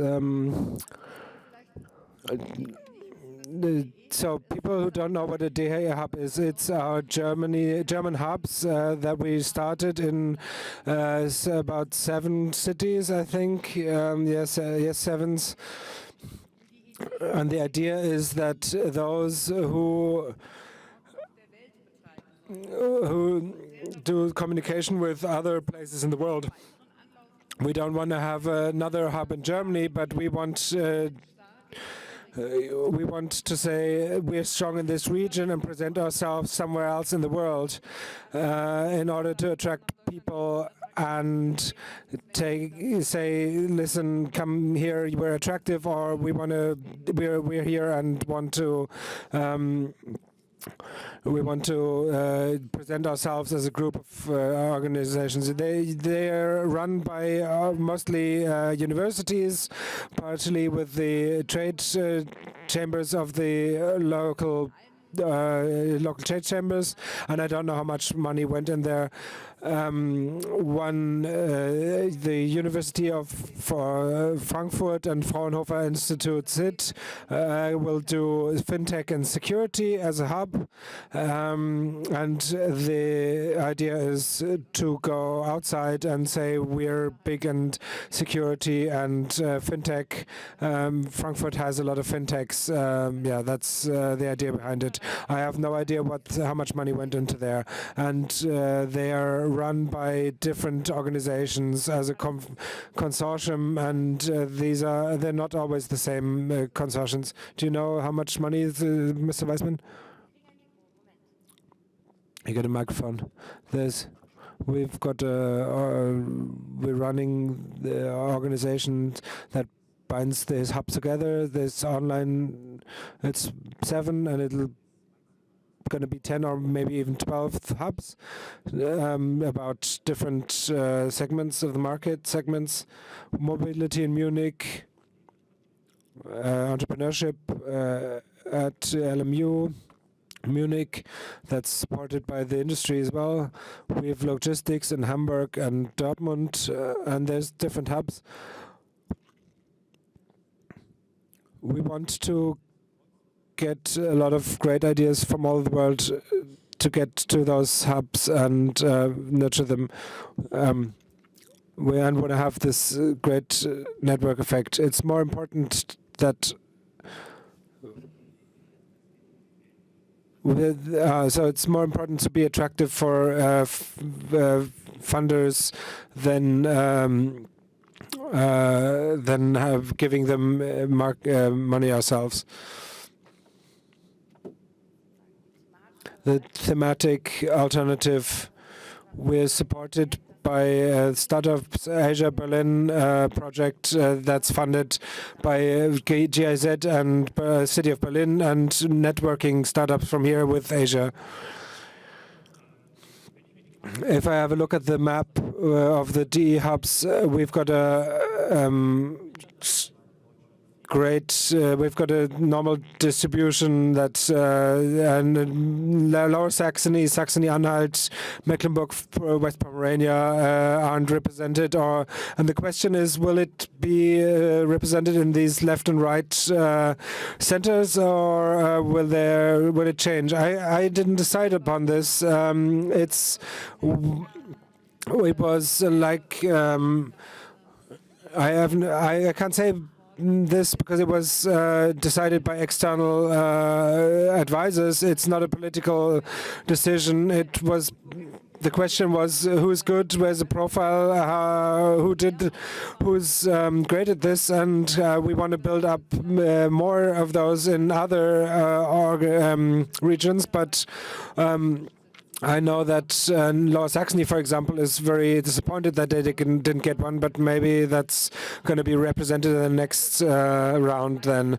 there's going to be more, and maybe we.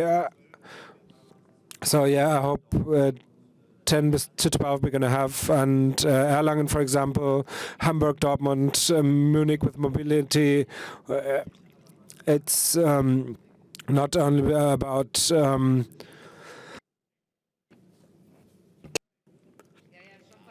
Yeah, we understood this. Frankfurt is in the middle, but yeah. Yes. It has no other background. It wouldn't move away from this topic that we have. So I've got another question. In your opening statement, that's the closeness from startups to other economic areas, areas of industry. That is, I've had a hearty discussion with American colleagues that we're in Germany. We're going the way that we're complementing the traditional industry, but it's not and that it's not disruptive. Yes, it's. The question is, why should we attempt the disruptive? Do we have a different model about German startups? That we still have economy here, so that we go a different way here. And of course we go a different way. There's the topic platform has been taken from the Americans, and they have the great platforms. And there's the, saying the winner takes us all. And if we see, if I see this right, the generation of 14, 15, 16-year-olds isn't at Facebook anymore. The question is whether Facebook's going to still be around in 10, 15 years, or maybe they changed their business model because their business model doesn't carry anymore. That might be that way. Our way, it's is that we want to be on the front when it comes about Industry 4.0, Internet of Things, managed machines communicating with each other, and then you're right that I say that. We have the Americans have the internet, we have the things, and we have to work together with this, and we need to make sure that the things are to network together. We have we have a relevant percentage of intimacy, while the Americans are just starting to rebuild this. So I'd like to discuss that, but at first we want to have audience questions. So René, well, Ms. Cypris, if we talk about startups, we already have some kind of romantic image of Mark Zuckerberg or Google. So 1 out of 10, 90% of all startups fail. And if you ask yourself, what do we need to have startup innovation in Germany? So maybe we need some kind of failure culture, which is pretty big in the USA, and public shaming, social networks. So the question is, what can politics do to support the failure culture in Germany and to have it proceed? Well, let's say the SPD just did that yesterday, to be honest. It's about the elections in Germany. So it's always possible to lose, even if we think we're winning. So, well, aside of the fun, well, yeah. Well, what can we do besides propagating, special rules? It's always easier to get up after failing. That's a big part of our legislation. It's getting even more better. So we propagate. That's not always a drama to fail with a company. But between propagating and having the society think that it's okay to fail, so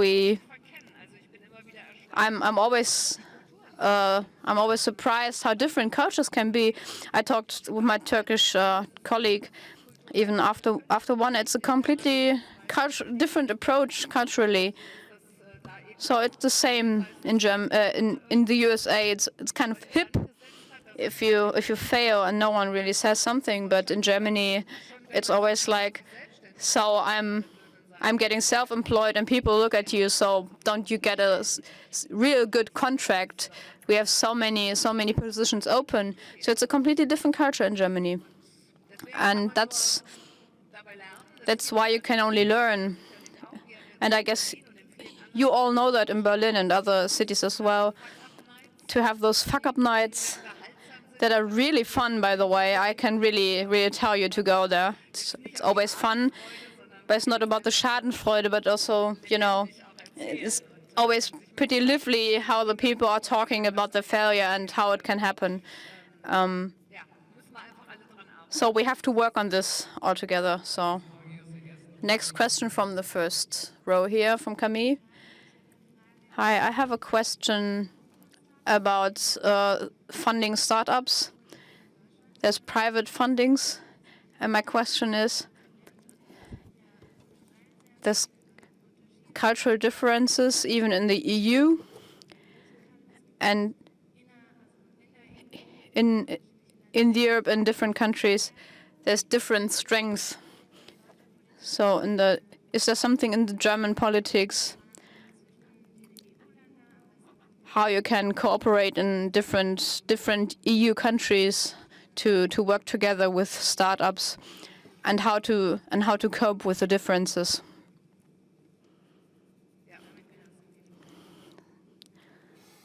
So we should do that a lot more, I guess. Our funding is only open for young Israelis, for example. It's not even EU, but we did that together with them. So we said if they come here and they want to become someone, so they can do that. But it's always a little special about the togetherness between the two countries. But on the European basis, if I meet with my colleagues, we always discuss that and we exchange our different funding situations. But we didn't really say, like, you know, combining startups via Erasmus or some similar program. But that wouldn't be a really bad idea. It would be good, actually. So yeah, maybe we should make this happen soon. So we have to think about that. Yeah, it would be good, really. And on the other hand, that's a good thing about co-working spaces. When you're someone from Spain and you come to Berlin, and you can sit there with your laptop and, you know, work there and get to know people and to get inside. So the same is possible for us, for example, and to go to any country in the world to get support and to connect. So there's no more questions. If you have a question, Geraldine, it would be good. So, yeah, well, I go on and wait for new hands. So I want to talk to you about that as well. Because in the beginning, it was quite inspiring. You talked about your Africa visit, something more about international stuff. But we had the topic a few minutes ago, disruptive innovation, or let's be like sustainable stuff. Disruption is a lot more fast, and the way to the future is kind of, well, if you'd be more disruptive, you could make bigger jumps. But in Germany, we're just like dripping, kind of, and maybe there's some sustainable way to do this. Do you see that as well?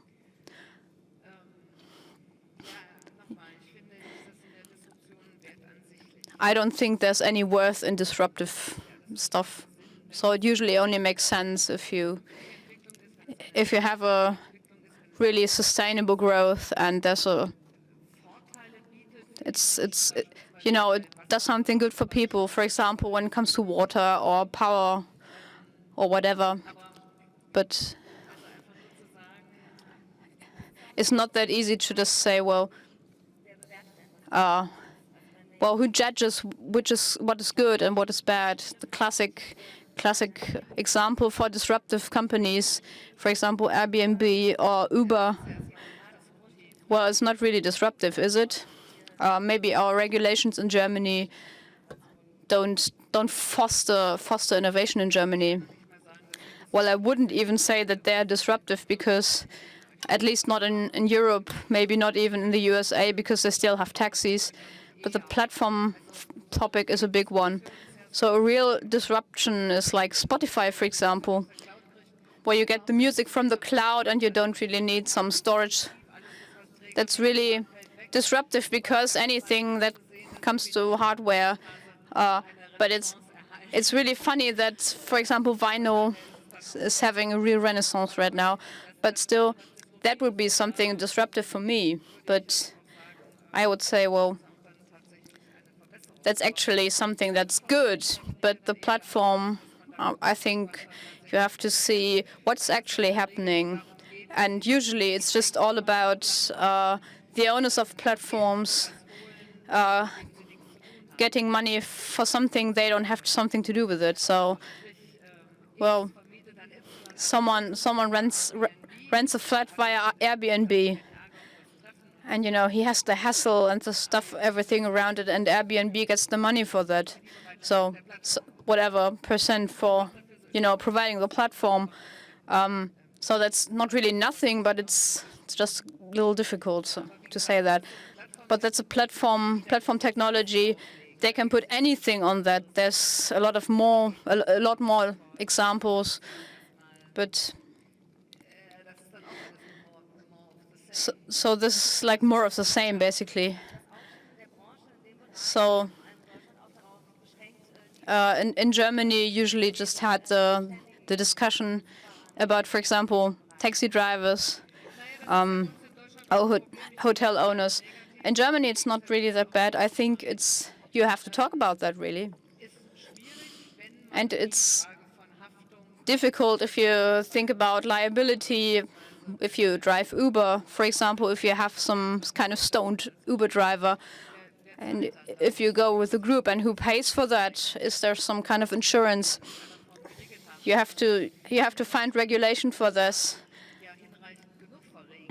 And really, we are pretty much closed in Germany when it comes to that. And usually just would sue people, for example, in Airbnb, where a woman fell in a flat and broke her leg. So does the owner have to pay for this, or maybe Airbnb? And you have to answer these questions, as well as, answering questions when it comes to taxes. And how about social insurances? Or maybe that whole flats and houses.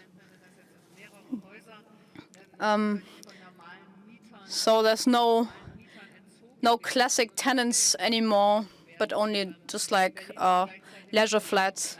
And Berlin has a serious problem when it comes to living space. These are topics we have to talk about. And in my regards, every technical solution, well, it's just developing like on a generic way. And at some point, when it's taking part of the social community, you have to see if the state has to regulate something. So I'm not the one who says, okay, we just have to forbid this, but in the first place we have to see how we need regulation, and in what parts we need regulation. That you have to pay taxes from your income, because it can't be real that these people have these flats, that they have tax-free income. So we have to talk about, well, how to do that in a better way. So the question is, how can this, let's just do it, look like in our regulated areas? So what about the self-driving car, for example? How can we try new technologies? And we're doing this on the A9 in Germany. So hi, I'm Andy from T3N, and I have to come back to exist, even if you don't think it's really interesting. From my experience, I'm coming from Hanover. It's not really an attractive place sometimes, and we made it happen to combine the Hanover Fair and and the Heise VGH, different companies, you know, we combined them to have Hanover as a platform to go forward. And there's also the Ministry of Economics as a city, as a capital of a state. We're not on the startup map. Not giving hubs to certain countries or to certain states. You take them the opportunity to be on the map and to connect with others, and we can't do that because we are not a hub anymore. My wish would be that every state should get the support to open a hub. So it's a little bit like the wish, you know, these people who are not there, they should be on the map, and I see the same in Exist. That's a low-level funding for companies that don't come from universities. There's young coders between 16 and 22. They are not interested in studying. So we have so much potential and quality we don't really use. And there's students and pupils who want to fund something. For example, they are in Hanover, they have problems because they can't do that. Yeah, so I referred to Exist, to the fact that we already opened Exist a little, and I'll take it up and talk through with the people in my house how to do more. And talking about Hanover, and I've lived there for 7 years, and I think it's fantastic. I would never think about insurances with this. Maybe that's maybe it's about that you have never talked about this. I wouldn't associate Hanover with insurances, but I'd say, well, how about not to 16? And I'm happy with putting Lower Saxony on the map there. And we'll take this up and talk about this with colleagues. Jenny will talk about this. I've got an idea for Hanover. In North and Westphalia, we have the initiatives. We opened the initiative DNRW, and you can also build your own hubs. So we can tell you a lot about this. We've got 6 hubs in 6 cities, and they don't have a thematic focus, but just being there for everybody in the region, and being approachable for everybody, and saying, like, everybody who has a startup or is an investor, or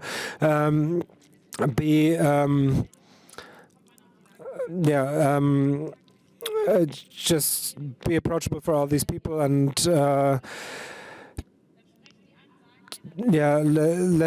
let's talk about this. Like, if approach me and bring yourself on the map with building your own hub. So I want to also say something. I think this is positive that you create this motivation in the federal states. Do we say let's continue with these ideas, hubs? No, it would be fair for everybody to honor all these initiatives and put them onto a cab, and be fair. It would,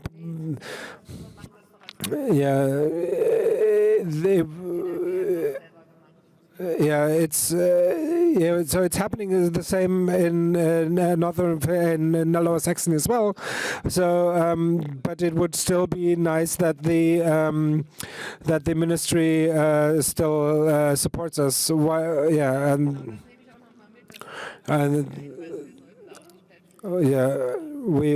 should talk about this in the ministry.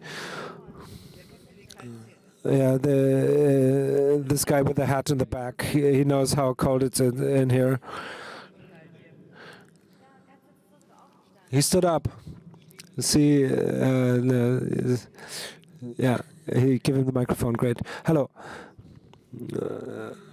Yeah, I'm Philip. I come from this country, the federal state that is very frustrated, Schleswig-Holstein, and we started a lot of. We started bar camps and other sort of things ourselves, and how can't you just support small organizations and events as well? But from public side, and like in Kiel, nothing arrives from Berlin. Well, we have support for everything. You have to see that this hub concept is, because we've said this before, it was about international networking. It's from to get people from the world back here, and we want to support all hubs initiatives and network them in Germany. So we would network these with our was ist Geschäftsstelle? It's like our central central office, and if there's more hubs and on this, I don't know if there's going to be more hubs, but there's also the industry competence centers, and there's maybe the idea to network them with startups as well. There's going to be a solution. Yeah, I didn't get that part because the microphone is away. We're going to address that and trying to address this, and we're interested in all these initiatives and networking them together. So I remembered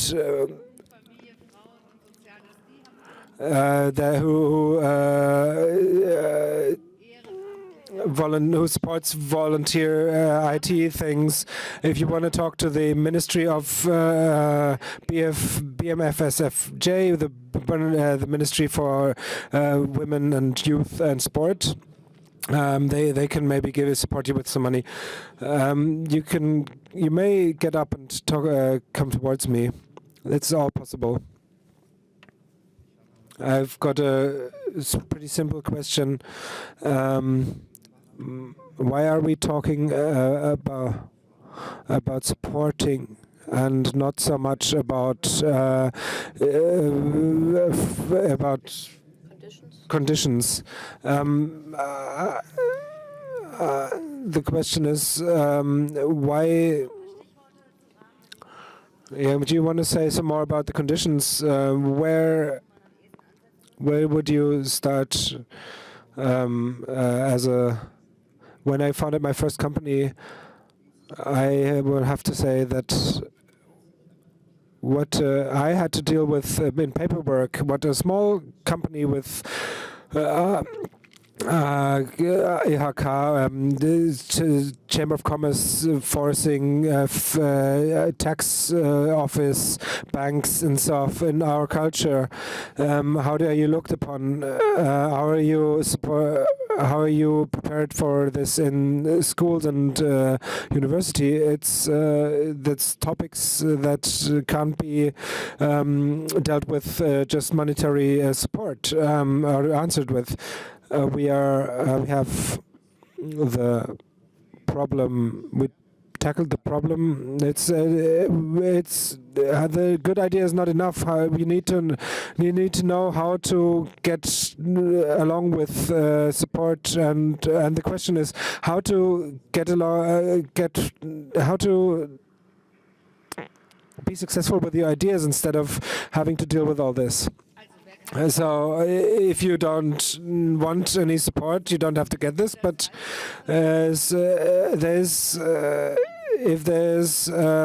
also support in terms of consulting you if you want to found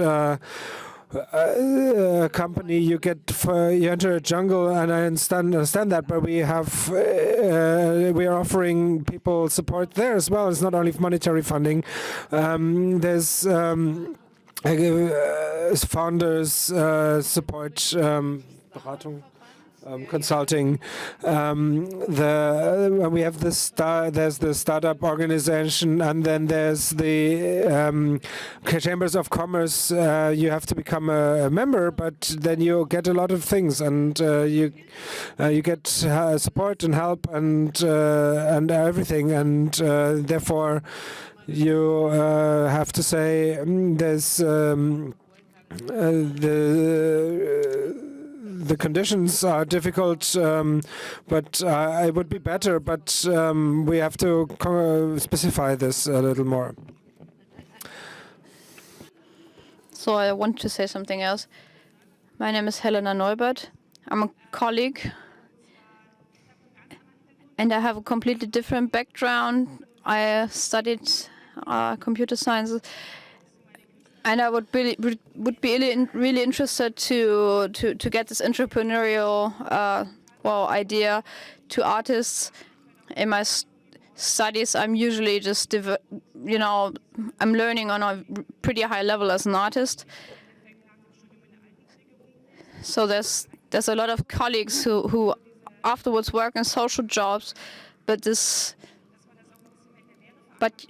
you have to anchor this in this, for example, in the schools, and you have a cultural approach that you have to teach this in universities as well. The art market online is pretty big, and there's so many chances the internet offers. And what does this have to do with me? I just wanted to talk about this. So some people just think in fragments, let's say so. But I just wanted to say that, well, culture has to be thought in a bigger way. So I can tell you on our initiative, culture and creative businesses. So we have startup companies who do something in culture and creative areas. So there's, for example, the women who make stuff from the security vests from the flights. They have to replace these every 10 years. And they make bags of these vests, for example. There's thousands of ideas. There's 32 companies who get a prize, and they get consulting, they get a network, and they can really make their company bigger. When you come to the cultural area, that will be an opportunity for you in the artist area. And I also add a question, because we need to have room for everything, but how do you see this in the context? We're talking about this, startups in Germany, and what do we really fund? Does startup for you mean technology and innovation, but do you see that in a broader sense? We see this in a broader sense in the ministry. It's always about digital, but also, for example, products, producing stuff on and selling them on digital platforms, or well, they basically do that. So we supported Blooming Days, for example, but let's ask, shouldn't we just be more specific to fund digital ideas, to get a digital future with these companies in the next years? So shouldn't there be some special funding? We need a lot of young people who have great ideas that lead to a society living together in a really nice way. And it's also about having other things, but to have social entrepreneurs who work together with refugees, for example, people who who care for other people's children, and you should have like some kind of matching platform. There's many, many ideas that make lives better. I want to make the world better. It's one of the big things that the values has, but it's not always easy to do that. So you might even criticize this. So we have one question from Petra. Hi, I'm coming from Düsseldorf, and I want to show a good example. It's not really about funding, because something that we know, it's M2M technology, IoT, Internet of Things, Industry 4.0. It's always kind of international. And we are sitting on the Startplatz in Düsseldorf, a special place in Düsseldorf. It's a DigiHub. And I experience what's happening with startups and how they are funded. And you should just use your opportunities. There's so many events, for example, in the Medienhafen in Düsseldorf. You can just go there and talk to people. For example, Vodafone or Telecom, they are happy if they are asked by startups, because it's not always easy for them to perform stuff. With our, there's the IOX lab. They're really successful, and people are running after them, and there's so much they can do. And you shouldn't just only think about funding, but just do stuff and, offer yourself, go to events. And we also have a big startup pitch in October, but I don't really want to advertise that here, but still, yeah. So I think you can have your last words. So this was a really, really short talk. And I have a Republica advertisement slot. So, and this is a topic that's really, really important for me. And we talked about the Lioness Hubs. I wanted to say, if you just go right there through, and you could go to the Global Innovation Gathering, Makerspace. We founded this 5 years ago to connect co-working spaces, innovation labs, and everything in Africa, Latin America, everywhere in the world. The innovators in this world, that innovation has so many different types, and they come from so many different places in the world. And we're really happy. And we're also really happy that you have been here. And I just want to give you the chance to have a few last words. So thanks for inviting me again. So this is the third time for me here. And I'm really honored to be invited, because I'm such an old lady. Well, what I take from this event is that it's important to work on exist, and we have to talk about that directly. And we shouldn't be so mean, but to go in every state to have a special hub and to network more. And it's really one of the most important things that this woman from Düsseldorf told me, that hubs are great and that it works in Düsseldorf. It's like I said before, there's so much happening in these topics in the last years, and you don't really know about that.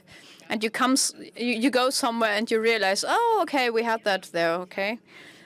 I have the privilege to learn something new every day, even in that area, and to meet new people, to see new initiatives, to visit startups and co-working spaces, and visit places. And I get a lot of information, but I don't know everything. So we have to foster this, and you have to be more precise, and you need to be more informed about that. So there should be really big companies from Germany who come from here. So I'm really happy that you took this list with you, and thank you. And thank you, Brigitte Zypries. So this was Brigitte Zypries and Geraldine Bastian on the stage. So we'll just relax a bit and we'll be back in 15 minutes. And this was Kati and Julian from the translation team. If you have any questions, just feel free to ask us, to approach us on our booth, and have a good day.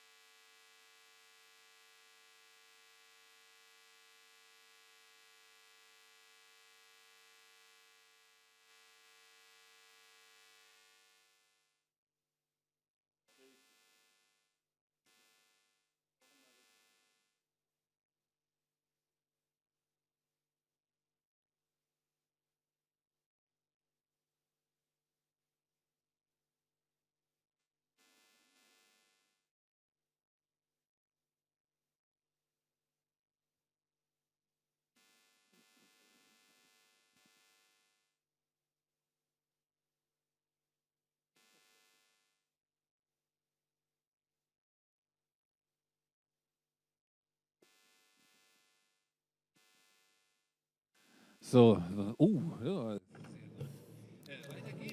Okay, our next talk is about to start. It's a German panel, so we will be translating into English again. I guess if you can hear us, you already have a headphone or listening to a recording or to the live stream.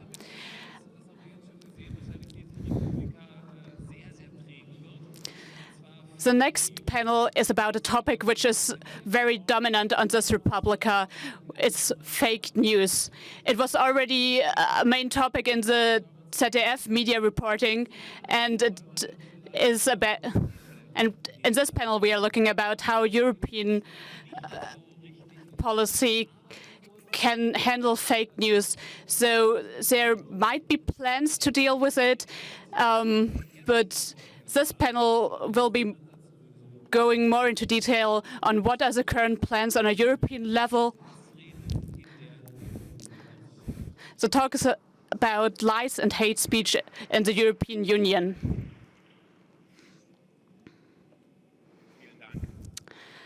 Thank you very much for the introduction. Welcome everyone to this discussion on the Republica stage.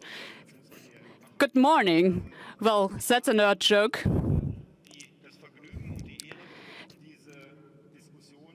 Today I have the honor to facilitate the discussion about lies and hate speech in the EU. One word about me. I'm in the board of an organization. Reporters Without Borders. So we have. My organization has been critical about this topic, but today I'm here to facilitate, so I'm able to see this critically from both perspectives, and I will ask critical questions, but obviously I'm not here to talk about my own opinion, but I'm the facilitator. The discussion is organized by the Informational Bureau of the European Parliament in Germany.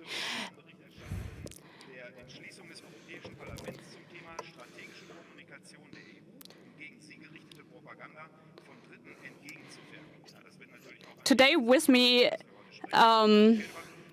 is Rebecca Harms, member of the European Parliament and Shadow Rapporteur of the European Union for Strategic Communications Against Hate Speech Against the EU, and Ulrich Kleber, member of the German Parliament. Today is about two different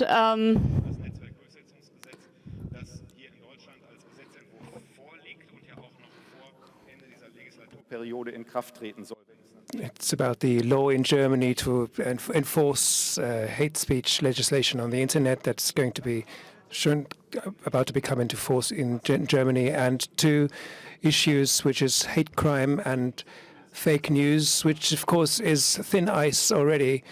I could have said that using the English words in German, which have become buzzwords, but the law that we are debating about is against criminal fake news and criminal hate speech on the internet.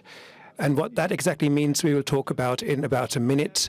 And I will try to keep these things separate because it's not easy with these terms, hate speech and fake news, to actually refer to what we are talking about. Okay, so let's go into details. And Mrs. Harms, I would like to know from you which initiative we are actually talking about, because we are going to focus an EU initiative against fake news at first, but also criminal hate speech that mostly in social networks, but all over the internet can be found. Now, what is your idea? What do you want to do?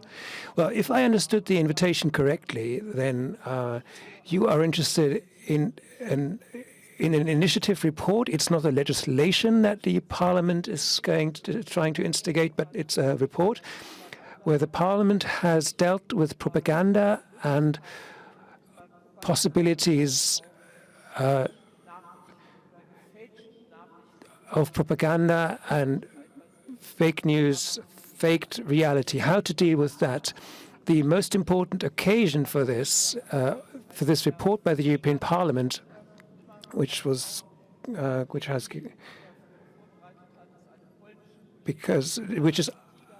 named the Fortiga report after the Polish colleague that led this initiative. And this report came into being after a year-long confrontation with organized propaganda of the Kremlin, propaganda that strongly focused on misrepresenting the state of things in Ukraine before and after the Euromaidan protests and the whole phase in which the Crimea Peninsula was occupied and the war in eastern Ukraine. And probably for the German listeners, you have to state it explicitly. I'm a filmmaker myself. When I was a member of the Federal State Parliament and we got to know each other, I was a long way from this kind of censorship and control that press and journalists are under.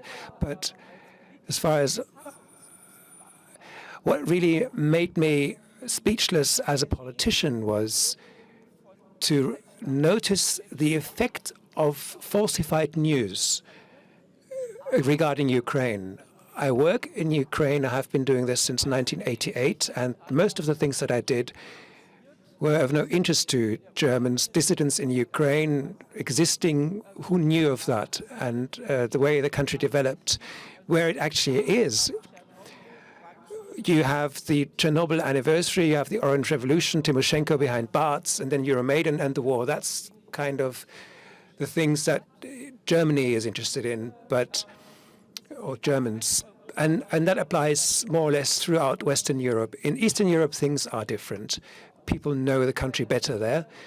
But this relative uninformedness in our society, into that came systematic propaganda financed by the Russian state, transported not just via Raptly or Sputnik, but also social media, a lot through social media. This troll factory in St. Petersburg is famous by now, but initially it wasn't known.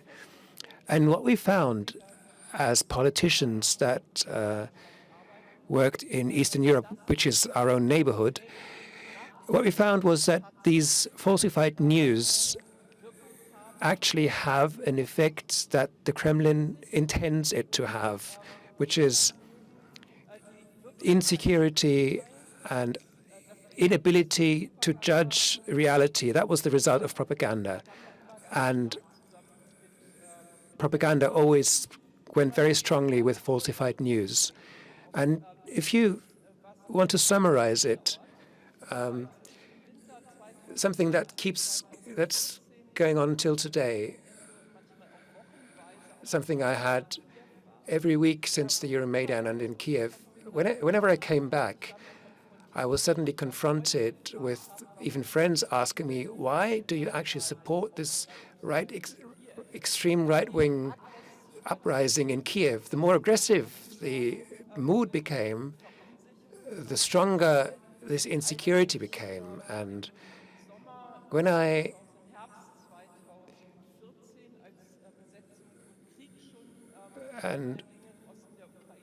when there was an occupation and war in autumn of 2014, and I, for the first time, visited some people in, I don't know where, they actually told me that when the Ukrainian army liberated us, we thought that the fascists were about to come, and we hid away.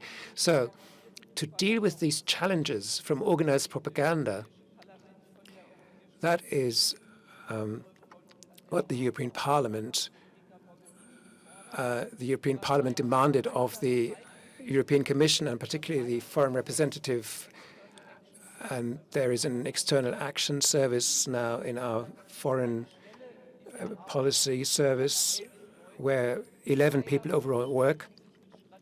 And 2 of these work on strategic communication, 2 on finding falsified news, and also deal with how to raise awareness of falsification in the media. So I have another question before we go on to you. So in the announcement, there was something about the voluntary.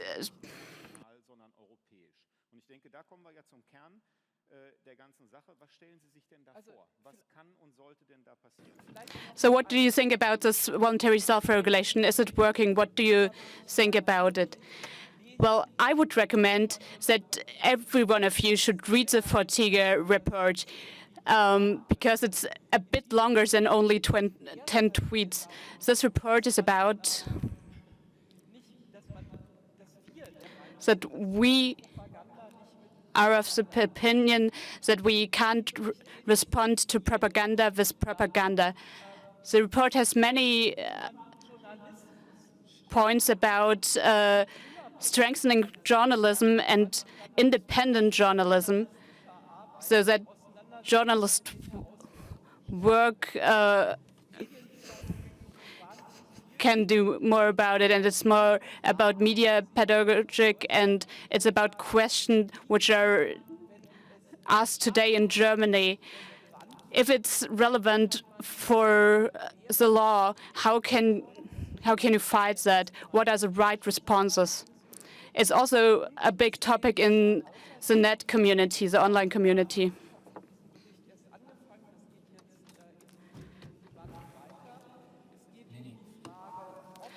And it only started. It's about the question whether the European Union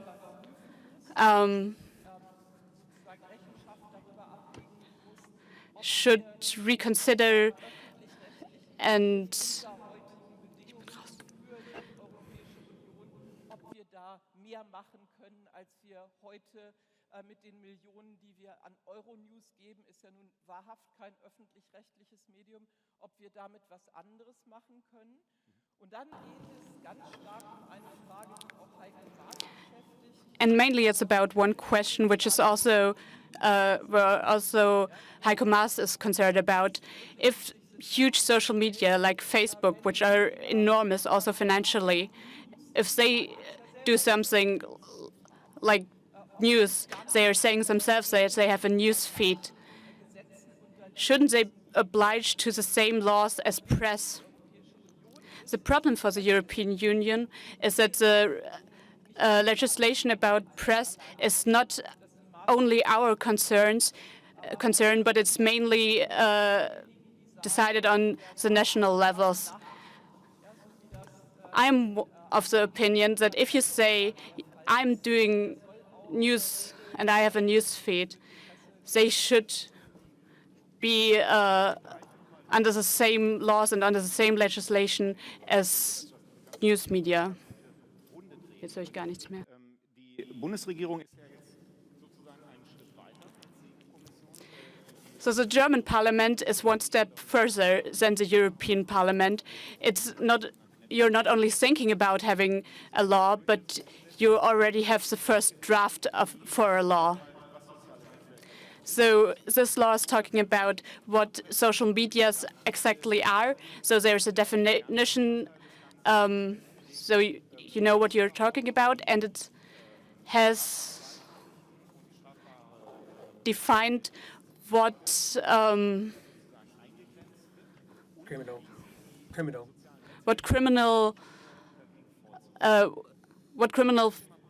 relevant fake news are and how they should be handled. Can you please explain how you came to this first draft? So, yeah, it's very important that this is about criminal hate crime. That's only a part of the big social phenomena of fake news, where a lot of more aspects are dealt with, like counter speech. So we are focusing on the criminal offenses, and where a criminal intent is obvious. So it's not about satire, like when the Postillon talked about left extremist or something like that. But an example is there was a fake report about rape, which was intended to spark hate against a specific group of people. So we are not introducing a new law to delete this kind of news. If I, as an operator, become aware of criminal content on my platform and don't remove it, then I become liable according to a certain law. But what we are doing here is to tell providers, operators, that they have to report and you have to have a useful kind of, you have to have a usable user management. Users have to be able to report illegal content, and you have to be able to prove that you have a procedure like this in place, and to make sure that we don't keep getting news that your team from Ireland or the USA. We need, for this reporting, we need to have a person in the country that we can contact from the platform, not having to refer to Ireland or the US. And if those conditions are not met, then there is the possibility to fine the operators. So we sanction if operators are not fulfilling the obligations they currently have. That is the core issue that we want. And with the definition, we even make sure that some of those that according to this notice and take down principle would be affected are not affected by it. The law is about what we would consider a social platform in the narrow sense, and we have an extra hurdle as well, which is that 2 million users in the domestic users have to be there on the social platform before the obligation with a serious fine will be there. Okay, we are talking about criminal things, and the law is called Network Enforcement Law. This is to ensure that what is criminal right now can actually be enforced, right? You have just said why this might be the case. There might not be a person to contact, and the users that want to react and say that there is some criminal content that have to know who to turn to, and there has to be a way of fining the operator. But the question then is, where is exactly is the problem you want to solve if it's criminal already? The problem is that criminal content keeps getting disseminated at a large scale, thousands or millions of copies even. And as a society and legally, we have the kind of agreement that this is supposed to be criminal, even in our law. Before a fine can be imposed, there is no authority, not a ministry that makes decisions. It's a court that makes that decision, because sometimes there are some wrong rumors concerning this. We say that it's not acceptable if this happens at a large scale, where there have been surveys for more than a year ago when we were in contacts with operators, with civil society.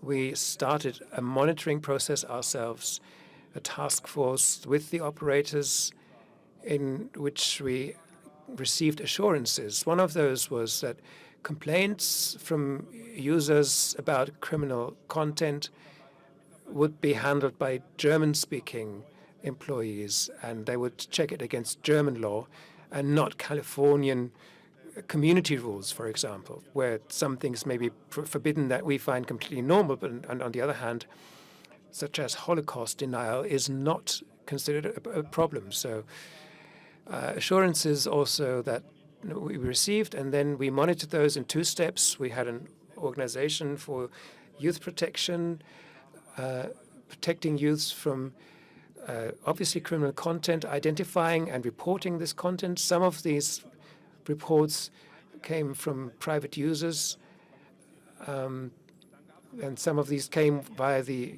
youth protection network that we set up. And then there were people that referred to us saying that they had tried both, and that, again, didn't have a thorough effect. We looked at YouTube, which received quite good parameters, measures such as 90%, and Facebook with just 39% was even worse than before, at 1% at Twitter. Okay, Mrs. Harms, before I come to you, one question to you, Mr. Kleber.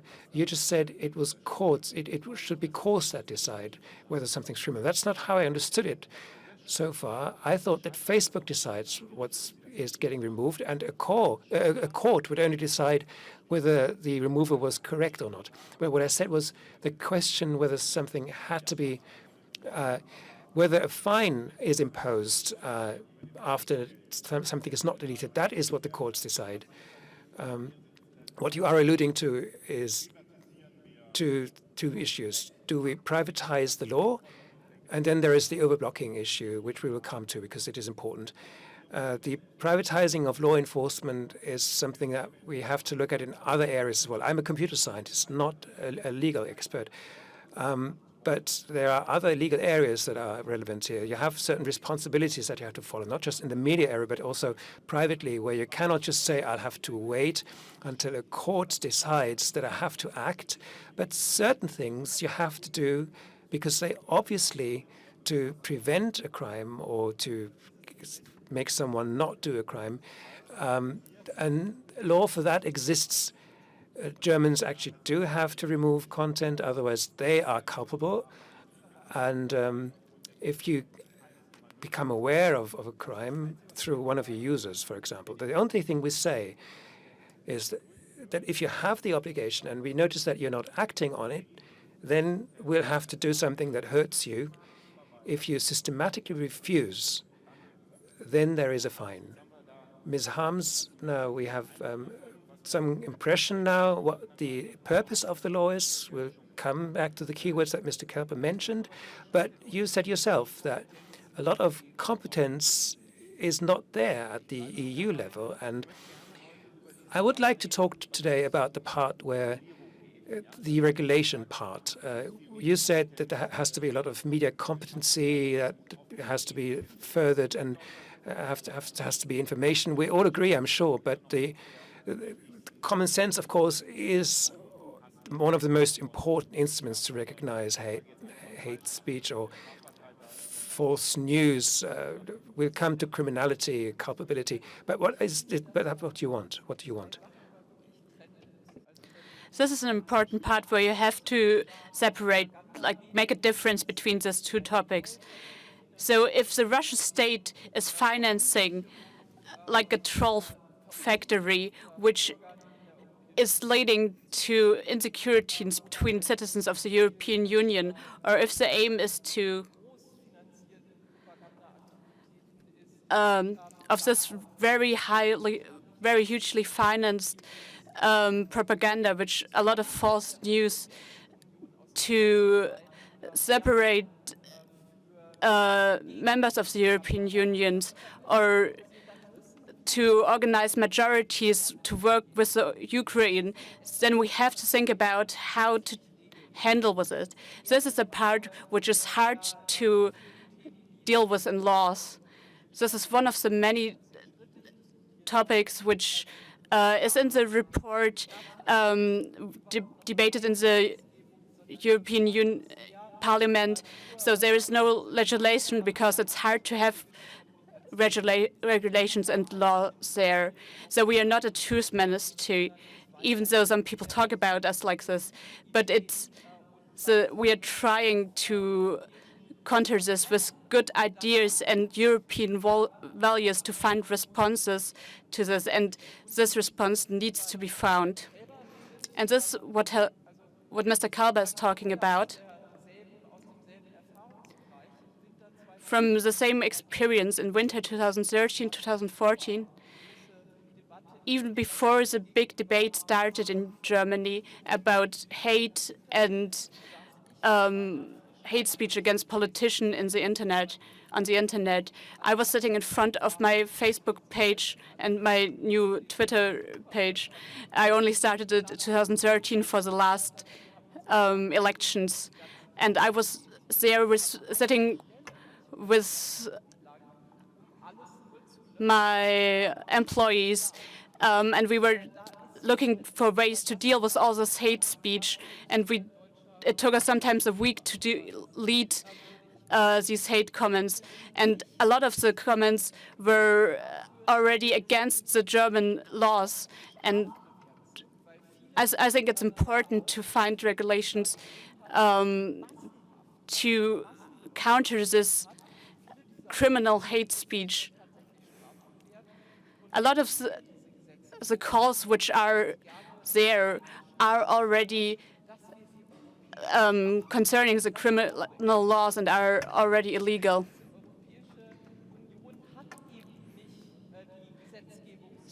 So yeah, again, the European Union doesn't have the opportunity to pass laws on this topic. We don't have the legal framework to pass laws in the European Parliament. And since we had this agreement, I tried to inform myself more. So it's not only about hate, but it's also about the differences between, for example, in Germany, the freedom of art, also looking at social media, that might be something different in Scandinavia or also in California that might be considered pornography. That's a very difficult thing to have this unified.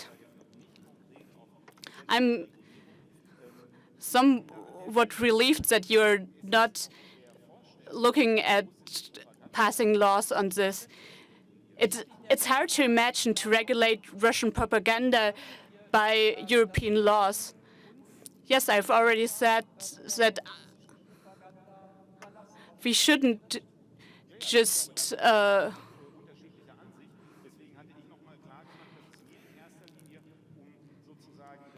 yeah, I think we agree on this point. I think we should focus on the legislative process. We are here at a point to look at the behaviors in society. Someone recently told me it's allowed to hate, and it only has its limits if it's concerning criminal activity. And this, as already pointed out, is considered differently in different countries. So, and as you pointed out, in the EU, there is no legislative power on this. No, I didn't say we should pass laws on this. And the report doesn't say this either. The report is saying we shouldn't look at propaganda, but we should strengthen independent journalism. And I think this is very important. When the discourse about the Ukraine was happening, when I was looking at German news, they copied one-to-one the news published on Sputnik and other Russian media. And all the West European correspondences were like not there anymore in Eastern European countries. And this is visible in this specific situations, that it would be better that news about these topics, like the occupation of the Crimea, shouldn't just copied by Russian state media. Russia is not a democracy. They don't have free media. It's propaganda. So for us, it would be better if we had independent journalists there. I would be happy about questions from the audience, but I have 2 more questions for Herr Kleber. So if you have any questions, there will be 2 microphones in the audience. Herr Kleber, you already said that there are different critiques about the law which is currently drafted. One is overblocking. There are very high fines announced in this report, which, for example, are targeted against Facebook, which are around 50 million, so they actually consider this. So what is now talked about is that if Facebook wants to avoid this huge fines, Facebook will probably delete more comments than would actually be falling under this criminal laws. So where's this line between the freedom of speech and actual criminal postings? What are you saying about this? Well, I can understand the worry. This has been debated, and we have experience with social networks with their community standards, even in the framework of their community standards, removing content where you think the person that manually removed this either didn't understand or the automated systems are getting it wrong. The video of the party that is deleted because some mechanism thinks it's recognizing copyrighted music or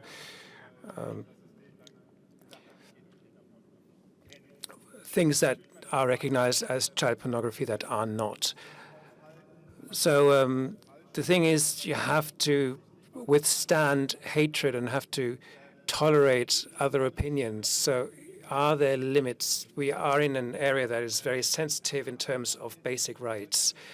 And one answer is we don't have overblocking right now. We have underblocking. There is a lot of criminal content that is being spread, and that leads to even stronger reactions. There's a certain reinforcement process happening, and that even leads to actual criminal acts or action taking place as a consequence. And secondly, the networks earn money with these criminal contents, and the fact that there is a debate and dissent and people are drawn towards the networks that earns the money, and this effect will stay. Every removal reduces the opportunities to earn money, and this trend we have to work against.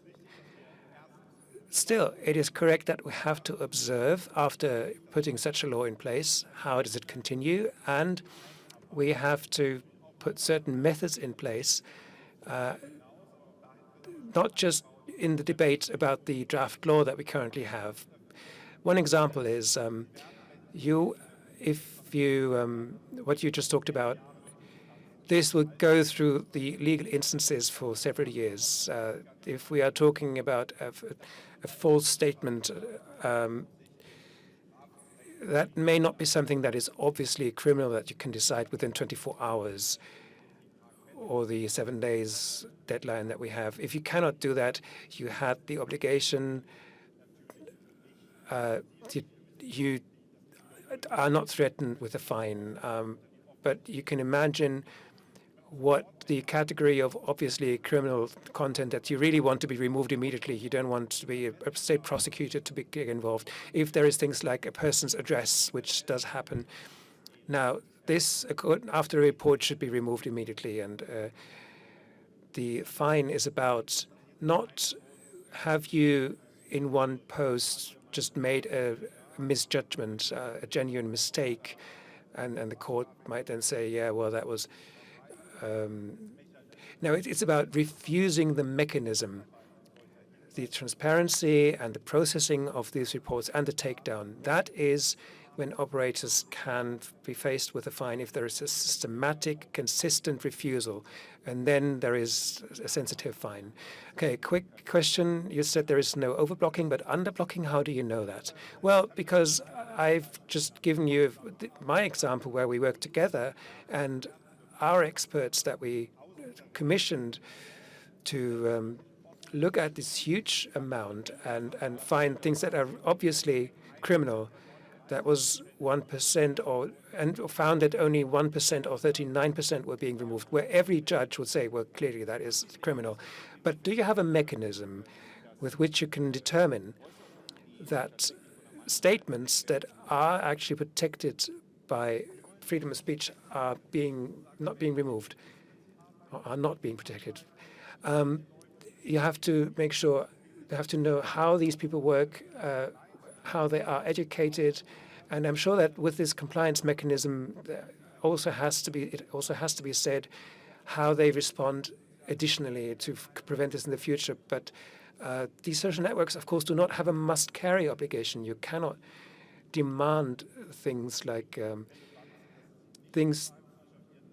if you cannot demand that certain things do not happen on the network. We cannot enforce that certain content is treated.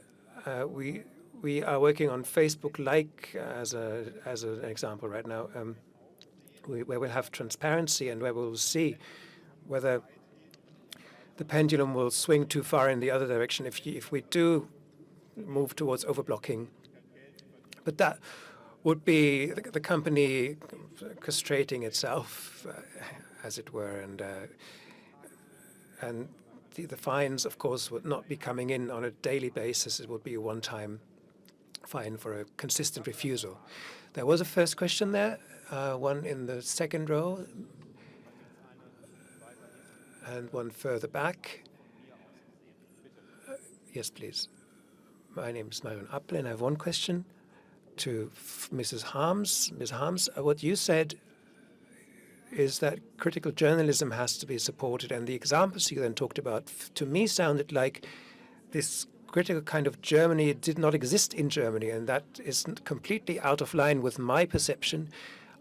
If I listen to public broadcasters, radio or TV, I do not get the impression that they cannot afford their own correspondents doing independent reporting on the ground. So I cannot understand what you said there. I understand that you are critical towards the Russian troll factories, but I cannot see that there is a gap in Germany of working against that. And another question to Mr. Kleber, what the draft law says, to me sounds very vague.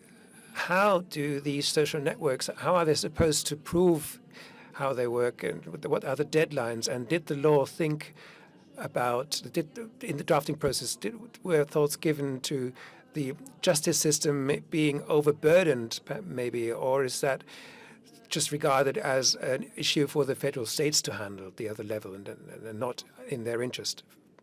Ms. Harms?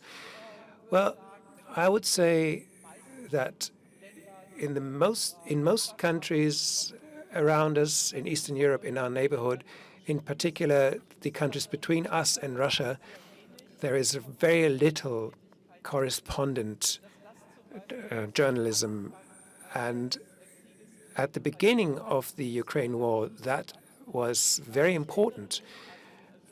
I remember journalists I know that overnight, having worked from Warsaw, having reported on Ukraine from Warsaw, overnight becoming war correspondents, a completely new challenge, and to think that they are overstaffed in this area is completely wrong. I think there is a deficit there, but also I don't think that German reporting is the worst either. What I can observe until today is that the narrative that the Russian propaganda is setting, is trying to set, this one important key narrative, which is that in Kiev there was a right-wing uprising, that is very persistent, and Ukraine being a divided country where Russian-speaking people would be discriminated against or suppressed. That is another thing that is consistently being believed when that is in the area of falsified news.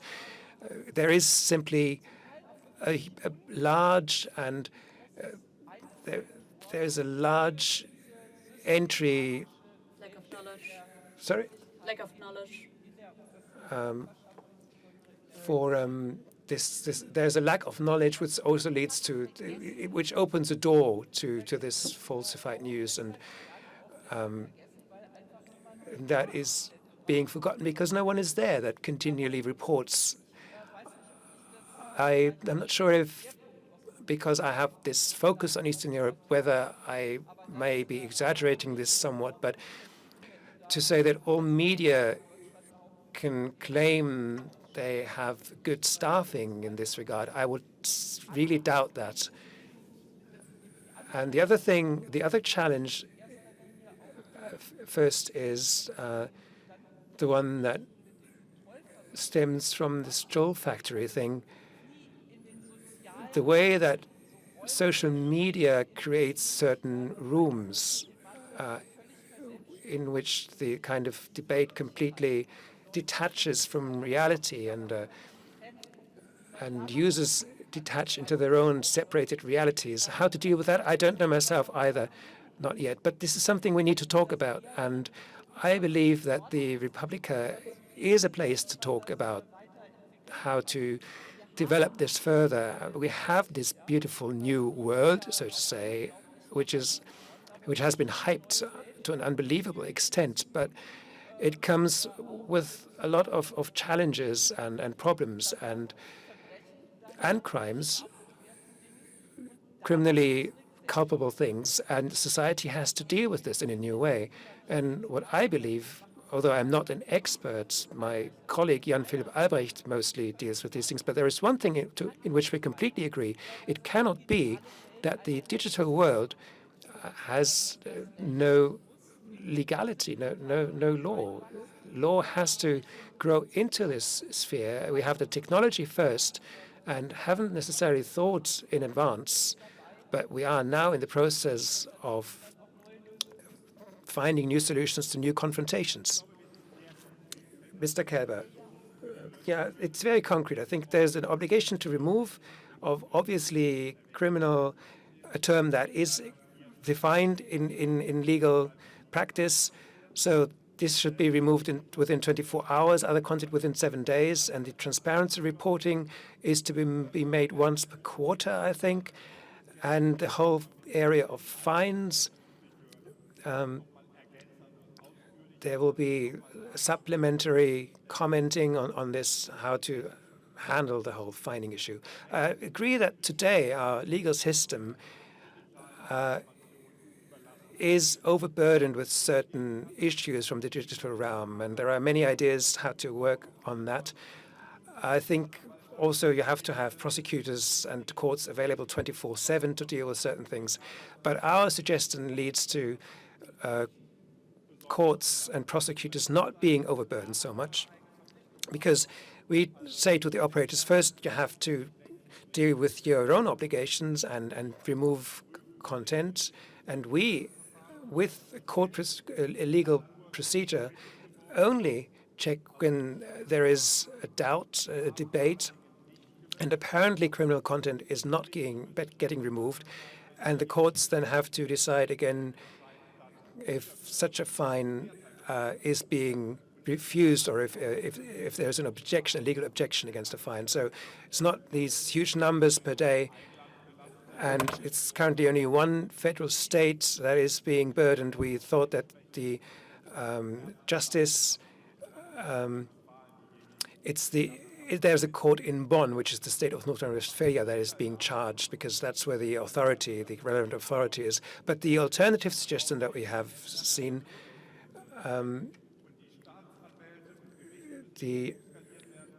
which is that networks can publish anything and work on anything, and courts and prosecutors have to be upstaffed to work on all these complaints. That I find unrealistic. Okay. We have We have another 50 minutes, and to get to many questions as possible, please keep your questions very brief, and also please keep your answers very brief. So another question. I have a question for Mrs. Harms. You were talking about Euronews very briefly, which is about public news media in Europe. So, like, basically no one knows about Euronews. So the media coverage in Europe, if you look at social media, is, well, not. It's hard to get information there. There's a lot of information which you can look at, but it's not sorted very well or like at all. And it's very hard to find the information you're looking for. So my question for you is, you should support journalism against this propaganda. Why aren't you looking at yourself and about the information given by the European Parliament before you try to make the propaganda smaller? So the debate about the Euronews was just initiated. I think that Russia propaganda should be criticized independently of what we are talking about with Euronews. So if you look at this massive propaganda activity, and like most people don't even look at this, please raise your hand if you listen to this Russian propaganda media. Well, there's no one, yeah. So even though no one is listening to them, it has its effect. It doesn't have its effect on the people sitting in this room, but it has an effect. But back to Euronews. So when people started Euronews, when it was invented, the European Union was a lot smaller, and we had the idea that there should be a European public, and the European public is very segmented, and the idea was to have a public television service for European news reporting about the European culture and European politics. This didn't really work well, for example, because Germany decided not to work with us, but did have Deutsche Welle and Phoenix, which are German TV channels. So now we have a weird mix of some money from the public fund and some private funds. So it's a mix which doesn't come up with, like, doesn't help with the idea we had in the beginning or the demands we have today. And yeah, we just started a talk about how we can improve on this in the different commissions of the European Parliament. This is not a response to the Russian propaganda, but it's more a response to look at the European public, and we should improve on having this kind of news. I find it remarkable that we are discussing two totally different topics. I can't remember so much opposition to one law. There is opposition by the CCC and by the Amadeo Antonio Foundation. So why do you think all of these NGOs are wrong and you are right? Well, this opposition.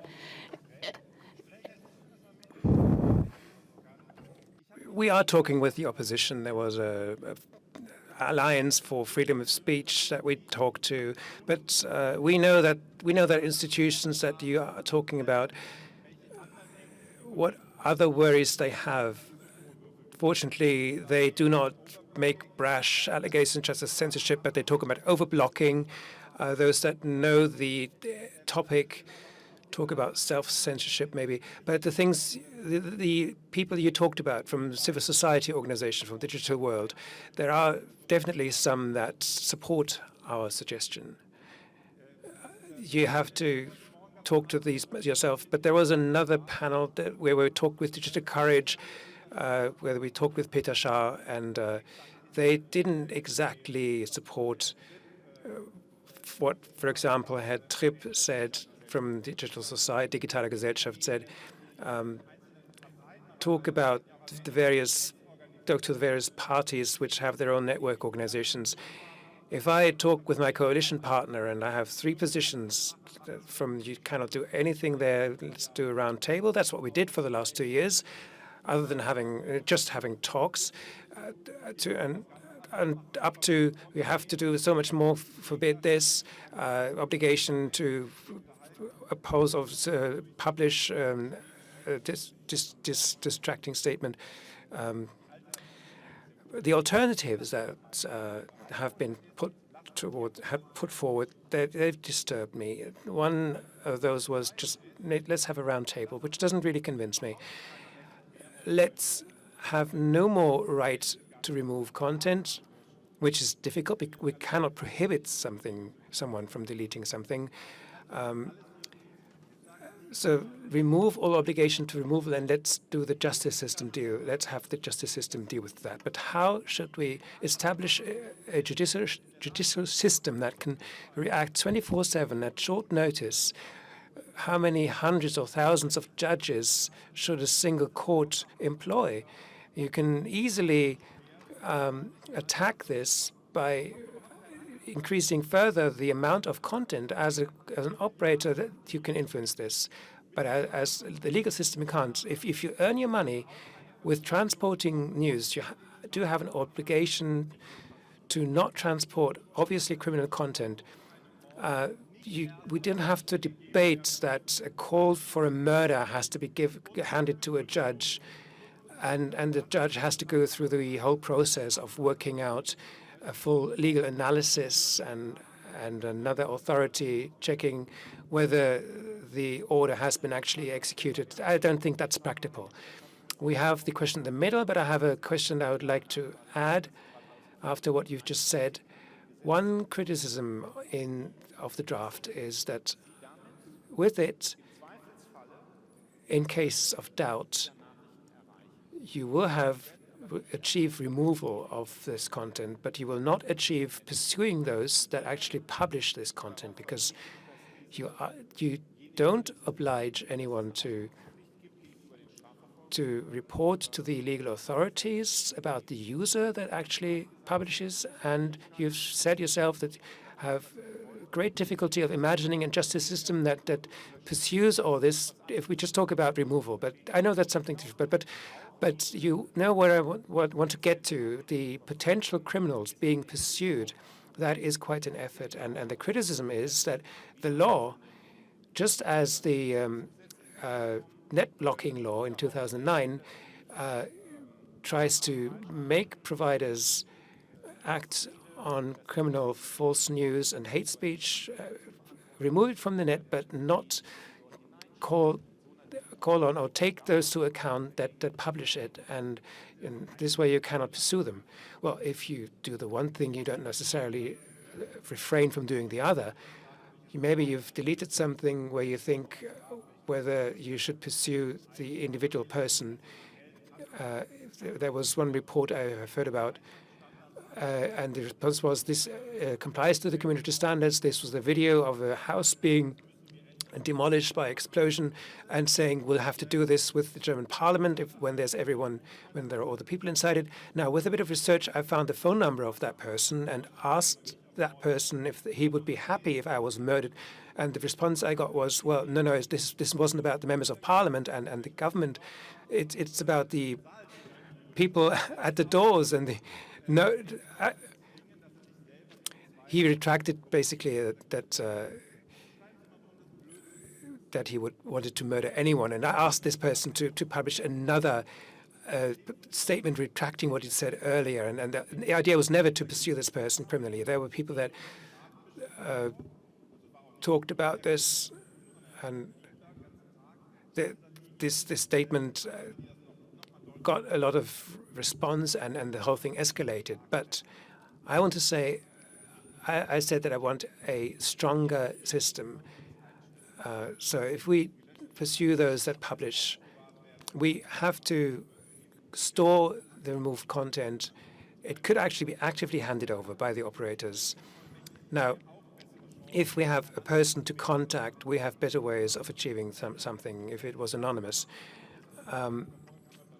But if we pursue criminally, we still have not covered everything that we have to do as a society to reduce this kind of hate criminality and reach another kind of dialogue. So in addition to that, there have to be much more initiatives, for example, to hugely increase political education funding. There's one last question at the end of the hall. Well, maybe another question.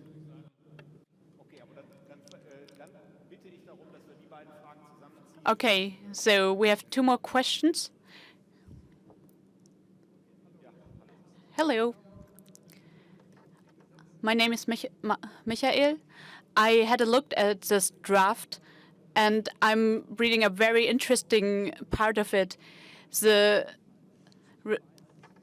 companies should save the reported posts for 10 weeks. Is this correct?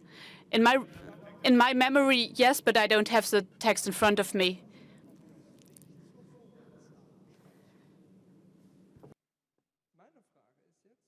So this is referring to the law for data retention. So if you look at this law for data retention, which is about metadata, and this is about the content, not the metadata. So, okay, so the answer first. To have like a judge, like a criminal. Of course, you do need the content if you want to pursue. And if someone was using the system anonymously, you also need the metadata to try and find the person that published it. And that's why there is a reference to the data retention law or minimum storage law. Okay, I have another short question to Mr. Kleber. You said quite interestingly, a small detail, that all the networks, social networks, are to be included that are above 2 million domestic users. And my question is, the variable of user number is quite volatile. It can fluctuate a lot. And my question is, how can you verify which social network at what time is above this limit or under it? Of course, you can have people, you can have more than 2 million one day and less than 2 million the other. And why 2 million in the first place? Why this number? And who is supposed to verify that or evaluate that? Well, okay, this is not derived from any natural law, of course. It's a political number. To say that there is a certain relevance to opinion forming here, we want any new companies that may come into existence and have rapid growth. We don't want to have them too quickly needing to install this reporting system. I can imagine that we also have deadlines, transition periods where we don't say the law is now immediately in force. So even those above 2 million that reach a number above 2 million may not have to immediately install the system on the day that the 2 millionth user signs up. But if this is debated in the end, it will have to be the courts that determine this through numbers that have been quoted to investors, for example. Or there are different ways of evaluating whether domestic users, this is what we're talking about in the domestic sphere. These big ones that we talk about are are quite open to their investors about this. Okay, it's 6:15. We'll have to finish on time. I'm happy that we had enough space for questions. You realize there's a lot to talk about still, but mostly the interesting thing is, should this law come into force? This is what it looks like. Then we would have a case where we could verify whether it's successful, so that at another time we could talk about whether the European Union should take this as a role model. Thank you to Rebecca Harms and Mr. Kleber, and we'll have a nice evening at Republica. Thanks for listening to the translation. I hope you liked it. We are translating all German talks on stage 1 and 2.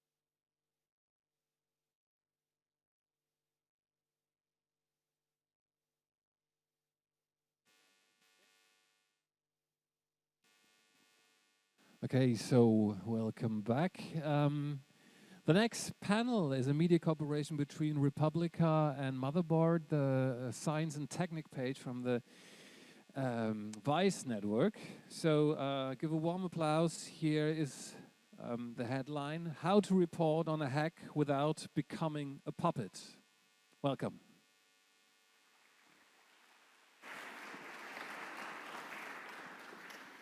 Hello, everyone. Microphone's working, that's good. Thanks, Max. Thank you for coming out, even though there's excellent stuff on the other stages as well. I'm here with my esteemed colleague Joseph Cox, who is writing for the English Motherboard channels, covering cybersecurity, darknet stuff, hacking topics, has seen a lot of data breaches and has been reporting this stuff for years now. And to my left is Thomas Reed, professor in security studies at King's College London. Actually, you studied in Berlin.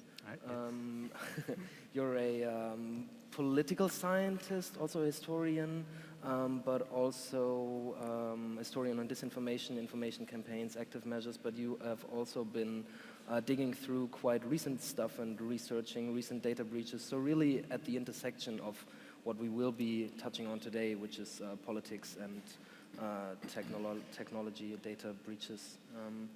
And the way we're going to do it is I am going to be moderating this. I'm the editor-in-chief for the German Motherboard site.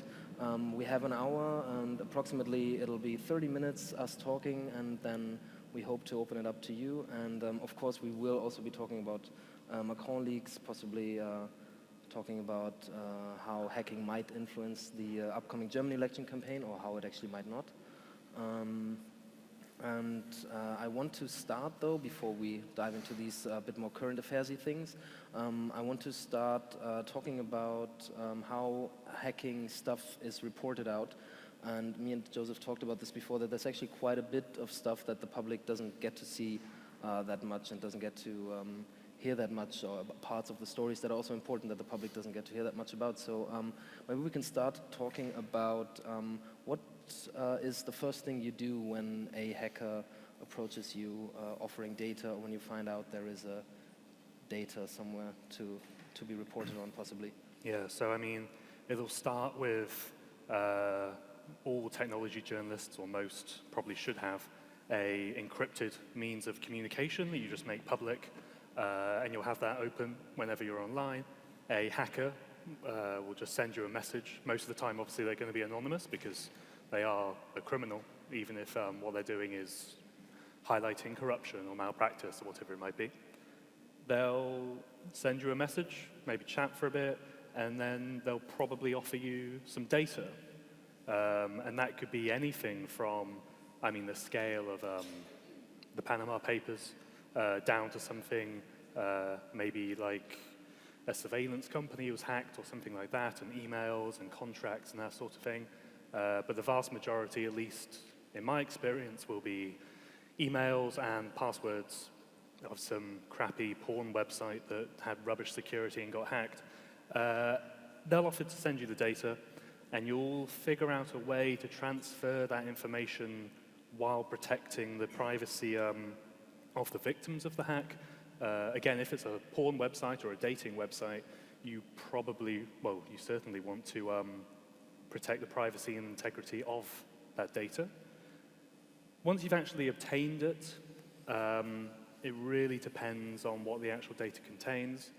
If it is just login details for a website, you may go and try to create an account on the site, and then you can't, because that email address is already registered. That gives you a good idea of that data actually belongs to that website. And even this early on, you have to be incredibly skeptical and aware of potential fakes. I mean, I guess I could probably quantify it that something like 35–40% of the data dumps I receive are wrong. They actually come from a different website, or the hacker is bullshitting and just trying to get their underground street cred, whatever it might be. So you have to assume almost the data is fake until you have actually managed to verify it in some way. Okay, so we're at the very first important step, which is verification, I guess. Can you go a bit into detail how you verify data? Yeah, so as I mentioned, if it's just email addresses, you can figure that out. And then it may just be as simple as contacting victims of the data breach. A lot of the time, people are going to be quite happy that you've told them because presumably they don't know and the victim company doesn't know either. So you're actually helping them by informing them, and you write them a very nice, friendly, not scary email saying, hey, sorry, I have your password and all your personal information. I'm a good guy, I'm not going to do anything with it. And yeah, a lot of the time they're happy. Other times they will get very scared, justifiably, and maybe inform the company, and that could actually jeopardize your report because then the company knows before you're ready for them to be aware of it. But the vast majority of the time, people never reply, which is fine. There's a lot of luck in data breach verification. But if you can't contact the victims, maybe it's more contractual data. You'll maybe try to cross-reference it with public information. Maybe there is a contract between a hacked bank and an insurance provider, which is a real case we did with a Los Angeles investment firm. And yeah, sorry, but go ahead. May just jump in. Maybe to make it a bit more concrete, could you give an example, maybe talking about the recent FlexiSpy story, when you talk about contacting victims, like how do you go about that? Yeah. And maybe we should also mention that FlexiSpy is a spyware developer primarily marketing its tools as a cheap way of surveilling targets, which they claim would be used in legal cases, which we actually found in a lot of cases it's ex-partners cheating on each other or spouses being cheated on. So as Max said, there's this company called FlexiSpy in Thailand. It will sell anybody who wants it a piece of software to install on your phone or a target's phone that can intercept phone calls, emails, text messages, photos, remotely switch on the microphone, remotely switch on the camera. And this isn't a government or some sort of surveillance contractor. It's what anybody can buy for $50. Ironically, they were hacked, and we were sent several gigabytes of data, including their customer lists. So that's where the verification comes in. We contacted these people saying, hey, sorry, did you use FlexiSpy? And considering that what they were actually doing is clearly illegal, certainly under like US law, people did reply and say, yes, that is my data, yes, I'm a customer, and yes, I used it to spy on my wife. How many would be replying? Percent, are we talking 10, 20, I 1? emailed maybe 150 FlexiSpy customers, and I got about 4 responses. So it's minuscule. Not a lot. Yeah. Germans were a bit more happy to talk. I emailed like 1,300, and I got like 50 replies. Yeah, well, I guess in proportion. Yeah. But yeah, it's the same with any other data breach. People aren't keen to chat necessarily. But I was surprised by how many people wanted to talk about that. Yeah, yeah. Okay, so talking about verification, what is the next step then? Or maybe just because you mentioned there's hackers out there for street credit stuff. What do you do if someone clearly bullshitted you and you verify that he bullshitted you? Do you let him know? Do you just cut off contact? You try not to be rude, but like, hey, that data you sent me is not legitimate, or you try to press them for more information because maybe I was wrong, maybe I screwed up with verification somehow, but then usually when you confront them, they'll just stop replying to you because they realize they've been caught. But yeah, you certainly go back and you try to get more information from the source, just in case you are wrong, but most of the time when you've verified that a data breach is not legitimate, you're typically right. Yeah. So you have a data breach now, you have the data, you verified it, it's correct. Have there been situations where you haven't run a story then? Or what is the judgment then to move on to? Well, when one was correct. So you have a correct set of data. What's the judgment now, the course of action? Yeah, I mean, we get a lot of gaming companies, like forums for I don't know, not World of Warcraft, but something like that, right? Yeah. Like a free version. And here are 2 million accounts, and we verified they're real, but in the end we didn't run a piece because it's such a miscellaneous website. I mean, even though we're talking about this and almost treating it like it's this whole new thing and it's, you know, only the 21st century or something, at the end of the day, it is just like normal journalism. If something isn't going to be a good story or of enough interest to readers, we're not going to run it, even if the data is real. Okay, so you said mostly the hackers you are in contact with would remain anonymous, obviously. So or like under a nickname. Under a nickname. Yeah. So a next important step would be attribution, which is also a classical journalistic tactic, I guess. Yeah. Maybe you can talk about how you go about that. I mean, more often than not, it doesn't really matter where the data came from.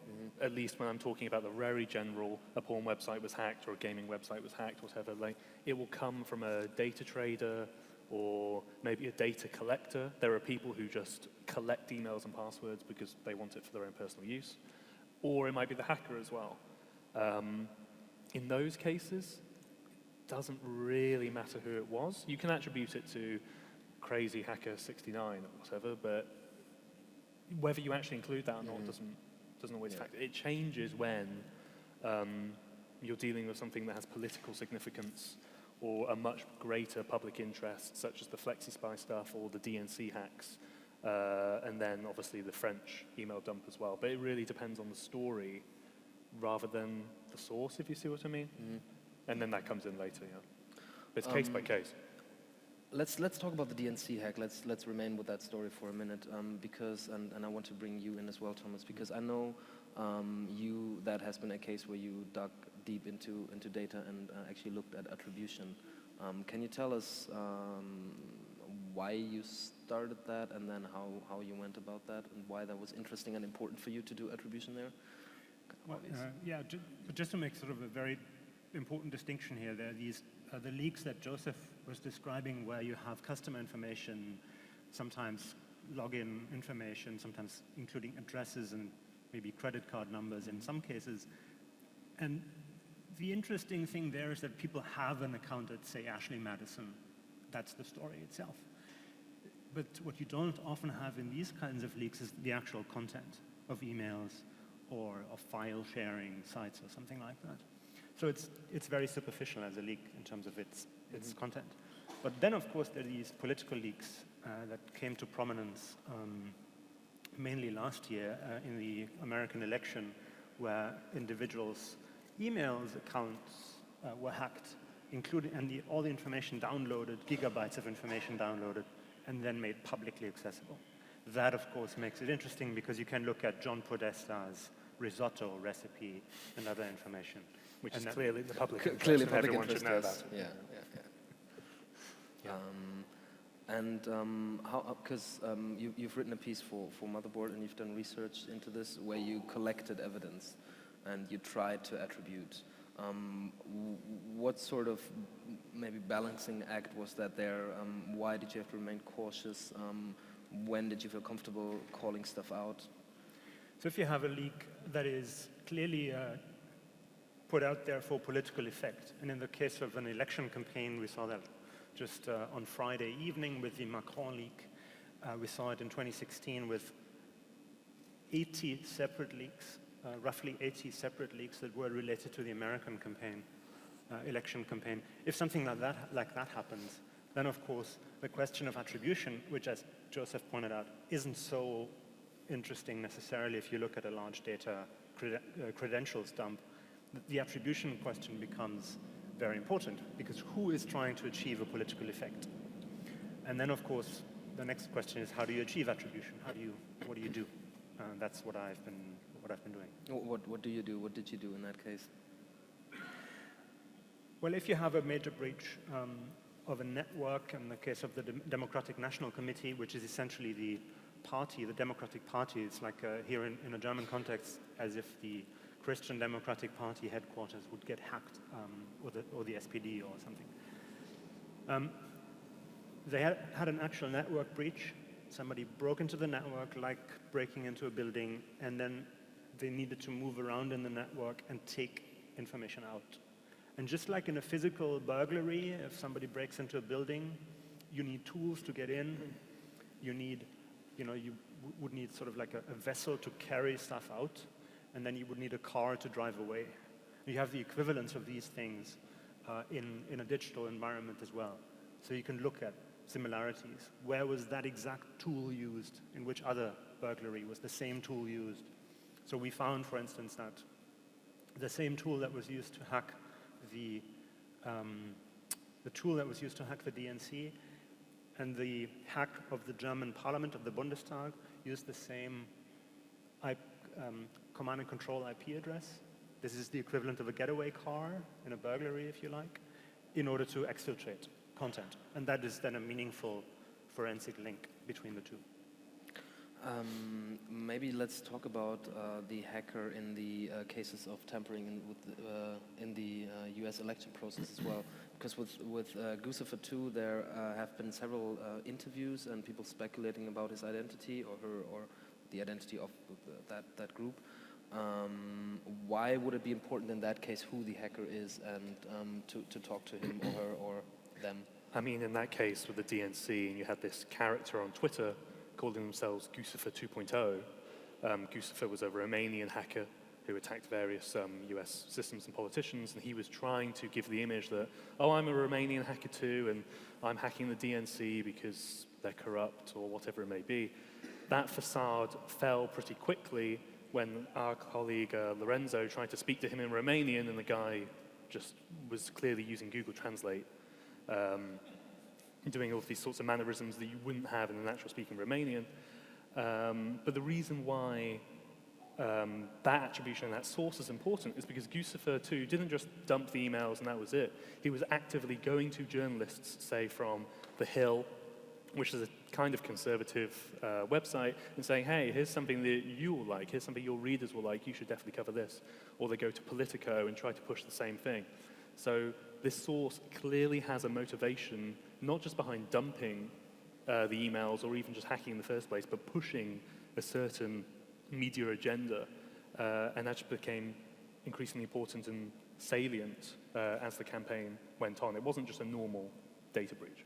So you're saying it's actually important to point out if a hacker has a political agenda, it's something that should be included in articles and publications, or is a publication all right as well who just uses the data dump and writes about the stuff in the data, or at what point is that important to include? Just also going back to kind of the title that we gave this session. Yeah, I mean in some cases, and I'd probably say in the DNC hack, the high likelihood that it was Russia is actually more important than what was in the emails, like John Podesta's risotto recipe or something that nobody would or should care about. Who leaked that data was much more important than the actual information itself. And as Max mentioned, this panel is called How to Report a Hack Without Becoming a Puppet.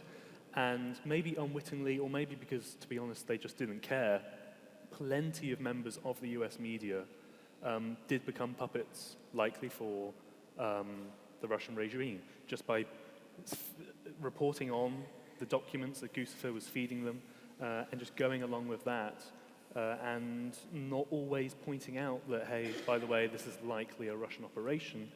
I mean, even if you're not going to do a piece just by itself saying, hey, the Russians are doing this, you may want to include, I don't know, at least 2 sentences that, by the way, this probably came from the Russians, if you actually have the evidence to back that up. Because, I mean, ultimately, we're trying to make readers more informed. And if you're missing that context, it's kind of a superficial article, and you're probably doing actually a disservice to your reader and to journalism more broadly. Well, maybe if I can sort of add some historical comparison to what Joseph just said.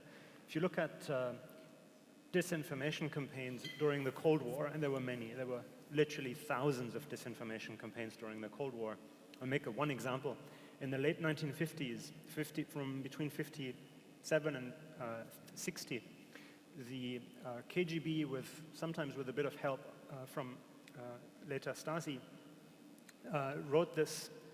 was doing a campaign of hate mail against French officials in the Alsace-Lorraine region, which is was formerly part of Germany. So they tried to fan the flames of neo-Nazi anti-Semitism in that region through letter-writing campaigns, threat letters. And in that context, even assassinated one person, which was quite an extraordinary thing to do. But if you look at this disinformation campaign, historically, it was very labor-intensive. They really had to sit down, write a proper letter, think about what they would write first, make it look credible, write it with a typewriter that is not suspicious, organize the mailing across the Iron Curtain, that kind of thing. Today, so basically you can say that disinformation in the 60s, 50s, 60s, and later was artisanal. You really had to invest hard handiwork to make it happen and be successful. Today, it's more industrial in the sense that you can hack information at scale, put it into the public domain, and then the journalists of the actual victim country will create the value of the disinformation campaign. That's completely new. So are you saying that hacking as part of the electoral process and election campaigns is likely not going to go away, or is it ever going to go away? Is it going to become more? Do we know? We obviously don't know. Yeah, we don't know. It's so far we've seen a number of campaigns like in the DNC and wider hacks in the United States. It's a very easy thing to pull off. It's not a difficult operation to do, because people always make some people will always make mistakes. So you will get through in the case of some accounts, and it will be possible to exploit that information. But it's early days. We don't know. It's going to be much harder in Germany, I think, to exploit the political situation in Berlin and Germany come September, because 2016 already happened. Mm-hmm. We're having this discussion today because we understand there's a real problem. Macron realized there's a real problem on Friday. The French have understood the problem. So I think it's more difficult to do this again because we are alert, thankfully. Let's talk about the Macron leaks situation late Friday night. Would you agree that the different reporting was also in part because the French media were watching the DNC situation, the DNC hack, or has that only to do with the media blackout that is supposed to happen 48 hours before that? Yeah, so there's a few things. For those that don't know, on Friday, somebody posted onto Pastebin and the Internet Archive, I think, a selection of either the emails or the links to the emails stolen from the Macron campaign, whereas US journalists with the DNC hack just jumped on those emails and started reporting things. The timing of the dump came just an hour, I think, before French media were banned from reporting anything substantial about either presidential candidate. So you didn't have all the media pouring in for that reason. But second of all, to answer your question, yeah, I think that the French media must have been following the DNC and then seeing the fallout from that.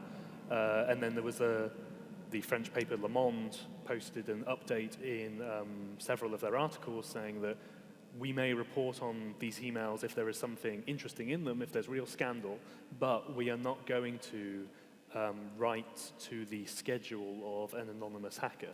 So they went out of their way to actually say we are not going to be a puppet for whoever is behind this email dump. So I clearly think there's lessons learned from that, yeah. Just to point out something to make this a little more human. I mean, maybe there are some people in the room who have worked on a campaign, on a political campaign, or have done some sort of activism. It doesn't have to be on a political campaign. I've spoken with a few people on the on the Clinton campaign, just after the hacks, after the leaks came out. And this was really personal for them, because every single day for the entire month of October, a new leak came out. And the leaks contained personal information about relationships within the campaign, sometimes private information. You had people had their children threatened and sometimes harassed. So it really was an emotional drain on just work. So people had to check the WikiLeaks, instead of actually getting their work done, because of course people will talk about this kind of thing with them. So we shouldn't underestimate the emotional impact of a leak like this hitting the public domain. Yeah, and I think that's, again, one of the things that journalists need to bear in mind when actually reporting on these hacks. What you leave out is just as important as what you actually include. I mean, during the Sony hack and all of the emails dumped online, I think it was Gorka or Gizmodo, sorry, I can't remember, but someone reported that a certain celebrity dyes their pubic hair or something completely private that a newspaper just shouldn't be running. I mean, when you get this email dump, you don't suddenly have an obligation to report every single little nugget so you can get some traffic for your website. You still have to go, does the public actually need to know this? And that balance between public interest and an invasion of privacy is even more intense when gigabytes of information are dumped online for anyone to look through. And because anybody can look through it, it's not just professional journalists or training journalists, it's members of the public or security researchers who may not subscribe to the same sort of values that you do with balancing that privacy and that public interest. So it can really affect private individuals, yeah.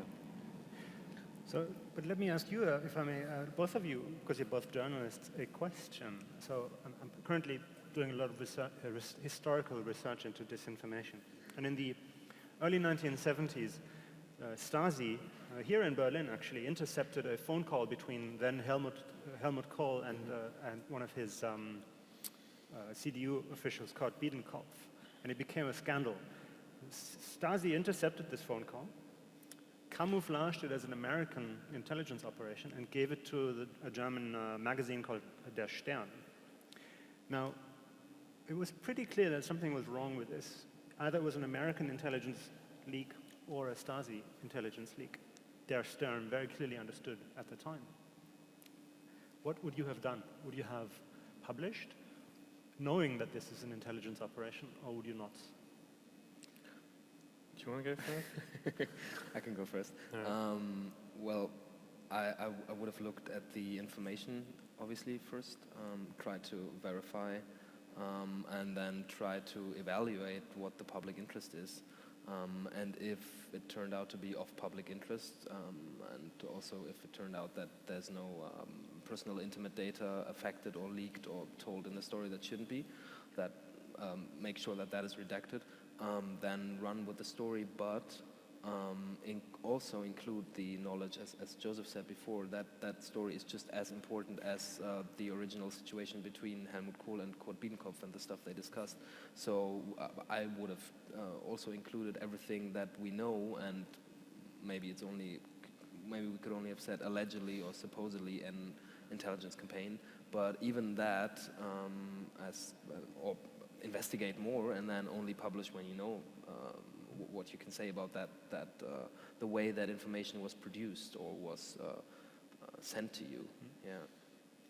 Yeah, I'm largely the same. If we're going on the premise that the intercepted communication is of public interest, you're going to publish it probably regardless of whether you know it came from an intelligence operation or not. Let's say it's in the public interest and you don't know it's from an intel operation. Yeah, fine, go ahead, you can claim ignorance. If you do have that suspicion, yeah, you probably would include, but important, it wouldn't stop publication. And I think that's what we've learned with the DNC leaks, that even if you do hedge it and say, yes, this is likely a Russian campaign, that doesn't mean journalists are going to, and they shouldn't, well, we're not going to publish this information, because there is still stuff in the public interest in that. What is in the public interest, looking at the Macron leaks, how would that story develop, or what stories would you guys find interesting to see, read? What leads should journalists follow now? I mean, it's apparently not what's actually in the emails, because it just looks like a load of garbage, really. I mean, the most interesting thing that came out was a clearly faked invoice from someone from the campaign buying a load of methamphetamine on the dark web, and that was obviously completely fabricated. So if that's the most interesting thing in the email dump isn't the story, right? It's why this is happening. Yeah. So I think, as we mentioned earlier, there are a few, plenty of research groups that are digging into this. And and hopefully they'll release more information about who was behind this attack and maybe the reasoning why. But even like on a broader public interest level that isn't just about journalists, it's more about, hey, we're seeing a pattern here, and now we can plan and react for when it could well happen with the Germans or even the UK snap election that's just been called. So that's probably in the greater public interest that people are actually learning from these operations.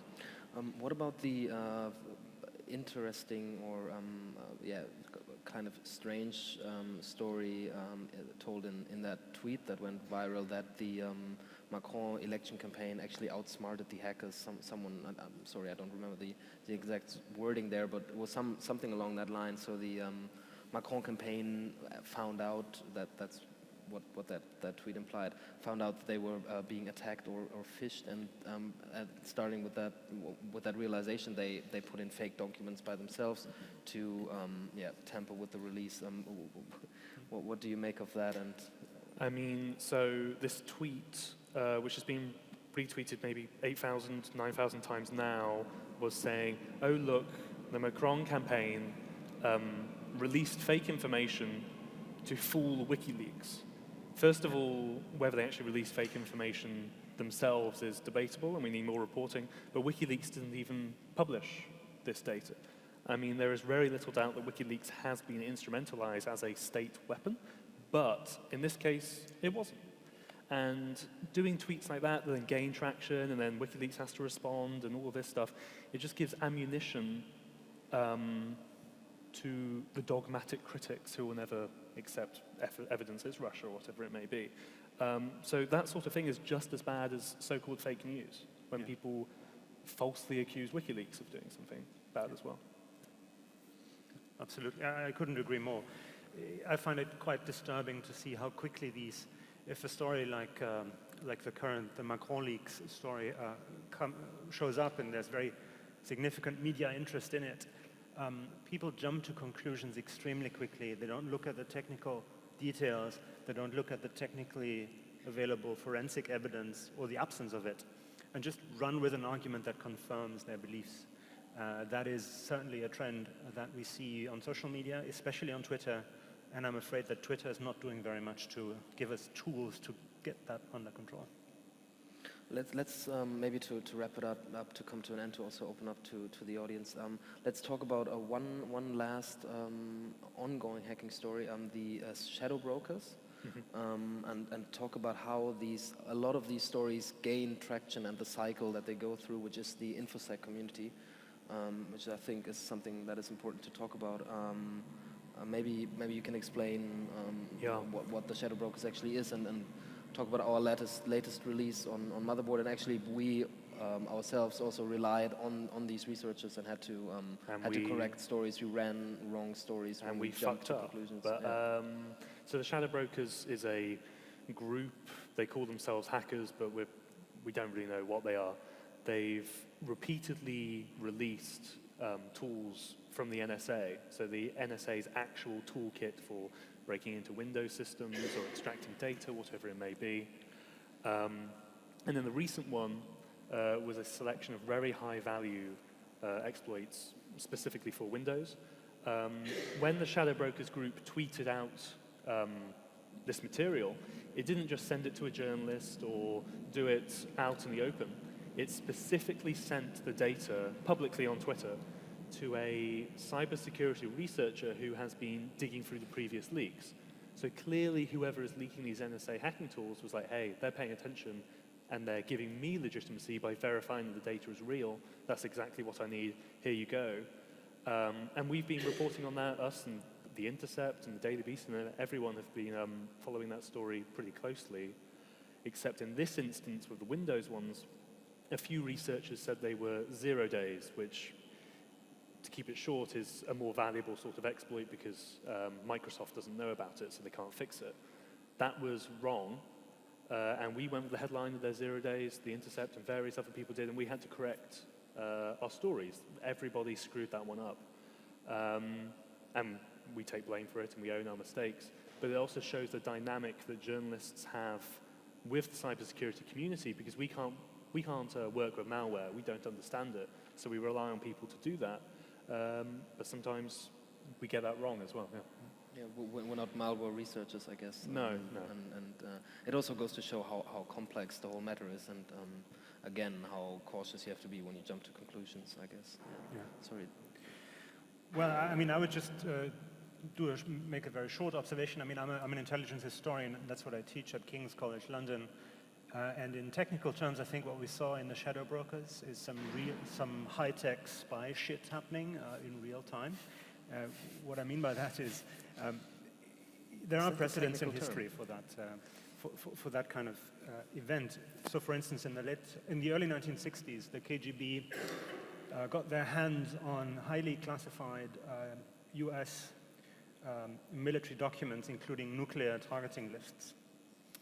They took these lists first. It was highly valuable intelligence in the early 60s, but after a few years, this particular piece of intelligence had lost its value because the Americans also knew it had been compromised. Then they flipped a switch and started to use it as what's called throwaway in the trade, meaning they would publish this information, make it public in order to embarrass the Americans. And they did this for years. They did it in Germany, they did it in the UK, and it worked. So I think what we're looking at here with shadow brokers may be the 21st century equivalent of that.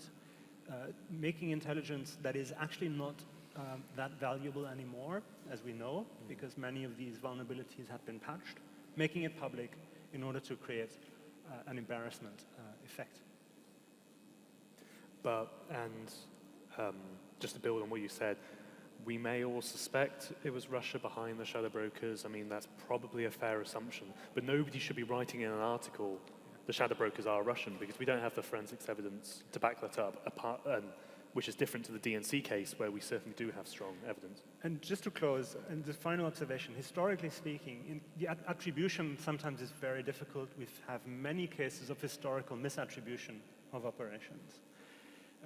The CIA historically tended to overestimate Stasi for some reason and thought Stasi was behind more operations than it actually was. But important is, often you need a defector, somebody to come out and write his memoirs and mention specific operations in their memoirs in order to have certainty. And we don't have that today. So I fully expect us to remain in this gray space and this uncertain space for a long time in some cases. Let's open up to you guys, to the audience. I guess we'll have a microphone going around, so if you want to ask a question, please raise your hand and wait 1 second to get a microphone, or maybe 2 seconds as it's being catched from the back. Okay, and then up front here, please. Thanks a lot for your talk. My name is Nicholas. I have a question with regard to the Snowden leaks. I was curious whether you could, when you can think back in time, how would you cover the story differently? So knowing how the story developed over time, what parts of the coverage from a journalistic perspective would you have changed? Thanks. I think Snowden is obviously an exceptional case, because he made the decision himself to not remain anonymous. Presumably because that would leave open plenty of interpretations of, oh, this is a Russian op, or the Chinese hacked them, or whatever it may be. He went out and owned it and said, this is what I'm releasing and this is in the public interest, and he clearly was absolutely right. So it's kind of hard to answer that, because the decision almost wasn't up to the journalists in a way, because Snowden came out and publicly said himself. And of course, I mean, The Guardian had the exclusive at the beginning, right, and everyone else just kind of had to follow.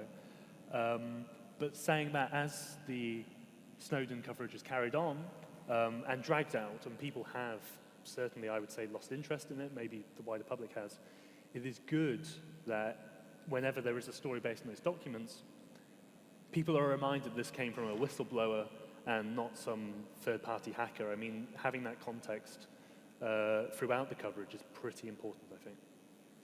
Can I say one thing before your question? I think something that we did not do, and we maybe should have done, is to also differentiate between hacking, leaks, and whistleblowing. I mean, I guess I hope came through that we don't assume this all to be the same, but it's very different situations and very different evaluations that you have to make. So the Snowden one again is a very exceptional one to the other ones. Yeah. Please. Yeah. So my question, I guess, is for Max and Joseph. Because both of you guys have worked a lot on hacks and material sources for your stories that came from basically result of a crime. And after the cases that we've had with Barrett Brown and now Ben Marcouch kind of facing issues for their interactions with their sources, my question is, have you ever, in your experience, been approached by authorities because of your kind of communication and relation to some degree with your source being a hacker or like someone that just committed a crime? And how much of that is a concern to you as a possibility if it didn't happen, and whether that affects the way that you conduct your reporting, knowing the origin of the information?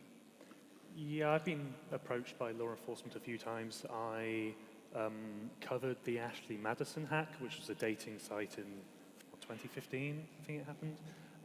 I interviewed the hackers, and then the FBI wanted to have a phone call, and so did Toronto police, because it was a Canadian company. I took the phone call, and they asked for the hacker's email address, which I used to communicate with them, and I obviously politely declined. If they want to get that, they can get a subpoena or a warrant. Even if your source is a criminal, as Claudio said, in all of these cases, or the vast majority, they are going to be criminals in some way or another.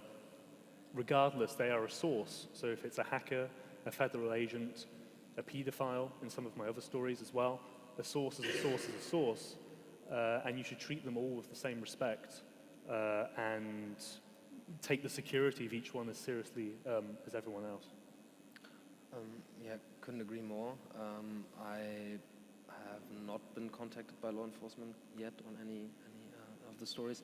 And yeah, I guess I would talk to them as well, but if they were asking for any information on the source, I would also decline. I want to point out some German-specific situation, which is being, or there is a Verfassungsklage, so there is a prosecution at the German Supreme Court, Bundesverfassungsgericht. There is a pretty terrible law being passed called Datenhehlerei. I'm afraid I wouldn't know the translation. But along a lot of other stuff that it covers, it basically could mean that journalists and also bloggers, which would be people like Netzpolitik, which might for some people be considered bloggers in a court case, can be prosecuted for passing on information. And it might, it's a very vague formulation, but it might include that, for example, if I were to pass something to Joseph, then I could be prosecuted for Datenhehlerei, which can be 2.5 years, 3 years, I'm afraid. I'm sorry, I don't know the exact number, but it's a very high number, so we haven't seen any case where that has been used, and it's a pretty new law, and we will see how it will develop, but just on a more broader scale, I think we have to remain very alert to any legalization being passed when it comes to internet regulation in general that might tamper with a journalist's possibility to communicate with sources. But I mean, just to give some more practical advice, whenever you're communicating with a hacking source, you can get quite friendly with them. And you talk a lot, and typically it's going to be 2 o'clock in the morning or whatever, because that's when people chat. But you have to always make sure to remain in a journalistic role. I mean, you'll never, ever tell them, oh, you're in this company, can you maybe go find this specific information in the server? Because then you're an accomplice, and you could be criminally prosecuted for that. I mean, you can only ever ask them to give you data if they have already retrieved it. And then, of course, always act under the assumption that even if you're on an encrypted chat, just assume that a federal law enforcement official is going to see that at some point, because time and time again we see when hackers are caught or dark web drug dealers are caught, someone on the other end was logging the conversation. Maybe they wanted that so they can get leverage over someone else when they can do a plea deal, or maybe they're just an idiot and they left logging on their Pigeon client or whatever it may be. But always assume that whatever you're doing is going to become public, and always stick within the law.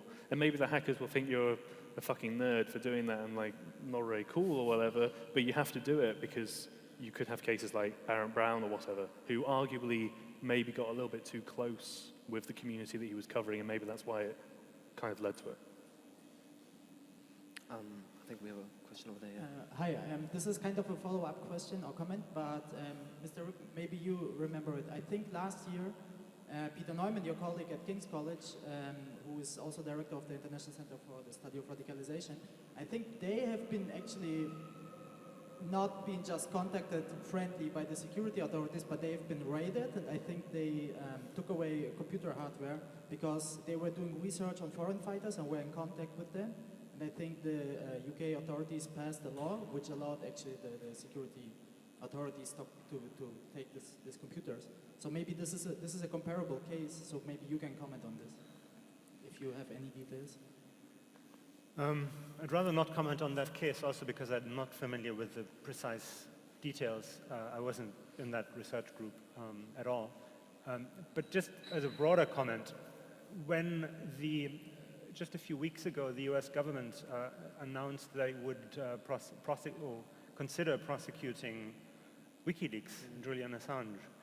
This is an interesting moment of truth, because a lot of journalists who may politically disagree with WikiLeaks completely came forward in support of WikiLeaks and said, no, this is not acceptable.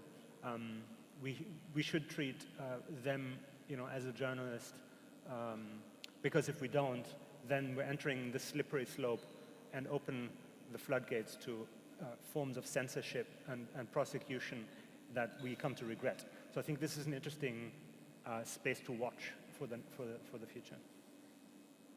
The next question over here. Hello there. I guess this is a sort of follow-up to the question before last about talking to sources for hackers. Do you ever feel you have a duty of care towards your sources other than beyond keeping them anonymous? Say if someone has got in touch with you, especially some of these people who might feel they have a point to prove and they seem to be quite young or they might not understand the ramifications of their actions. Do you ever feel to say a word like you could be getting yourself into serious trouble here? Yeah, I know what you mean. A lot of the sources that I and others deal with, even though they are anonymous or pseudonymous, it can become apparent that they're very young, and maybe later when they're arrested as well. I personally try to step a very fine line between reporting, working on material with them, and helping them. That being said, if someone who's clearly young and a hacker approaches me and they're clearly not used to talking to a journalist, I'm not just going to go, oh, ha, ha, ha, this is great, I'm going to print whatever they say. I'm going to tell them, look, before we chat, if you want to do off the record, this is how it works, this is how background works, and this is how on the record works. So they don't accidentally say something that's totally incriminating, and then it's on the website, and then they get an indictment. I don't feel like that's me crossing a line. And you would do the same maybe if you were talking to a source at a protest, maybe, and they were an activist at a particularly politically sensitive protest, and you might want to have an off-the-record conversation, but they've never dealt with the media, so they don't really understand how that works. You'd probably do the same thing there as you would to a young hacker. But then maybe when it comes to trying to put them on the right path or something like that, personally, and this isn't like an art, sorry, it's not a science, it is very difficult and very murky, but I personally wouldn't say, hey, maybe you should be using your skills for good, or whatever it may be, because I don't think that is my role to say that. Yeah, I agree. No, sorry. We need a fight. Yeah, no. It can be a bit strange when you realize that a person on the other end is maybe not realizing what they're doing, and I personally try to be as reserved as possible, and I guess I can say it kind of annoys me as well, because it's a strange situation where you see someone is apparently doing something they might regret at some point, and it's like that. Those situations are the situations where I take a lot of time to reply and think about what I would say, and yeah, this can be totally unrelated to story and to attribution and verification and stuff we talked about before, but yeah, that can be part of the job as well. I mean, it's definitely not. I try to be very reserved and not. I mean, and then even if you did tell the hacker, oh, this isn't what you should be doing, I mean, that's pretty arrogant of the journalist to say that, no, you should be doing this because I'm right. I think it'd be very patronizing and arrogant of the journalist to do that in quite a lot of contexts. Maybe just as a quick comment from the other end, so to speak. Oftentimes it's the journalist who gets played by the source. That can be, just normal politics. It can sometimes in a business context that can happen quite easily as well. And of course, with intelligence sources, it can also happen. It can even happen to academics. Sometimes you even notice when it happens.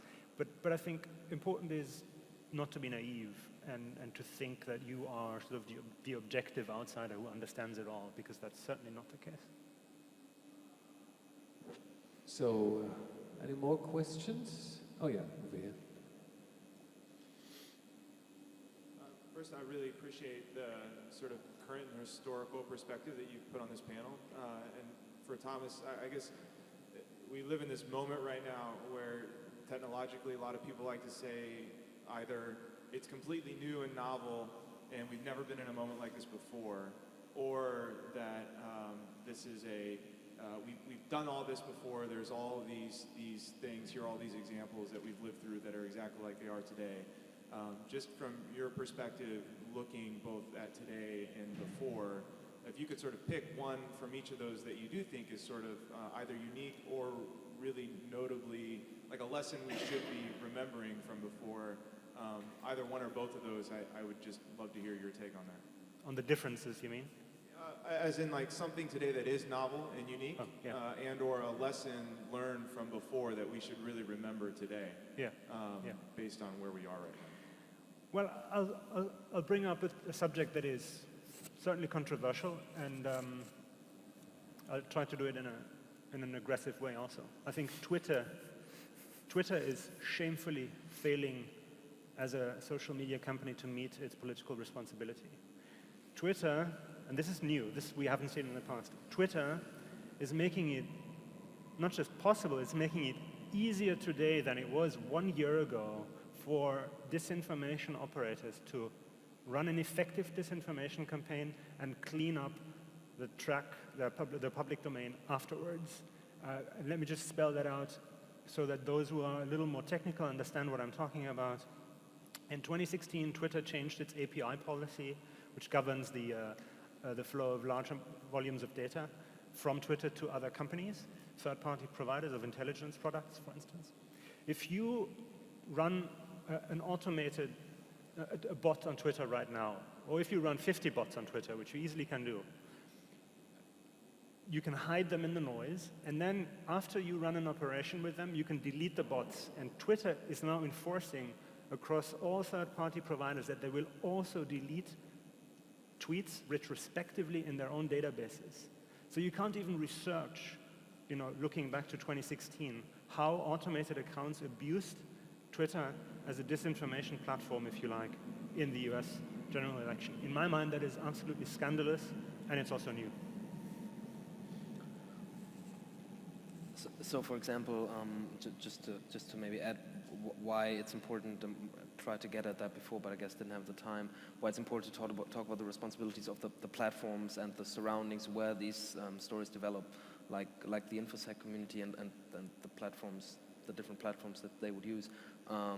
One of the main stories, I guess, that was rightfully so, in my opinion, shared by a lot of people and talked about by a lot of people, is how the Macron leaks hashtag circulated over Twitter. and how, for example, WikiLeaks was instrumental in, again, emphasizing that hashtag, which does not mean that they were in any way responsible for it, but and how an alt-right account was the first one to use the a prominent blogger from the alt-right was the first to use that hashtag on Twitter, which I think is a very good way to cover a data breach that you cannot verify stuff in, and not talking about the data itself, but the way it travels. And going back to what you just said, if that story is based on that alt-right blogger being the starting point of that hashtag, well, maybe he actually wasn't. In this case, he actually happily admitted that he was, yeah, in different cases maybe it wasn't. So that's why it can be a very valuable resource, just to add what you said. Who tweeted something first, who tweeted what when, and it can be catastrophic if that cannot be found. Yeah, of course. Historically, again, there were different phases to an operation. Once you have something that you want to leak, then you, in technical terms, you need to surface the information. Often that was historically done through journalists that either knew or didn't know who they were working for. And after surfacing, you need amplification. Often needs repetition, it needs to be surfaced again somewhere else, repeated in a different medium, in a different country, etc. And this amplification today is just a far more, it's a completely different game. Amplification, obviously, in this technical environment can be done much more quickly, much more aggressively, and you know, paradoxically, more visibly to people who research, but also it's easier to hide after a certain amount of time has passed. So, I know most of you are quite tech savvy. The one thing, if you only remember one thing after walking away from this panel, can I make an activist case, if you like? Download the extension, the browser extension of the Internet Archive. archive.org, or go to it on the whatever store or browser you use. Download the browser extension of the Internet Archive, which allows you to save with one click every internet site that you're on, even Twitter posts and feeds, and not save on your machine, obviously, but publicly archive on the Internet Archive. This is really important. I have one last quick question, sorry, before letting you go. So a lot of the attributions on these hacks are highly technical, like the DNC one. Motherboard did a great job explaining it before everyone else, actually. But my question is, how do you deal with it journalistically, that at the end, it kind of comes up to trusting the experts like Thomas? And how do you deal with that towards a public that needs things to be explained when they are highly technical? It's a very good question, and the challenge certainly. I can say that something that I definitely want to do with our German editorial team is to have more expertise and actually have resources on board, because in a lot of cases this is, in a lot of the cases that we rely on, this is free work by malware researchers who happily do this stuff, I guess. But and I can say that I definitely want to have resources, and it's something that I've been talking about in my company, because I feel we're at a time now for a tech site to, at least to some degree, have a technical expert analyst on board in the editorial, which is something I would love to have, but given the constraints sometimes that journalism can have, it's not that easy, but yeah, hopefully something we can see happen. I can say that. I mean, we're kind of privileged because we are a tech website, so we can assume a base level of knowledge, and this isn't at all to patronize or condescend people who don't know what an IP address is or don't know what an implant is. It's just an area of expertise and interest when it comes to the general public that those people might not have, and that's absolutely fine. But when it comes to trying to get this across, I mean, you probably use analogies like Thomas did with the getaway vehicle and that sort of thing.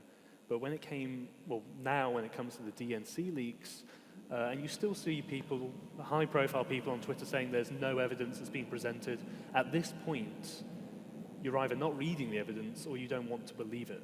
And I have no idea how to get over that. But you can present it, and of course, there is a responsibility, you would hope, with private research companies. the FireEye, Trend Micros of the world to provide as much data as they possibly can. So when somebody, and they do a lot of this, where when somebody goes and reads a blog, it will have indicators of the malware that somebody else can search for, or specific IP addresses, or whatever it may be. But then, perhaps most importantly, is more transparency from governments that produce reports, like we had with the US intelligence community report.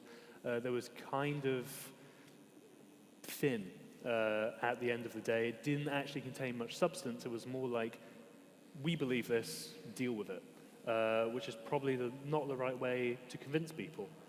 So if they can, they should certainly be more transparent if possible.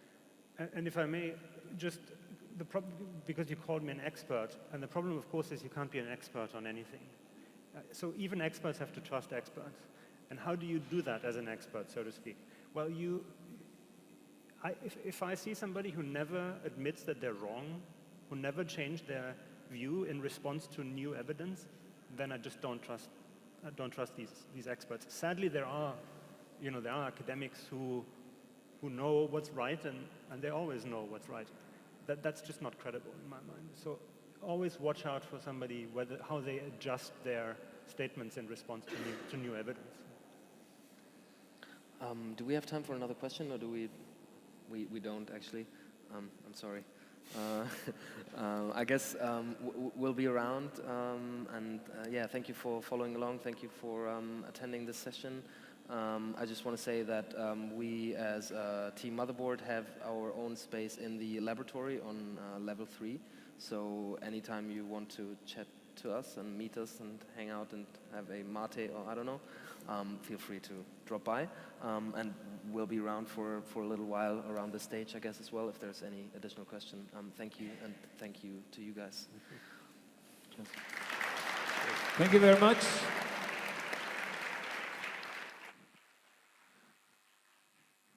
Und um 7:45 geht es hier weiter.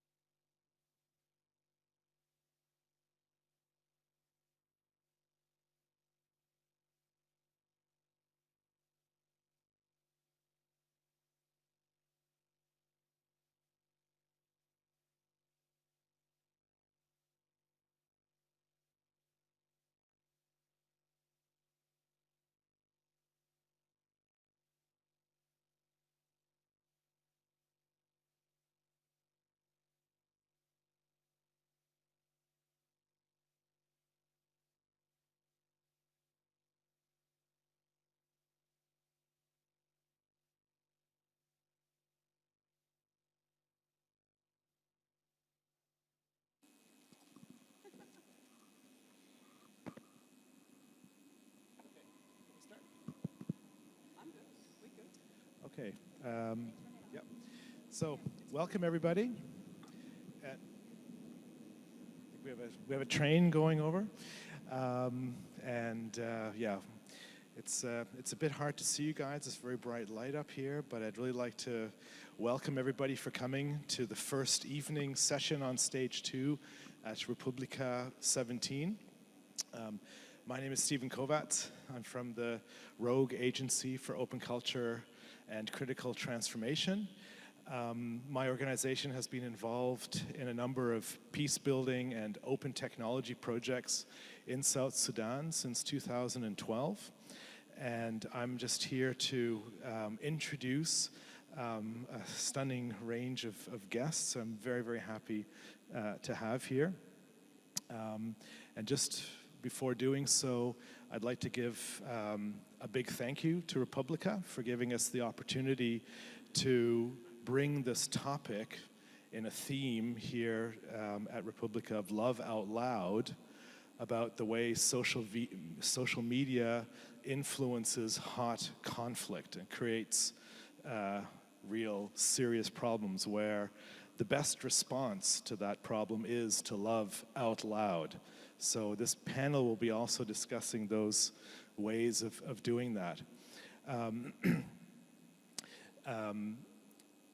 I'd also love to give a big thank you to the GIG, the Global Innovation Gathering, because these folks are part of a global community that has grown out of Republica and now exists also in the life on its own. It's about 180 innovators, peace builders, open tech people from around the world who gather here also every year and in different places around the world. So thank you also to GIG.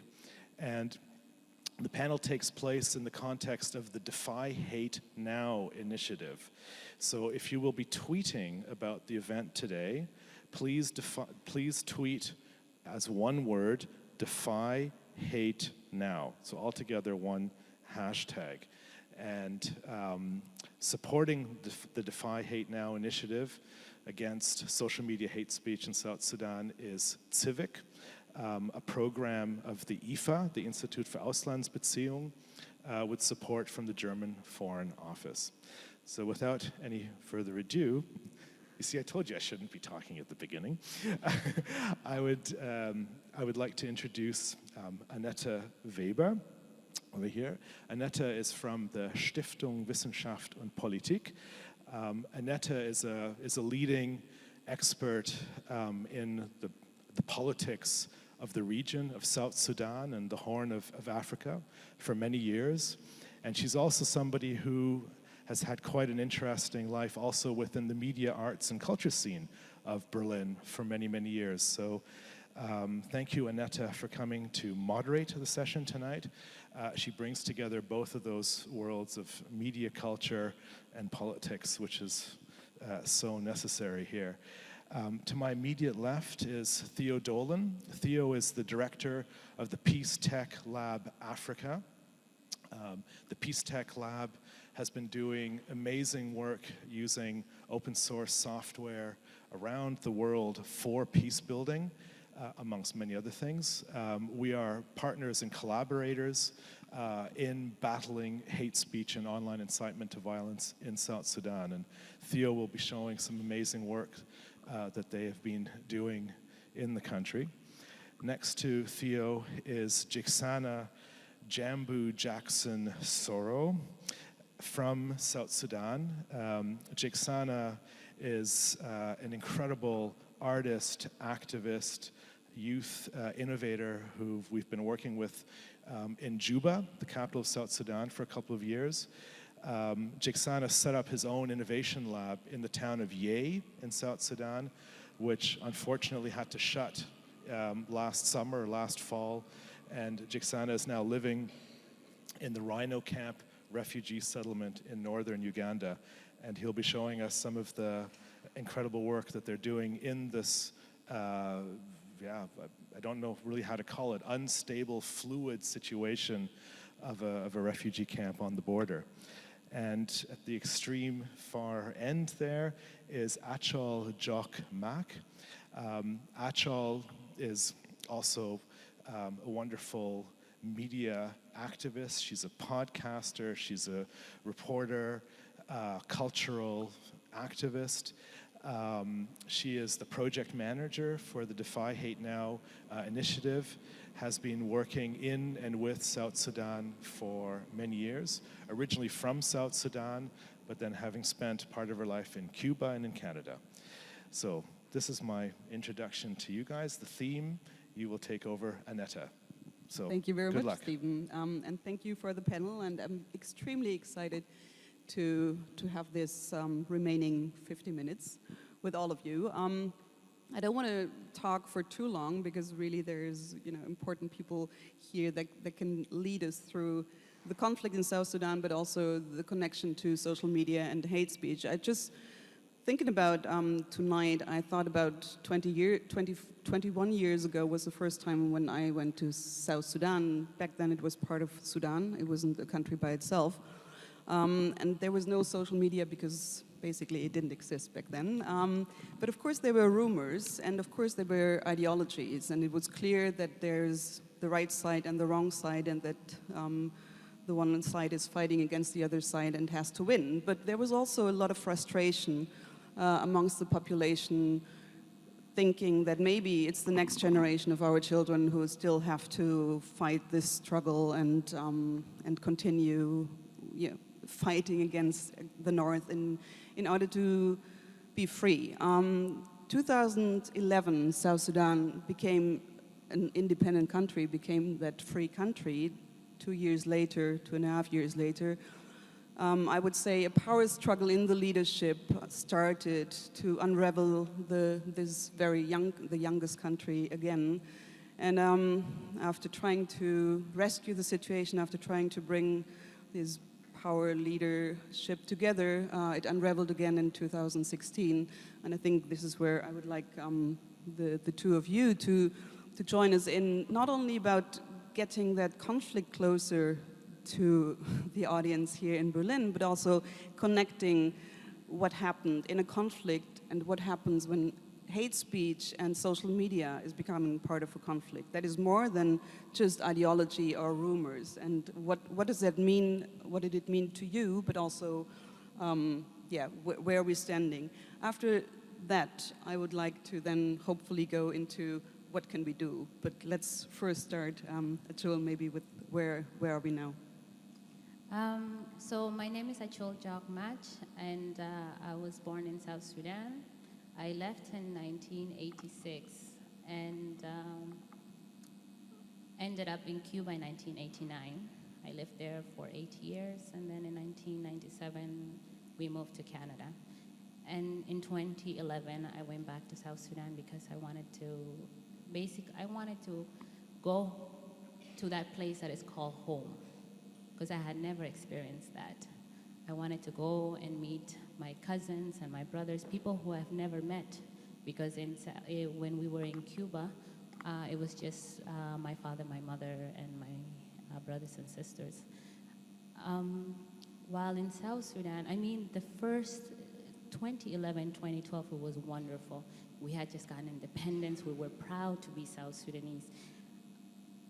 Then in 2013, and I had never been in a conflict, but then in 2013, I actually experienced the first conflict ever in my life. I had never heard bombardment except in movies, but then I experienced it in real life. Then after that, I went back to Canada for some time, just because it was too much. And I remember while in Canada, I remember that a lot of our South Sudanese in Canada, they didn't really understand what was happening in South Sudan because they were not there. They just heard on the news, or they read it on on Facebook or on Twitter, and they assumed these things to be true. So then they themselves thought that they were experts of what was happening in South Sudan, and they were not. So then what happened is that a lot of people started to create all of these rumors. And you have to understand that in South Sudan, because we have had so many conflicts, we haven't really had, only 20% of our population is literate. So when, and so they don't question the other 80%. They don't, questioning is not part of our, let's say, how do we say, our culture, our tradition. We don't question as much. And a lot has to do with the 21-year-old war that we had. But what happened is when a lot of people started to make up things on Facebook, this is what's happening, because you think that you're an expert, you think you know what's happening. Then you would call back home and you say, oh, this place is being attacked. And you would believe it. People will start believing it because they will get phone calls. So they will think, oh, this person in the United States or in Canada or in Australia must know what's happening. And then people start getting paranoid. And then something happens. So that was the experience that I had with Facebook within the diaspora and then within South Sudan. And a lot of it had to do with education level, of course, because we didn't have a lot of, like I said, the literacy levels. And then also because a lot of people, just because you're using Facebook doesn't mean that you understand the impact, or that when you're using social media doesn't mean that you understand the impact that it has on other people's lives. So that is the experience that I had in the diaspora and in South Sudan. Thanks, Atul. Xana, maybe you also want to chip in and talk from your perspective about that incident, also the realizing what social media does to a conflict in your experience. Yeah, so I'm called Xana, and I've spent like entirely half of my life in South Sudan, and that's where I've gone to school, that's where I've stayed and worked and done stuff. So when the conflict actually started, it started when I was in Juba. And I would just like to give a small background to South Sudan. So in South Sudan, we have like up to 64 tribes. And we have the largest tribes being the Dinka tribe, which has like 35% of the population. And then the second tribe is the Nuer tribe. So by then, we had the president coming from the Dinka tribe. And the first vice president who was sacked and was removed from his seat was from the Nuer tribe. So when the conflict started in 2013, it later took on the same pattern that the population had, right? So the Dinkas kind of supported the government, and the Nuer was supporting the rebel movement. So that was the kind of thing that happened. So from that time, social media started taking the point from there. And this same kind of statistic with population and stuff, and this tribal thing was used to manipulate the whole situation. So there's one popular post that came up in 2015 when this whole conflict started. And this was what was used to, in some way, I would say, incite or involve other communities that are not part of these, communities that are participating in the war to come in or take action. There was a thread message that came on Facebook, and it came from both sides. One was saying, the Dinka said if they get done with the Nuer, they will come to the Equatorians, right? So this was a terrible threat message that the Equatorians were living in fear because soon or later something is going to happen to them. And this kind of situation continued, also messages coming from different places.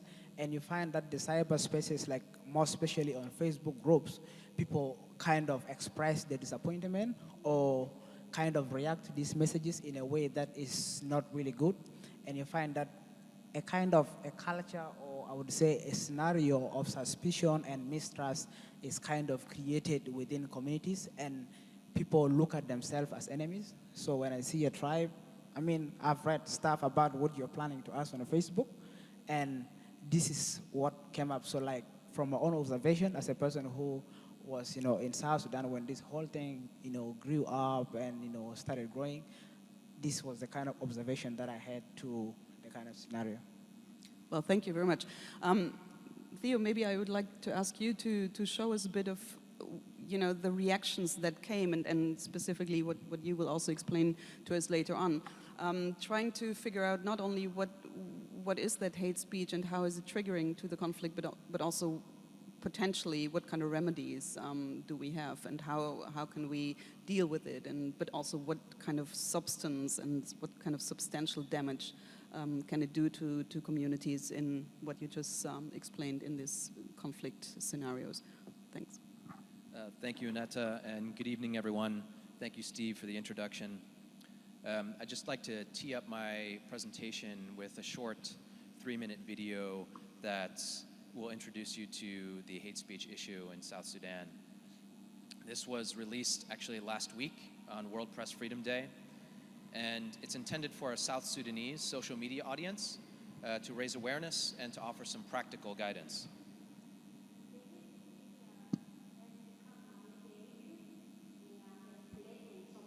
Can you read? Oh.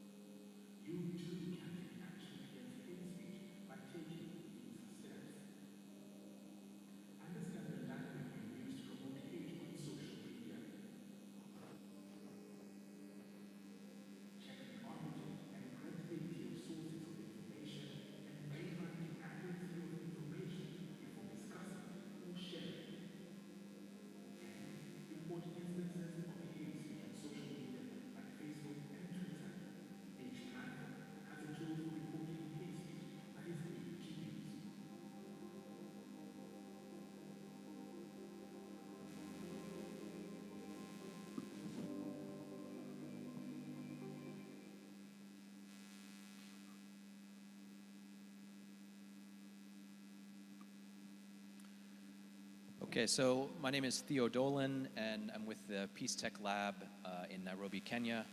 Peace Tech Lab is a recent spin-off from the U.S. Institute of Peace in Washington, D.C., and we work at the intersection of media, technology, and data to resolve conflict around the world.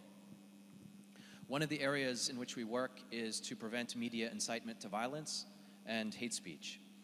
And as an American, I realized that I might lack some credibility when talking about hate speech given the current administration in the US, but please bear with me. I'll be talking about our work in South Sudan, so that's really the focus here. We first came across the issue of hate speech in South Sudan while working with local partners to produce the Sawa Shabab peace-building radio drama for youth. Now in its 4th season, Sawa Shabab is a form of behavior change communication for peace building. In other words, it's an entertaining radio drama while also educating youth on the values and skills that they could use to build peace in South Sudan. And through the social media community and SMS platform that support the program, we were able to interact with youth across the country. And we began to understand the virulence of hate speech, particularly on social media, and its influence on events on the ground. So I won't belabor the point in terms of events on the ground. Here are some horrific statistics, but the situation is incredibly dire. The economy is on the verge of collapse. The peace process is in shambles. Famine has now struck. And recently the United Nations warned that South Sudan is on the brink of genocide. But to be honest, I think we're already at that point.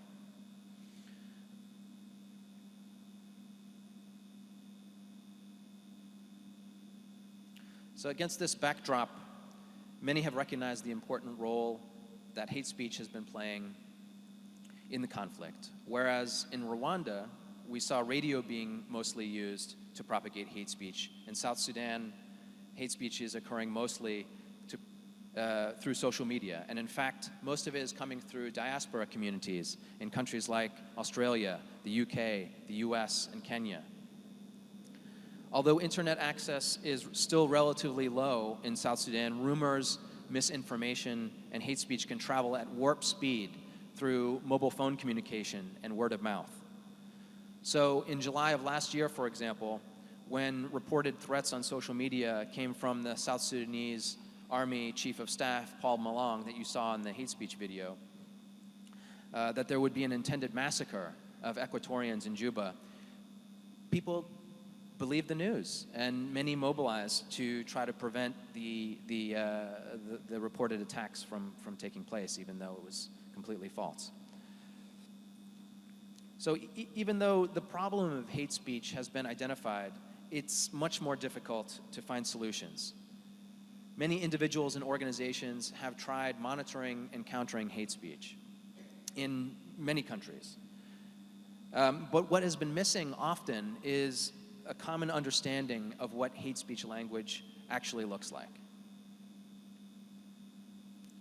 So to better understand the language of hate used online in South Sudan, Peace Tech Lab conducted research to analyze and contextualize hate speech on various social media platforms. And this project included several stages. First, we identified hate speech terms, and we did so through a survey of South Sudanese in the country and in the diaspora communities to understand what they felt were the most virulent hate speech terms and why these terms were inflammatory and what groups they were used against and which platforms they saw these terms used in. And based on that, we developed this lexicon of hate speech terms. The second step was that we applied the terms from the lexicon to a series of social analytics tools to identify examples of hate speech surrounding the conflict and relevant trends based on this content. And to validate the findings, we conducted dialogues with South Sudanese diaspora communities and shared our findings through regular reporting to those interested. And lastly, we began working with counter hate speech initiatives like Defy Hate Now and Ana Taban to support their efforts and understand their needs. And to share all of this, we've created a data portal so anyone interested in combating hate speech anywhere can access our findings and apply it to their specific context. So to give you an idea of what our reporting looks like, these are some examples of terms we've identified through the surveys and incorporated them into our monitoring. On the right, you see sample posts we were able to uncover through our monitoring. The term at the top, MTN, is the name of a mobile operator in South Sudan. And its tagline, its slogan is, "Everywhere you go." Well, this term has been co-opted and used as a derogatory reference for the Dinka, which is the largest tribe in South Sudan. And it's been used both online and offline also for specifically targeting Dinkas for attacks. In the latter part of last year, on the roadways in some of the Equatorian states in South Sudan, cars were stopped, drivers were asked, do you have any MTN in your vehicle? And if yes, these people were pulled out and violently attacked. So it's important to note, again, just like any language, these terms are obviously highly nuanced, and it requires a strong understanding of the context in which they are being used to determine the links to conflict. And we've just taken a small step here. I don't pretend that the resources we're producing are all-encompassing. They're not, but they're a step. So we've been able to develop a range of findings and visualizations from our analysis, including key themes that emerge in these conversations. These are word clouds showing conversations that identify on the left hate speech and on the right countering hate speech.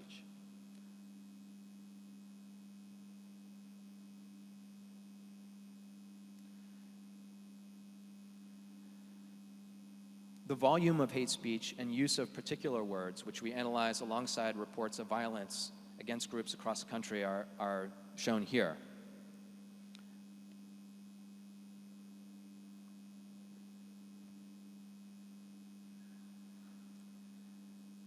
And platforms and sites in which hate speech is occurring are shown here.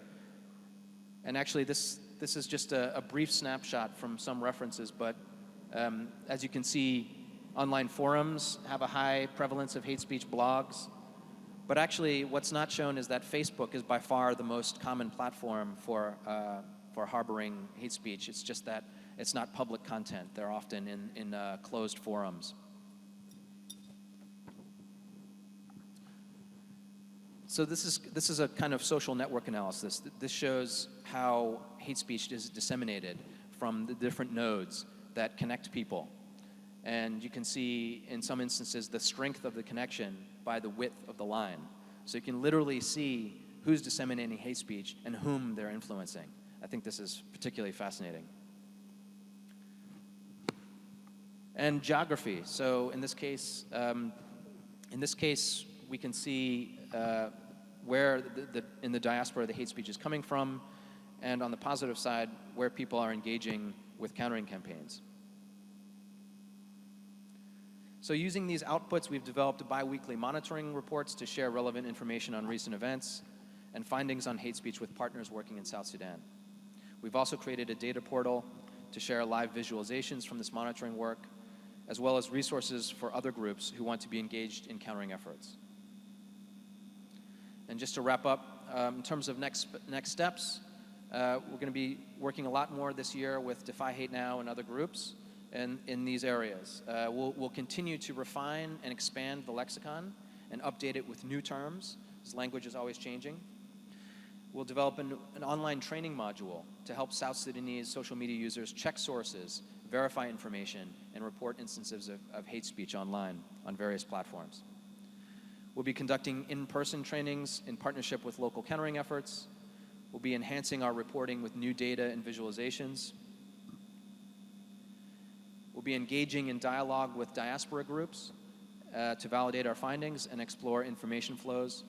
And last but not least, we'll be expanding the work to develop predictive analytic capabilities with the aim of warning peace building and humanitarian response groups of likely outbreaks of violence and opportunities to prevent them. This, to me, is kind of the holy grail of our work in peace building and technology. If we can actually prevent violence based on some of our research, then we've actually gotten somewhere. Thank you. Thank you, Theo.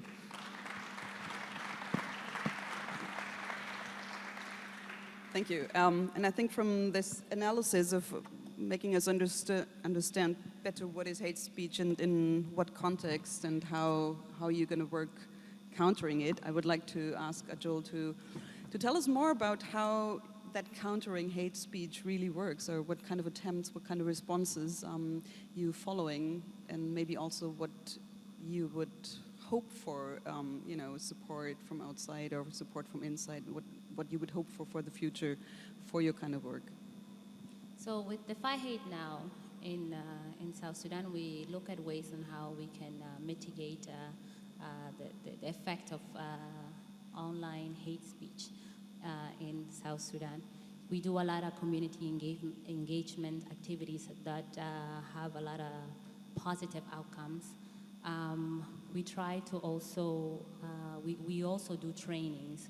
We do a lot of trainings with journalists, with lawmakers to teach them about hate speech, or to teach even journalists, to teach them how to protect themselves from hate speech, because it is a very difficult position to be in, to be able to tell the audience, but in a balanced way, the news. We give a lot of trainings also in school. We work with radio producers, and we engage with community through dialogue. At the moment, while working in Juba, we're also working in Arua, in Uganda. We're working in the refugee camp, working with all of the refugees there, because it is a difficult position that they're in, but and they're also affected with what's happening in South Sudan. They're also getting phone calls from back, I don't know, in the diaspora, and they're told this is what's happening in your country. So they have to be able to know what is true and what is not. They have to be able to be informed, and this is how we work with them. We also work in the diaspora. When I was in Canada, we have a peace jam every year, 21st of September. So every 21st of September, we have a little peace jam on the internet where we shoot up as many positive images, positive things that we're doing as South Sudanese, trying to connect South Sudanese, just so we can lessen that hate speech that it's out there. So, yes. Can I ask, because we also know that South Sudan is not an easy place for journalists to report. It's quite restricted and many journalists are actually, or some journalists are killed and others are restricted to work. How is that affecting your work? Do you have any, I mean, is it a smooth working inside South Sudan, or where do you see the main challenges, and is there anything you think that could be done? Well, if it's challenges, we have a lot of challenges. As I said, we had a war in 2013 and in 2016 again. So, sometimes because of the previous conflicts, there's a lot of tensions. So it is very difficult to work in South Sudan. But at the same time, this is the only way that we can try to work together for that collective consciousness of togetherness, of we want peace, of just, yeah, basically peace. It is very difficult, but this is the only way. And would you say that there's, let's say, generational difference from the people you work with and those who respond to the kind of work, the Defy Hate now? Is there, I mean, is the younger generation more responsive, or is it more harder actually to engage them? No, it is. They are very responsive, the young generation, and especially the ones in the, because I think that given that they're not, there's this understanding that because if you lived in the diaspora, then you're more aware of what is happening or because you know how you're used to social media all the time. But the ones in the ground in South Sudan, they are very positive and they do want a change. They want a peaceful change, and they're always willing to take part in our activities. We had a video launch that Jexana will show, and when we had the video launch, we had around 500 people that just came just to watch the video, just to watch, because the video was shot in Rhino camp by South Sudanese who are refugees, and they were so proud to see South Sudanese doing positive things. So it was just amazing. Maybe that links to Jexana before we see the video. How would you, I mean, being also based in Rhino camp, how would you describe the situation there and the work you do there? If you can tell us and the audience a bit about your work, but also the different situation maybe in a camp situation in a neighboring country. Yeah, so first and foremost, I would also want to give a nod before I get to speak what I'm going to say. So I'm also a refugee in the camp in Uganda. And for me, this gives me the opportunity to also understand how, hate speech or how the relationship that South Sudanese have is kind of, working in the camp. So I would say that the relationship that South Sudanese have, their communities, the relationship is kind of broken, right? So people have mistrust for each other, even up to the camp. The wounds that are inflicted on them by the war is still manifested in the camp. So despite low internet and mobile phones penetration in the camp, a new model of, speech dissemination is kind of adopted. So you find young men chatting away their day by talking about how one tribe has made them to come to the camp, right? Women sitting, and then all they do is talk about, yeah, this is the kind of thing, this tribe made us to come here, and this kind of stuff. And then why this is very important to address is that I've also come to realize that this kind of speech that happen in groups or through one person trying to disseminate a message is also reflected on the relationship of the people in the camp. So 3 or 4 times we have noted intercommunal or tribal or kind of fights in the camp that are based on tribal lines. So in the registration or reception center where the refugees are registered, there were like 3 or 4 incidences where, people fought on tribal lines, and these people came here and this came here. And it also happened with women in the water points.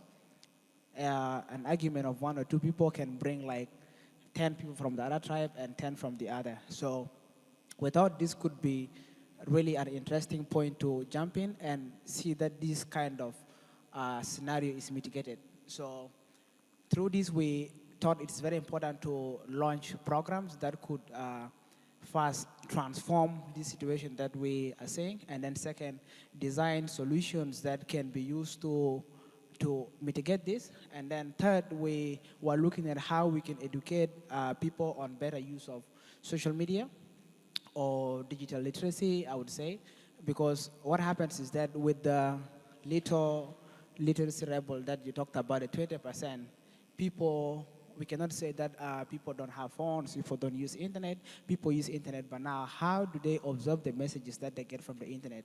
How do they use the devices that they have? Because people just have phone and they use them, right? So how do you see that this message is sensitive and kind of stuff like that? So through this, we organized a Defy Hedna kind of program in the camp. It was called the Peace Village. So generally it's just, the camp is a village, and we want to make it a peaceful village. So we call the program the Peace Village. And the Peace Village was basically looking at how we can transform all these rumor-mongering kind of mediums, which are the social media, this kind of groups sitting and talking about people and stuff, to a very peaceful kind of place. So we had this project and it went in like 3 modules.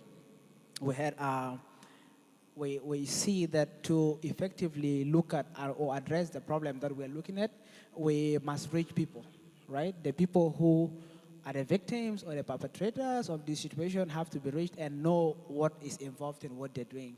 So we had trainings or outreach trainings happening at different refugee camps.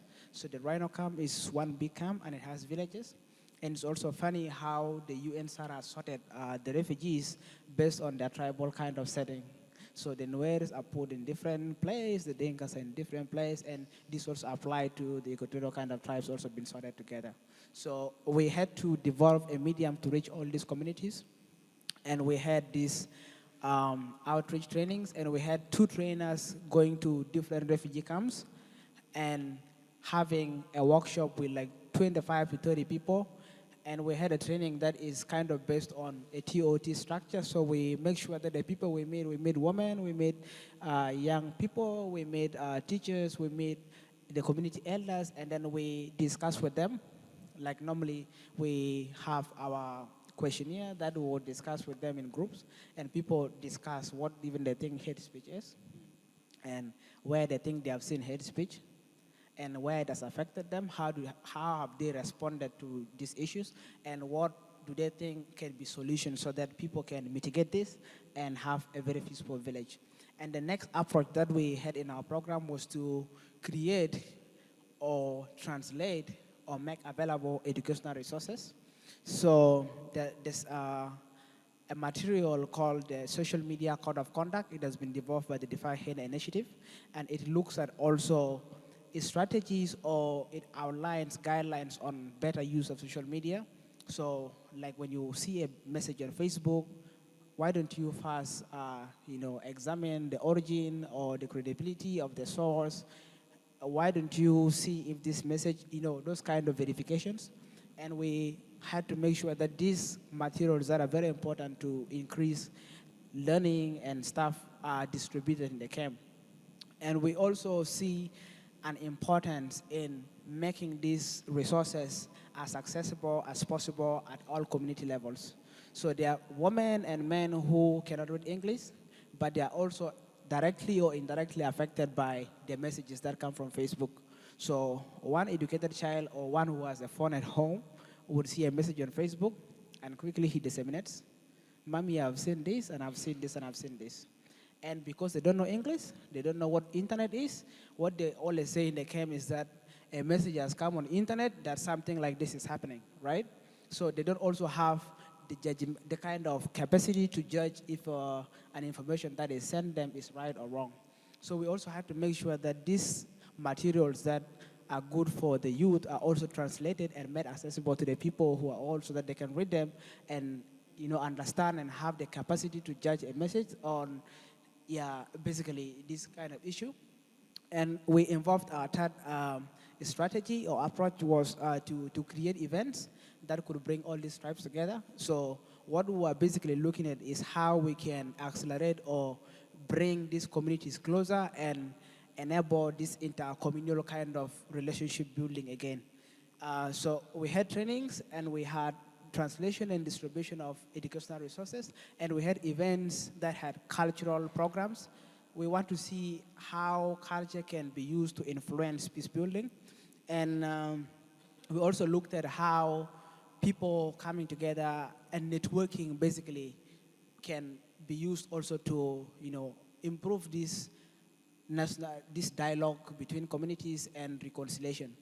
And basically from the Peace Village we had like 25 participants from one camp. So times 8 settlements, we have reached like up to 200 people who have got this message and are doing a lot of stuff in the camps to improve their societies. And we also already have drama groups that have emerged independently so that they can go on salam tours and dramatize this message that people get on internet through drama, so that other people who cannot understand or have not gotten the opportunity through the trainings can also understand this better. So basically, this is the analysis of what we had in the camp, and this is, And I think we will see part of it when we watch the video. But maybe the last question before we then also open to the audience.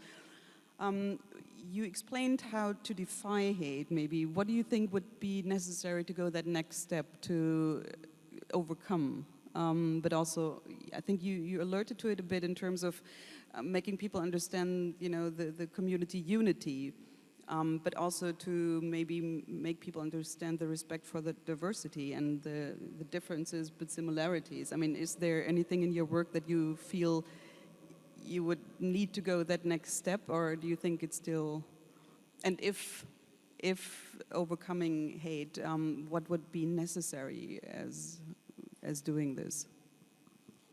I don't know if we can overcome hate itself, but I know that what we can provide is awareness. We can provide awareness through training, through discussion, through cultural engagement where people can come together and interact and talk and learn that you and I are not that different, right? Because that is the main thing that we're trying to create. We want to create a collective consciousness where we can see each other as brothers and sisters. And this is why we create all of these programs, and we train producers, and we train journalists, and we're always out there trying to preach that positive message that can unite us, that can keep us together, that can take us back to just me and you are just brothers and sisters. So I think this is the thing that this is the main objective, and these are all the things like the trainings and the discussions and the dialogues, and these are how we are going to get to that next step. Thanks. Maybe we watch. Yeah, thank you for that. Maybe we can ask for the video to be shown so we can see your work before we then open for the audience.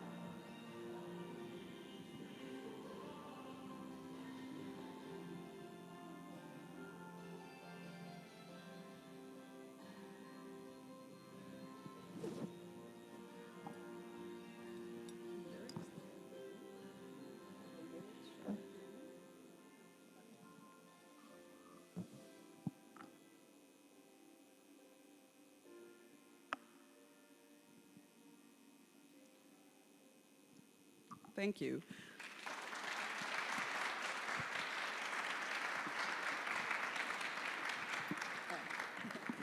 Okay, so let's open to the audience. I'm sure there are a number of questions to our speakers. And I start right here. I hope there are some microphones? Yeah?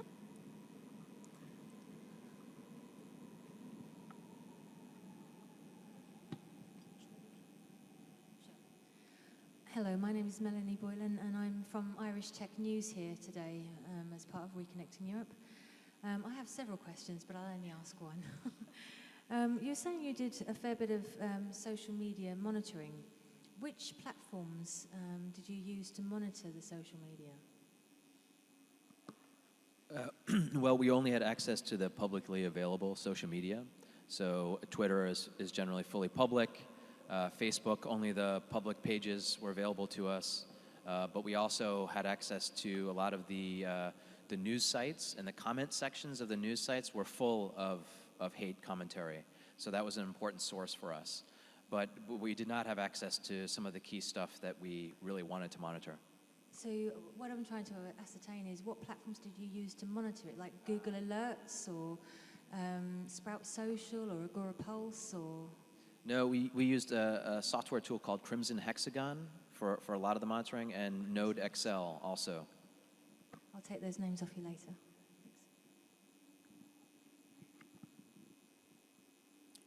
Just raise your hands and, oh yeah, okay.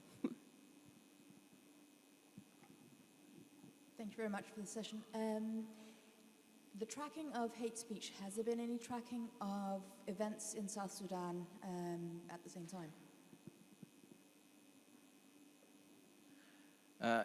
Yes, actually, we've used in some of our monitoring a couple of open source databases called ACLED and GDELT that map real-time instances of conflict, and we've been able to overlay that data with spikes in hate speech terminology. So we've been able to see some correlations there. And the example that I mentioned of MTN is as close as we can get to cause and effect in terms of hate speech helping to fuel violence.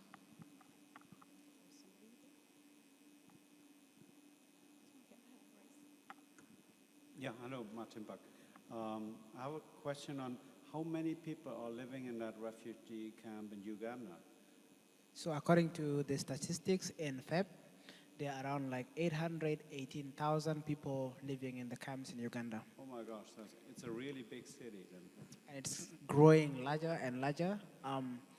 The current reports in the news is that thousands and thousands are coming in, but the statistic that we have is for Feb this year. So, yeah. And could you experience a real change then through the work that you are doing on the ground? Is it like people were not aware, and then with your teaching they are aware of and change behavior then?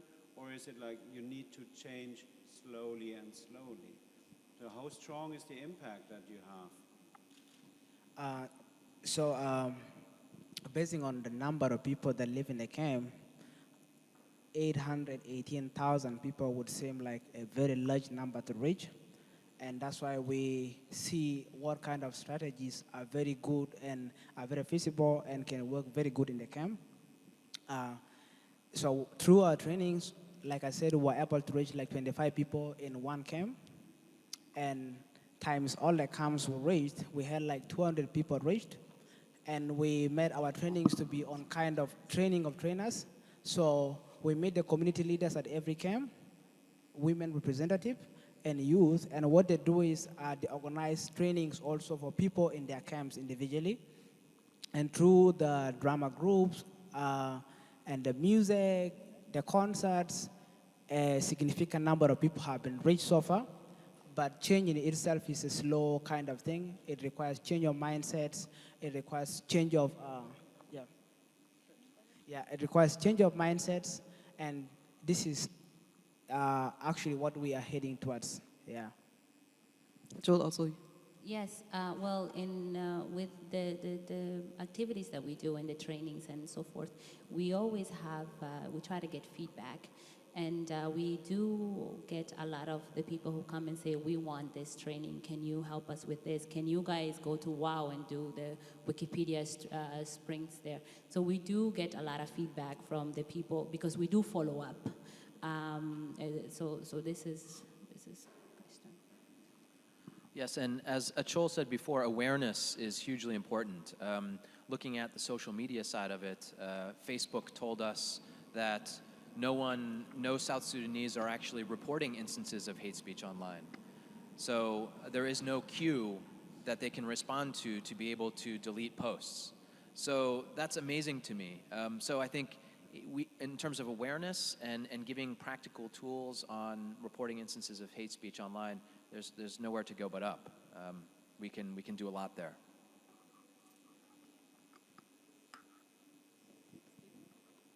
Can you?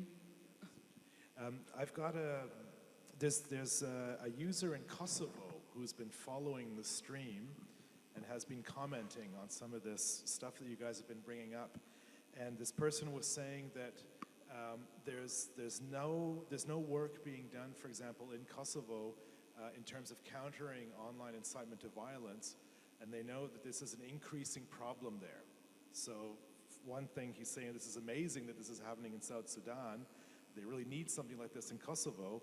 And when the users there are confronting Facebook and the social media platforms with specific examples of directed online incitement, the platforms are doing nothing against it, stating that the community rules were not broken.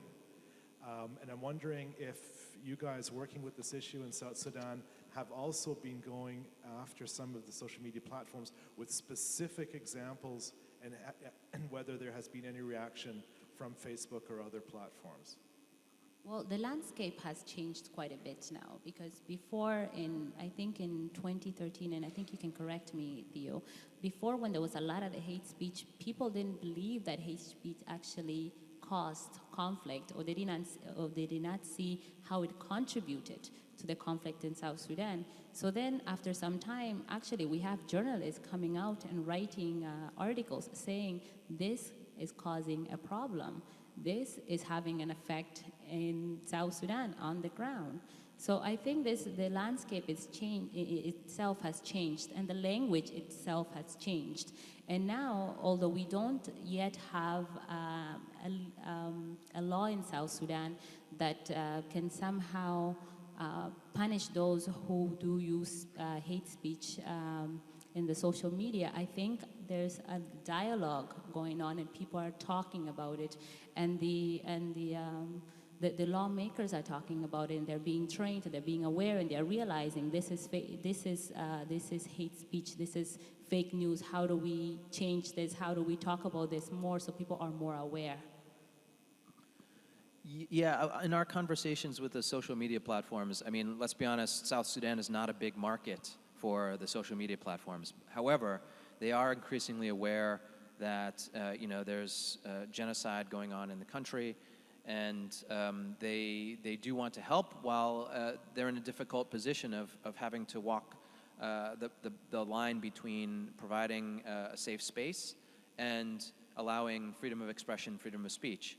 And that's difficult. Now, most of their policies, if you look at their communities of practice and so on, are reactive. They rely on social media users to report instances of hate speech. And I think they're considering more ways in which they can be proactive in terms of taking steps to get at and pull down hate speech that might not ever be pointed out by a social media user. There's one last question here. Here, no, just in front of you, to the left. Okay, sorry. It will get to you eventually. Pardon me? Can you have this one? I don't know if it works. Thank you. Hi, I'm Vicky from the Global Innovation Gathering, and my question is, because Sascha Lobo, who's kind of famous, popular in Germany, he's giving the speech of the nation on the other stage, and he's talking about hate speech as well.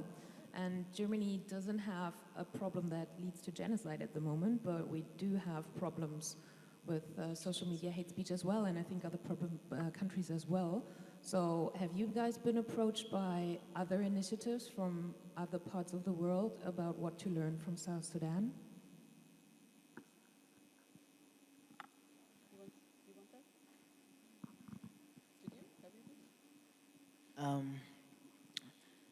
We, like for our case in Rhinocom, our programs, we started them last year. And basically we had the UN Charter and the DRC, the Danish Refugee Council. They were very interested. And one word that we got from the DRC, the Danish Refugee Council, which is currently the main partner implementing the projects of UN Charter in the camp, they said this is what we are supposed to be doing as the DRC, right? And we had a recommendation from them to do our work. And this year we look to more organizations from outside South Sudan who are very interested in setting up infrastructures that can be used to mitigate hate speech, or basically to, collaborate and support the voices in South Sudan that are working so hard and trying to find ways on how to, make the South Sudan cyberspace a safe place for South Sudanese. And basically, one note is that one of us from British has said that what is happening to South Sudan is almost sort of a genocide. So this calls for action from both internal and external kind of bodies to act and do something about what is happening in South Sudan.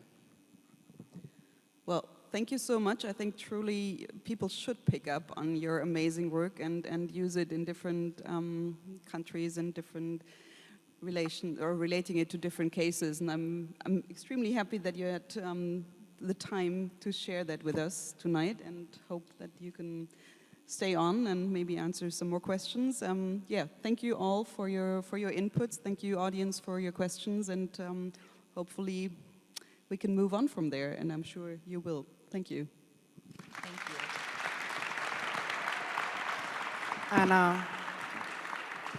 one final note before we are done, we have some of these documentations from our work, and flyers, contact information and stuff, so just feel free and help yourself grab one. Thank you.